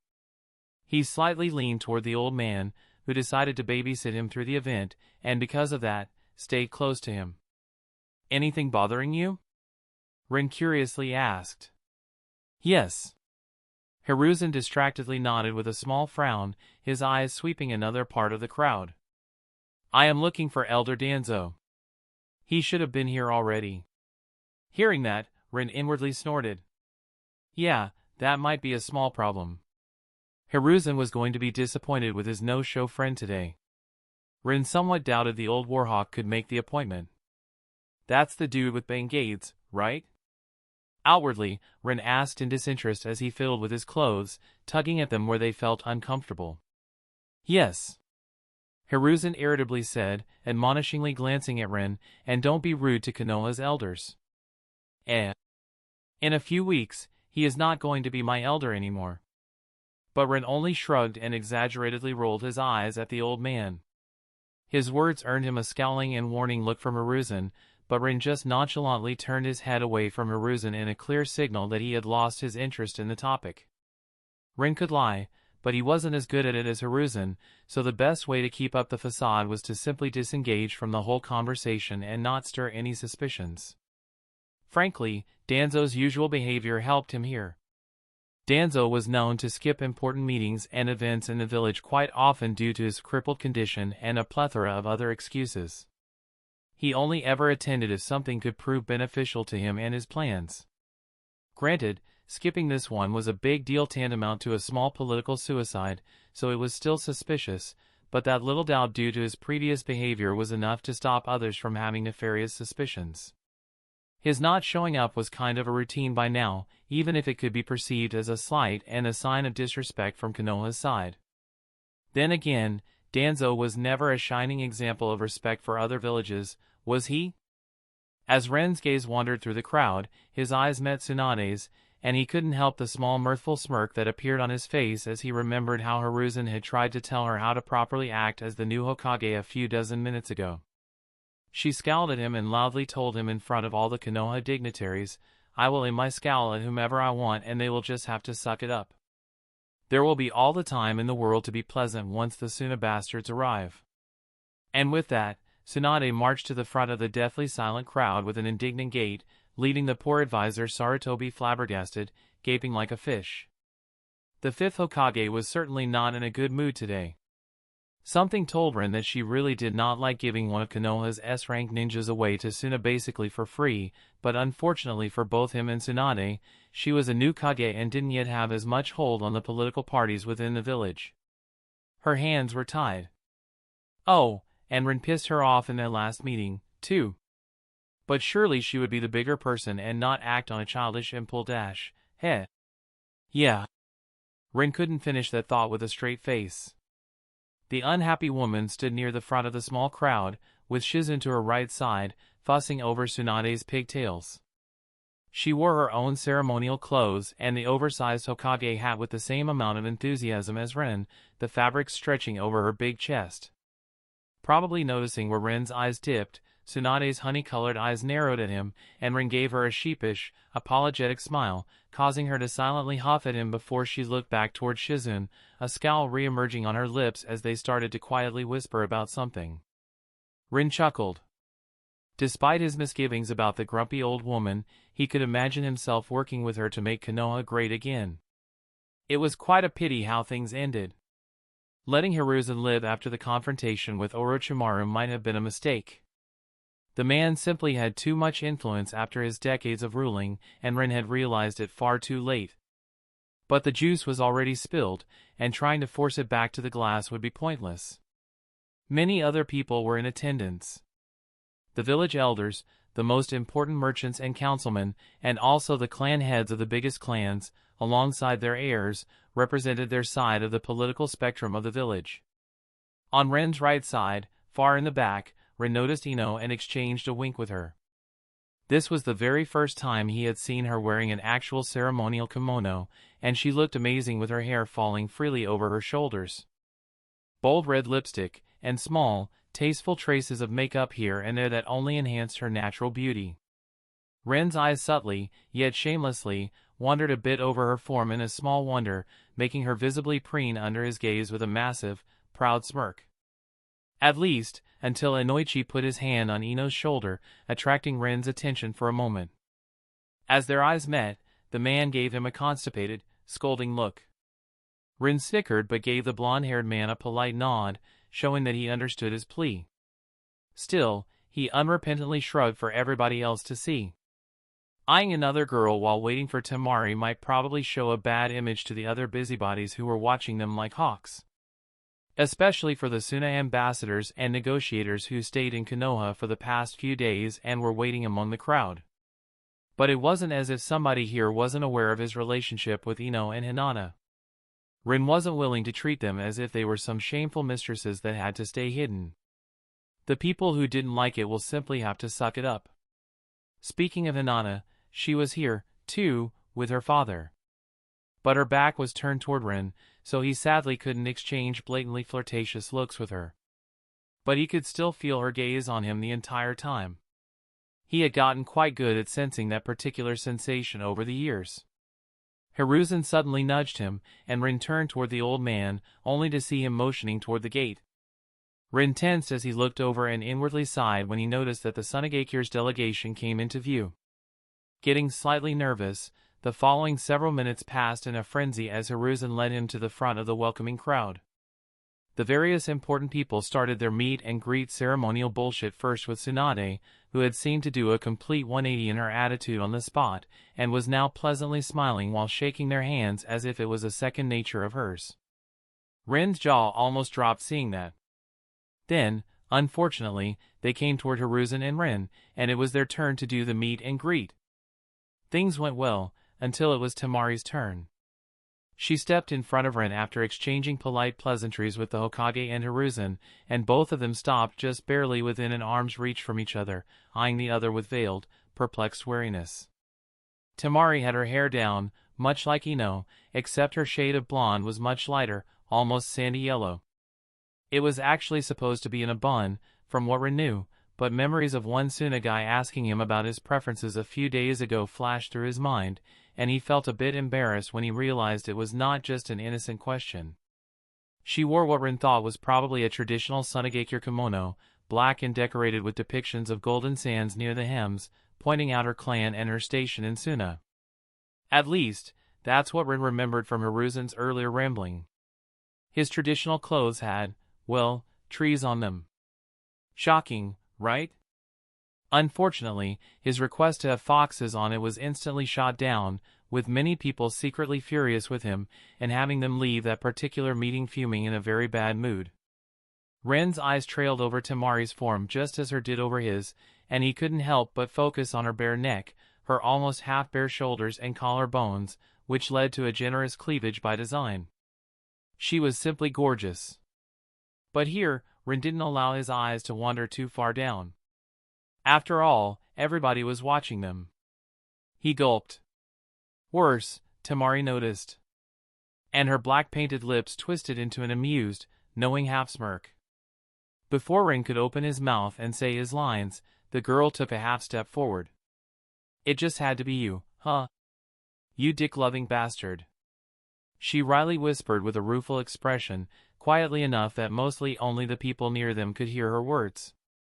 And as Ren was left wanting for words, the Inuzuka matriarch in the back of the crowd barked out a laugh alongside her daughter, Hannah. For a moment, Ren had no idea how to respond, but then he noticed a sort of hard-to-describe, vicious mirth in Tamari's gaze. She did this on purpose, and her rueful expression was both real and not at all that serious.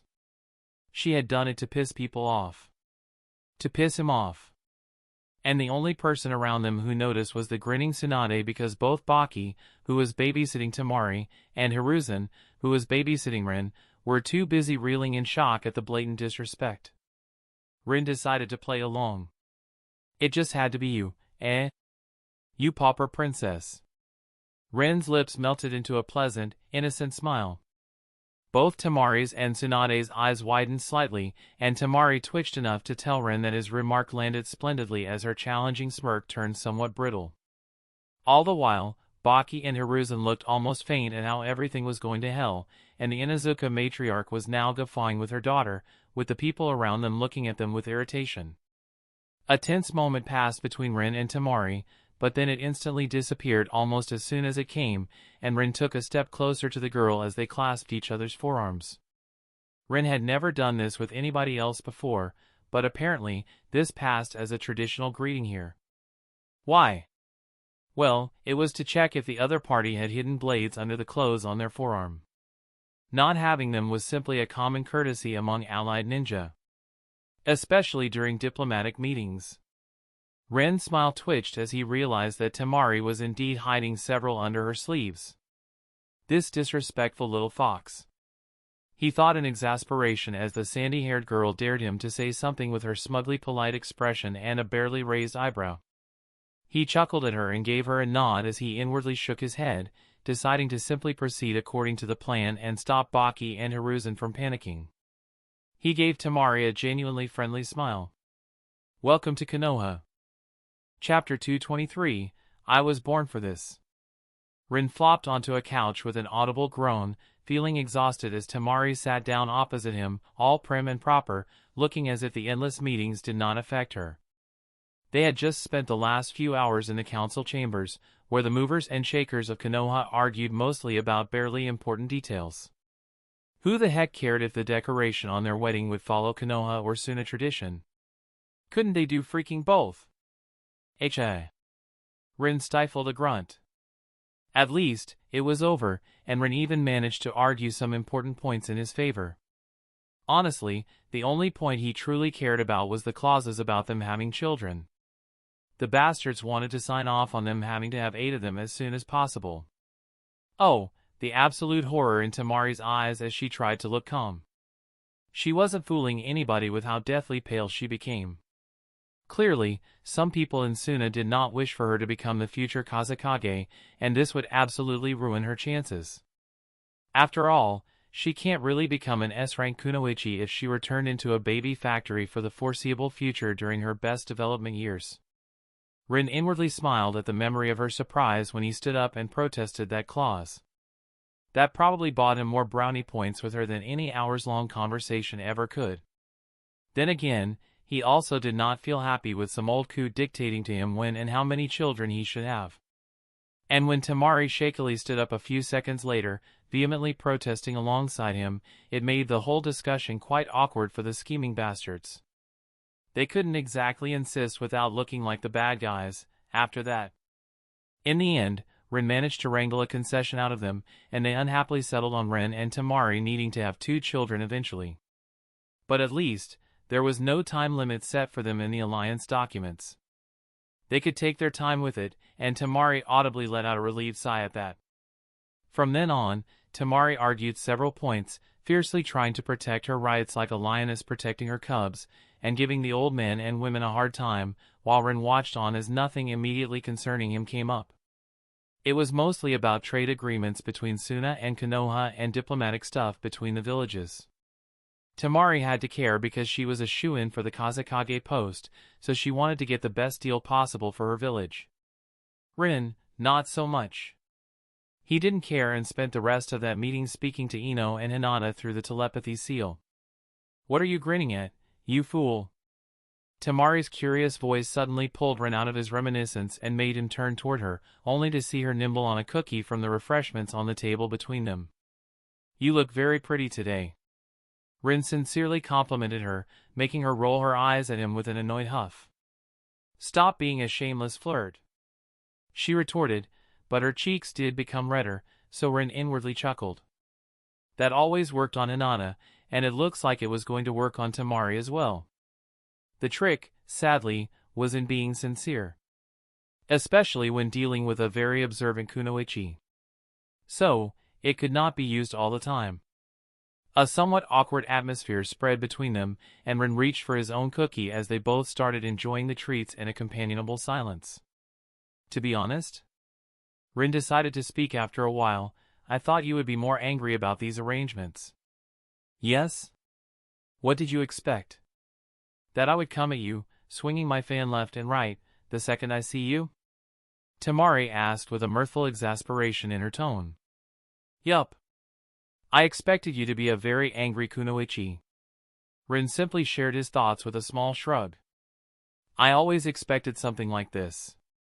I was raised for a political marriage." Tamari deflated for a moment, and in that moment she seemed so sad. Rin's heart skipped a beat. But just as he was starting to feel sympathy for her, she straightened up again as if nothing had happened and scoffed at him. "Well, sure. I would have never imagined having to marry a tree humper. You shall do as the substitution for a log," Rin jokingly said, wiggling his eyebrows at her, making her snort. "Nah.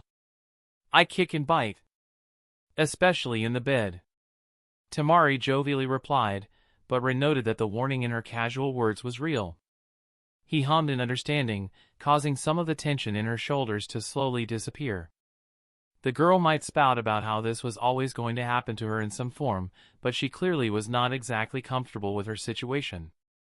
Rin frankly felt the same, and the last thing he wanted to do was to make things harder for her because it would make things harder for him, too. But he was still curious. "And who did you expect to marry? The daimyo?" he asked, keeping the light-hearted tone of their conversation alive with that ridiculous suggestion. "The Wind Country's daimyo was like 60 foe. Honestly? Yeah." Tamari casually interjected before taking a bite out of her cookie, causing Rin to freeze in shock as he stared at her in bewilderment. "Our daimyo is, let's say, a connoisseur of the female body, and he had never hidden that he wanted me in his bed ever since he saw me when I was 15. Tamari awkwardly said with a half-full mouth, but it failed to fully hide her discomfort. "I trained like hell to avoid it. To become a good and valuable kunoichi for my village. But I still thought my father was eventually going to ship me to him as his new bedwarmer/Suna spy one day. It would have been beneficial for the village." She tried to nonchalantly shrug, but the gesture felt forced. The girl quieted down for a moment, and clearly, even her loyalty to her village was not enough to make her actually appreciate the idea of marrying their daimyo. "I see," Rin muttered, the previous jovial atmosphere crashing down as he contemplated the fact that he might just have made the Wind Daimyo his enemy by marrying the girl the old dude desired. That was such a great start to his village building plans. He inwardly screamed and wanted to rip his hair out. All he wanted was to be a generic shonen protagonist who always wins. Why did this shit have to be so complicated? Yes. This is better. Tamari sprang up from her disgruntled mood and gave Rin an intense look. But that does not mean I am happy with this. She tried to glare at him, but Rin didn't feel like entertaining her after hearing that tidbit about the Wind Daimyo. He only gave her a dry look back. Mostly undeterred and barely faltering, she continued. But I am going to try to make this work. Somehow. She mumbled the last part. Rin looked at her and noticed how tightly she was grasping her hands. How nervous and sincere she truly was. Tamari refused to back down with her gaze. Rin barked out a short laugh. Sage, sleeping in one bed will be nerve-wracking. That returned some mirth into Tamari's expression as she smirked. Something Rin noticed she did often. Tisk, typical man. Already thinking of sex. She mockingly scrunched her nose at Rin, but she looked almost expectant for him to return her quip. After all, both of them knew that was not really what he meant. Ninjas and kunoichi were trigger-happy. The knowledge that the person next to him in the bed was from a different village would cause even Rin, who thought himself to be a quite progressive-thinking individual, some discomfort. Trust issues were the real issues in their world, and this was akin to showing a very vulnerable side to somebody who should by all means be an enemy. Would he even wake up? Or would he, one nice morning, end up with a kunai in his throat in his sleep? How was he supposed to know? Should he just trust Tamari? The whole problem was that trusting a kunoichi from a different village was hard. And they were supposed to share their entire life? Eat together? Eat from the same plates? Drink from the same mugs? Use the same cutlery? Share the same living space? Hell, half of their profession was about poisons. That was doubly true for kunoichi, so excuse him for being just a little bit paranoid. Even this conversation of theirs. They were trying to be polite and nice. But there was still an underlying tension between them. Tamari's eyes were glancing around, looking for defensible positions and exit points in the room, and even Rin was wordlessly analyzing her body language, watching for any threatening move. It was instinctual. Ingrained in them by their upbringing, training, and education. And if Rin had trouble? Tamari most definitely felt much more uncomfortable. Rin wouldn't be surprised if she slept with a kunai under her pillow and another dozen under her bedsheet from now on. It might not be only him who would be doing the poking with the pointy end in the bedroom. He was definitely going to put up some alert seals once they were expected to live in a house together. Just in case. S-rank he might be, but he was still vulnerable during his sleep. This trust thing between them was going to take time. For both sides. But it made Rin feel relieved that Tamari was at least willing to try. That was honestly more than he was hoping for. Seeing that the conversation had halted, Tamari tried to bring it back on track by throwing Ren's words back at him. And what about you? Don't you already have 2 women? Shouldn't you protest harder? Hinata and Ino will want to speak with you about this. Rin seriously nodded. Then, he grinned at her as she started to become pale, and she took a sharp breath. Both of the aforementioned girls gained quite a reputation. He could see why Suna Kunoichi would be a bit frightened by being told that Ino wanted to talk to her. Talking was probably not what Tamari was imagining was going to happen during that meeting. Ah, don't worry. Rin tried to reassure the scared girl, his grin still going strong. We have already talked about this, and they are not exactly against it. Is that supposed to make me feel calmer?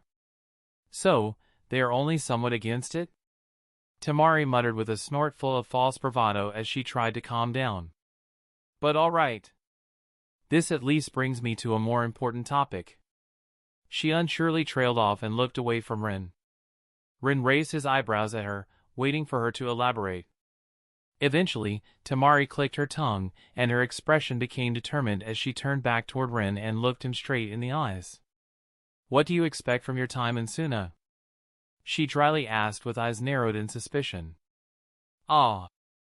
He was no longer speaking to Tamari, his future wife, but to Tamari, the kunoichi of Suna. And yes. It was Very suspicious for Konoha to send an S-rank ninja to Suna. They had their bullshit reasons that sounded very valid. It still didn't mean that it was not sus. Rin released a long breath. I am afraid that is a discussion for later, he said in a no-nonsense tone with absolute finality. But alas, Tamari was not content with that and was about to protest. And in private, Rin added, making the girl blink as her brain registered his meaning. Ah, she uttered as she subtly looked around the room, an understanding dawning on her. Indeed. Rin nodded in amusement. Best not to forget that in Konoha, seeing through walls and lip-reading was very much their everyday reality. And here I thought they put us here expecting us to fuck. Tamari playfully grinned. Well, they probably did. Rin hummed, and her grin disappeared while her blush emerged. Chapter 224, Hiruzen's Musings. Hiruzen Sarutobi fell into an armchair in his office, tired but also feeling oddly invigorated from deep satisfaction at the same time. The day was exhausting, but it was so worth it. The alliance was signed. The negotiations finished. The terms were acceptable. Konoha would lose some, for sure. But that was okay. It was a small price to pay for their western flank to be secure again. The Second War had certainly taught them that the West was their weakness. In rivers of blood of their valiant ninja. Hiruzen softly sighed. Never again, he mentally uttered as he pushed these depressing thoughts away. He had spent many sleepless nights with them, and nothing productive ever came out of this state of mind. Despite the small distaste at the back of his mind, a small, accomplished smile full of deviousness appeared on his wizened face. Pushing the Atsuba boy to marry the Suna princess was a tricky move. It was a gamble. And even he had a hard time believing how enormously and easily it paid off. Truly, S-rank the boy might be, but he was still a green whippersnapper that could be easily led by his nose. Combat power could take a person only so far. Tobirama-sensei had taught him and Danzo that extensively. Hiruzen knew he had won the second he presented the idea as a means of stopping the Fourth War from erupting. Rin was not that hard to read. As standoffish and spurning of authority as he appeared, he had the will of fire in spades. He cared. And that was his most praiseworthy trait, but also his downfall. It was a pity. Under a different set of circumstances, Hiruzen could imagine them working together. Reshaping Konoha to be stronger and better, to reach new heights. He could see Rin be the next Hokage candidate, and truthfully, the boy had the inner fire necessary to forge the village into something truly spectacular. He was much like Tobirama-sensei in that regard. For all the disregard the history books had for the second Hokage due to their love of elevating the first as the mythical hero figure who established the village, Hiruzen knew it was not Hashirama who made Konoha prosper. Hashirama established and protected the village in its infancy, but it was Tobirama who built the foundation it stands on to this day. It was he who established and helped form the academy, the ANBU, the medical corps, the T, and several other vital departments in the village. It is his techniques that fill the majority of the Forbidden Scroll, his research that made Konoha better than its competitors in pretty much every ninja field. And much, much more. The value of Tobirama's life's work was literally priceless. The man was the biggest genius Hiruzen had the pleasure of knowing. Rin Yotsuba was of a similar mold. Only when it came to the sealing arts, but that was enough. In 10, 20 years, if the boy is still alive, he is going to change the world. People like him always did. Hiruzen humbly thought he was a prime example. He forced the villages to increase the graduation age of their ninja academies. He made them bend to his will because his way was simply better. He also knew that many would question his sanity if they knew his thought process regarding this. After all, why give the boy to Suna if he was so sure of his value? And that's where the problem lay. Even the strongest tree can have grievous trouble growing if its roots are infected. Danzo had taught Hiruzen that lesson quite thoroughly. Sadly, there was not much Hiruzen could do about that particular issue. He had realized it too late, and the infection his old friend propagated is far too entrenched. Hiruzen refused to make the same mistake. Rin could not be allowed to create his own power base within the village. Not with his brand of brilliance. Not with his fledgling support base that he gained far too fast and easily for anyone's comfort. Not with his clear ambitions to change Konoha at a fundamental level. There was enough trouble with so many political sides vying for their own benefits. The village did not need another major player similar to Danzo. It could break it.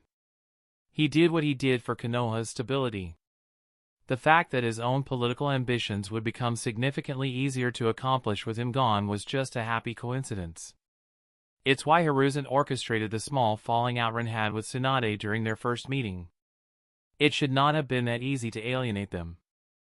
A complaint here and there to Tsunade during a friendly leisure talk over a bottle of sake about how difficult Rin was to manage made her stubbornness flare.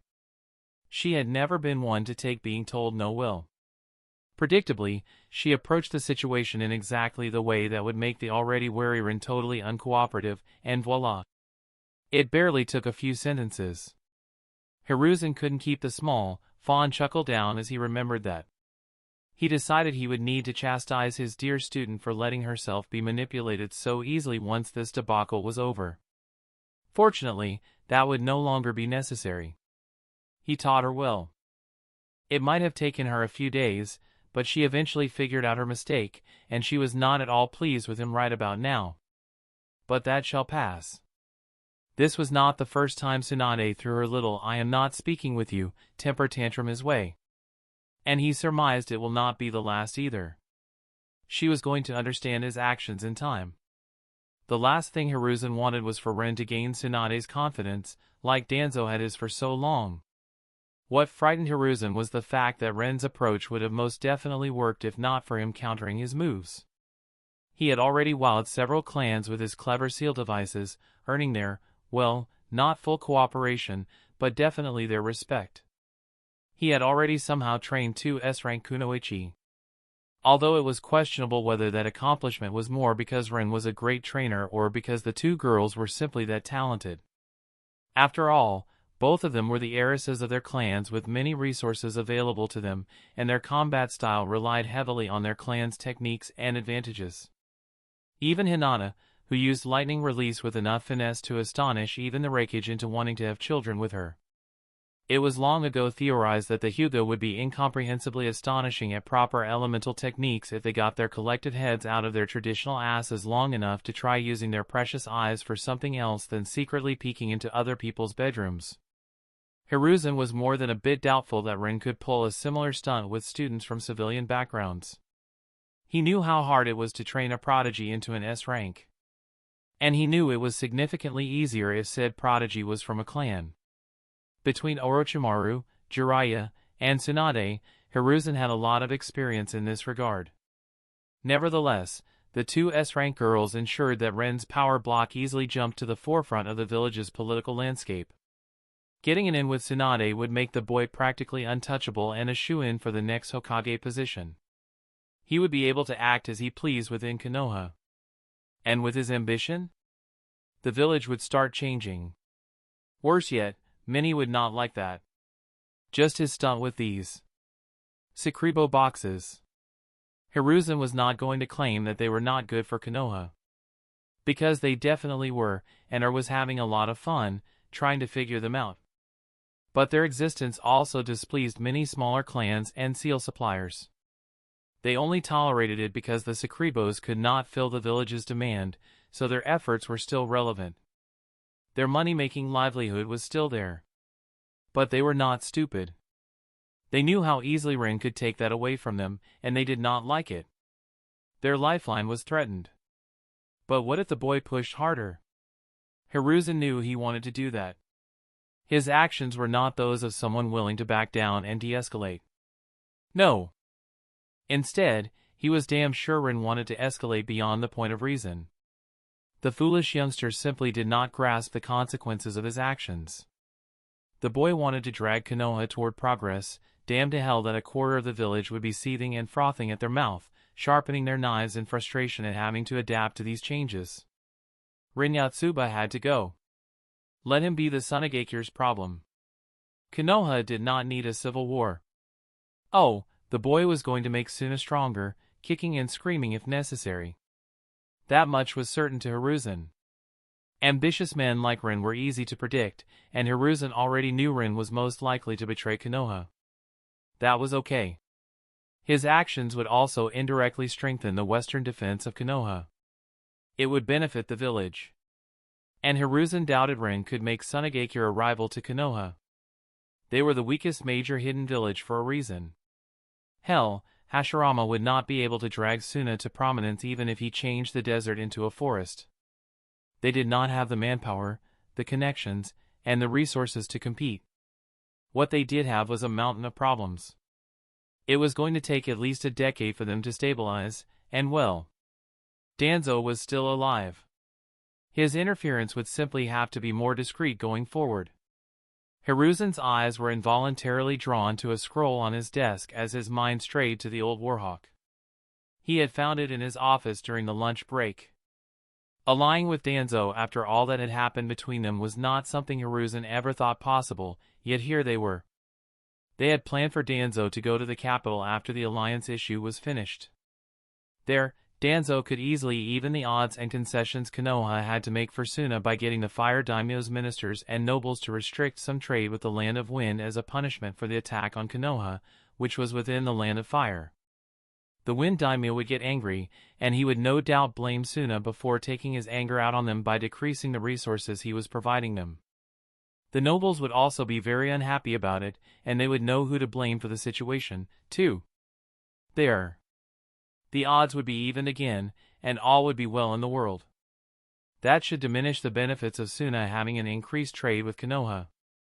It would also make Suna more dependent on this increased trade, and thus, dependent on Konoha. But it had to happen now. Before the Suna Council, or whoever was in charge of that clusterfuck of a village right now, managed to get their daimyo to sit down with them and negotiate some sort of agreement. Before they could restart their economy with the new influx of missions and requests. Before they could make inroads with the local nobles or merchants and forge connections. Otherwise, the Suna's dependence on Konoha was only a distant dream. Unfortunately, some sort of issue cropped up with that plan, and Danzo had to go to the capital even if it meant missing the Suna delegation and the alliance negotiations. At least, that's what the man wrote in his message. Hiruzen huffed in amusement as he thought about how that must gall Danzo. He no doubt wanted to push for his own designs during the peace talks. It almost didn't fit in Danzo's way of behaving that Hiruzen had constructed in his mind, but all the overly extensive hidden checks and safe words in the message that only Hiruzen and Danzo knew about proved that the scroll came from the old Warhawk. Or somebody who could read his mind. Hiruzen chuckled with an indulgent eye roll. His absence made the situation even better because, without Danzo, Hiruzen could push his own agenda during the talks. Things were truly looking out for him as of late. Well, he did lose a hand, so he guessed it was high time for him to get some positive karma back. He even started fixing his relationship with Asuma, and it was going well. The village was safe. He was reconnecting with his son. His problems were solved with ease. His schemes were going well. What more could an old fool wish for? It had been decades since life went this well for him. Hiruzen closed his eyes in relish as he relaxed into his seat, putting his smoking pipe into his mouth with a satisfied sigh. I love when things go well, he happily thought. Chapter 225, Tamari's Trouble. The door closed with an audible click, and Kankuro raised his head, face almost painfully scrunched, from the multitude of stressfully confusing documents strewn all over the table, only to see that his sister had come back to the hotel. He was a bit surprised at that. Huh. I didn't expect you to return tonight. He idly muttered with an unreadable expression, but the resigned distaste in his tone was unmistakable to Tamari, who gave him what she hoped was a reassuring grin back. Things went well. She sighed in relief as she walked across the room before letting herself fall onto Kankuro's bed with a groan. The treaty is signed and the negotiation is over. You know that's not what I'm talking about. Kankuro annoyedly stated and gave her a pointed look. So? Should I expect to become an uncle in 9 months, sis? he disgruntledly asked with unmistakable curiosity, causing Tamari to twitch. It was no secret that he was vehemently against the marriage alliance. He did not want his sister to be sold to some tree humper for the greater good of their village. But there was nothing he could do to prevent it, and that made him very bitter in the past few days. Tamari had no idea why he even insisted on being a part of her entourage to Konoha if he felt that way.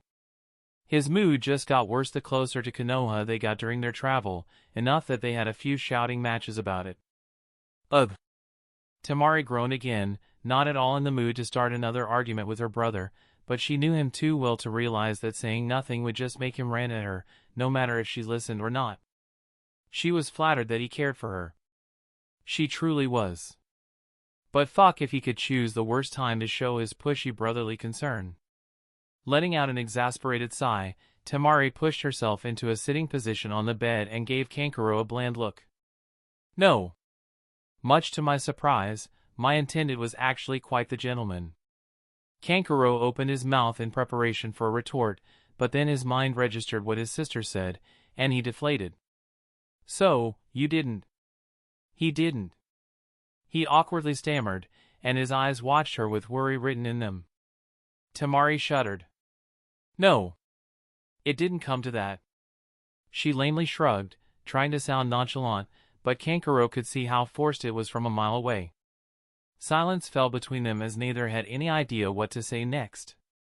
One thing Kankuro knew Tamari was afraid of was how defenseless this pact would personally make her. Once the documents were signed, her personal freedom in several very important aspects could be just a polite suggestion as far as her future husband was concerned. And well, the documents were signed today.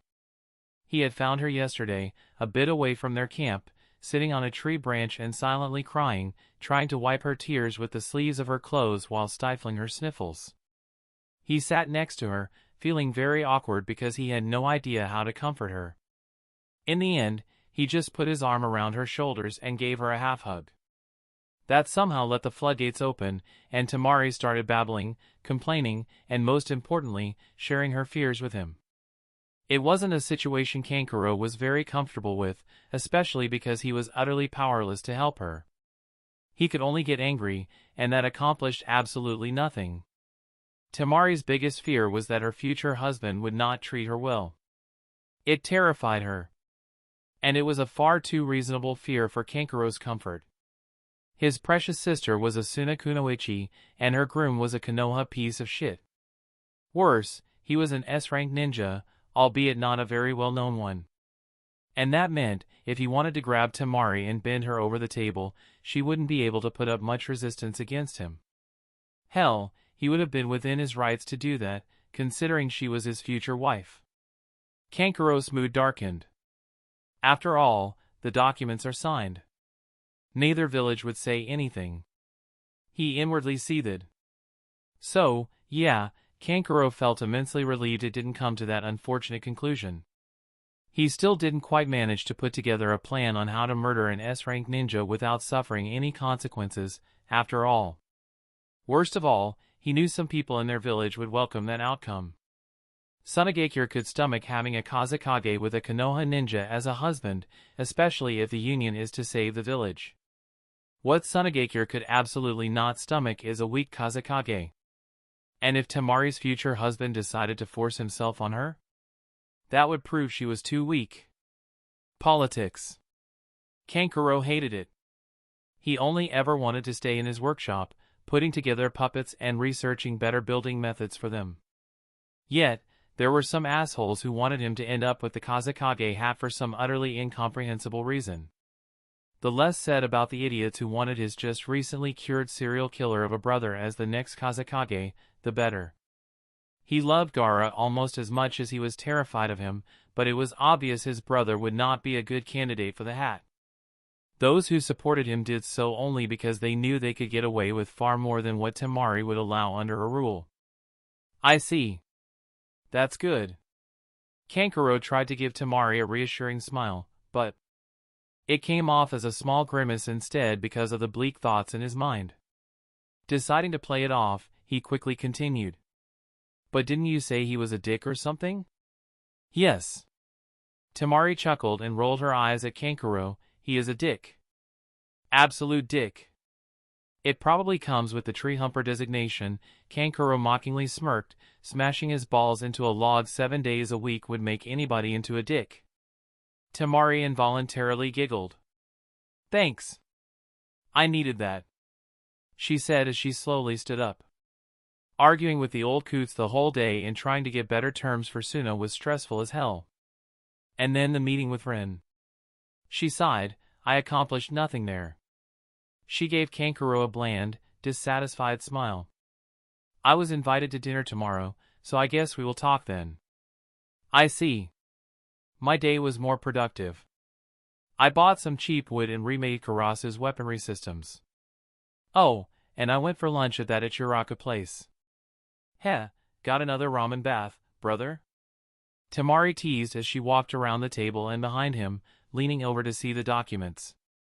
Kankuro scowled and muttered something about murdering pretentious little brats, but Tamari didn't pay him much attention as her gaze became pained upon seeing the paperwork on the table. She took one scroll into her hand and frustratedly ruffled her hair with her other hand. This is such a mess, she despairingly mumbled. The content of the scroll was simple. Suna lacked drinking water. And with how many of their ninjas died in Konoha, they lacked personnel for water-fetching missions. They will have to delegate them to higher-ranking ninjas, and that meant lesser payments for them, which was going to lead to dissatisfaction. On top of that, if the higher-level ninjas were preoccupied with mundane stuff like this, fewer of them would be doing well-paid missions, which meant less revenue for the village that was already financially struggling. This was going to be yet another major financial hit, but Suna did not have enough underground water for its population, so these water-fetching C-rank missions were essential to the village's survival. They were damned if they did, and damned if they didn't. And this was just one document from the round 30 Tamari had on the table, while the Suna higher-ups were asking her, of all people, what to do about every single one of the documented issues. How was she supposed to know that? The paper scrumpled in her grasp as her fingers balled into a fist from the sheer stress and frustration that hit her. The only good thing about the Sunagakure situation was that the Puppet Corps and the Warfan Corps were still fully intact. Both refused to follow Raza's reckless attack on Konoha and stayed stubborn, no matter the threats. Thanks to that, Sunagakure was still well defended. But that's where the good news ended. Suddenly feeling Kankuro's hand on her forearm, Tamari pulled her eyes from the accursed scroll and looked at him, suddenly realizing that she was breathing really hard. She closed her eyes and tried to calm down. We will find a way, Kankuro firmly said. We have to. Yadash with a sigh, Tamari started nodding, only for Kankuro to interrupt her with a grin. Or we can still go rogue? He playfully suggested, making Tamari stumble in her spot before she half-heartedly shoved him in the shoulder, causing him to snicker. Shush! She snorted, don't be so loud about our nefarious plans, or Suna might take Gaara hostage. She scornfully said, barely managing to keep her face straight after saying such nonsense. Right. No running away while our brother is still in Suna. Drat. Kankuro clicked his tongue, but the corners of his lips twitched upward. With a fond scoff, Tamari ruffled Kankuro's hair, much to his vehement protests, before she wistfully spoke, thanks for trying to help me with the paperwork. You are my sister. Kankuro grumbled, of course, I will help you. Even if you are annoying. Stretching out a bit, Tamari slightly shook her head in exasperation instead of retorting. I am tired. I think I am going to bed now. I just came to tell you, good night, she said and started walking toward the door. All right. Good night. Kankuro nodded and waved his hand in a shooing motion at her as he slumped over the paperwork again with the same hopeless energy as before. As Tamari closed the door to his room, she winced and took a deep breath.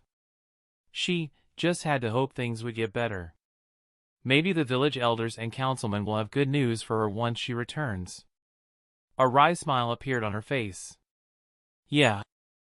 As if things were most likely going to get a whole lot worse before they got a bit better. But what could she do? Her father made a series of monumental mistakes. Their daimyo hated them. His nobles were afraid of being associated with them and wouldn't hire their ninja unless absolutely necessary. The same with merchants. She had inherited a sinking ship.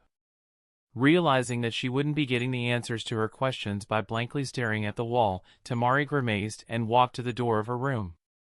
She despotently unlocked the lock and walked in.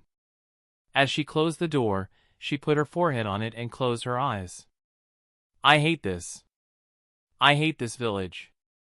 I hate that dickhead who is going to be my husband. And I hate the two scary bitches he fucks. She whispered, trying to harden her determination as she psyched herself up. But it's okay. You can overcome this, girl. I can do this.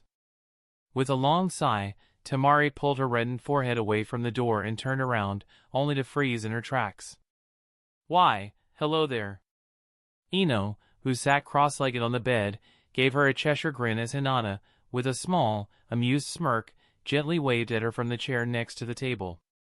And Tamari went deathly pale. That's the end of this tale for now. Thank you for watching and I'll see you in part 10. Peace.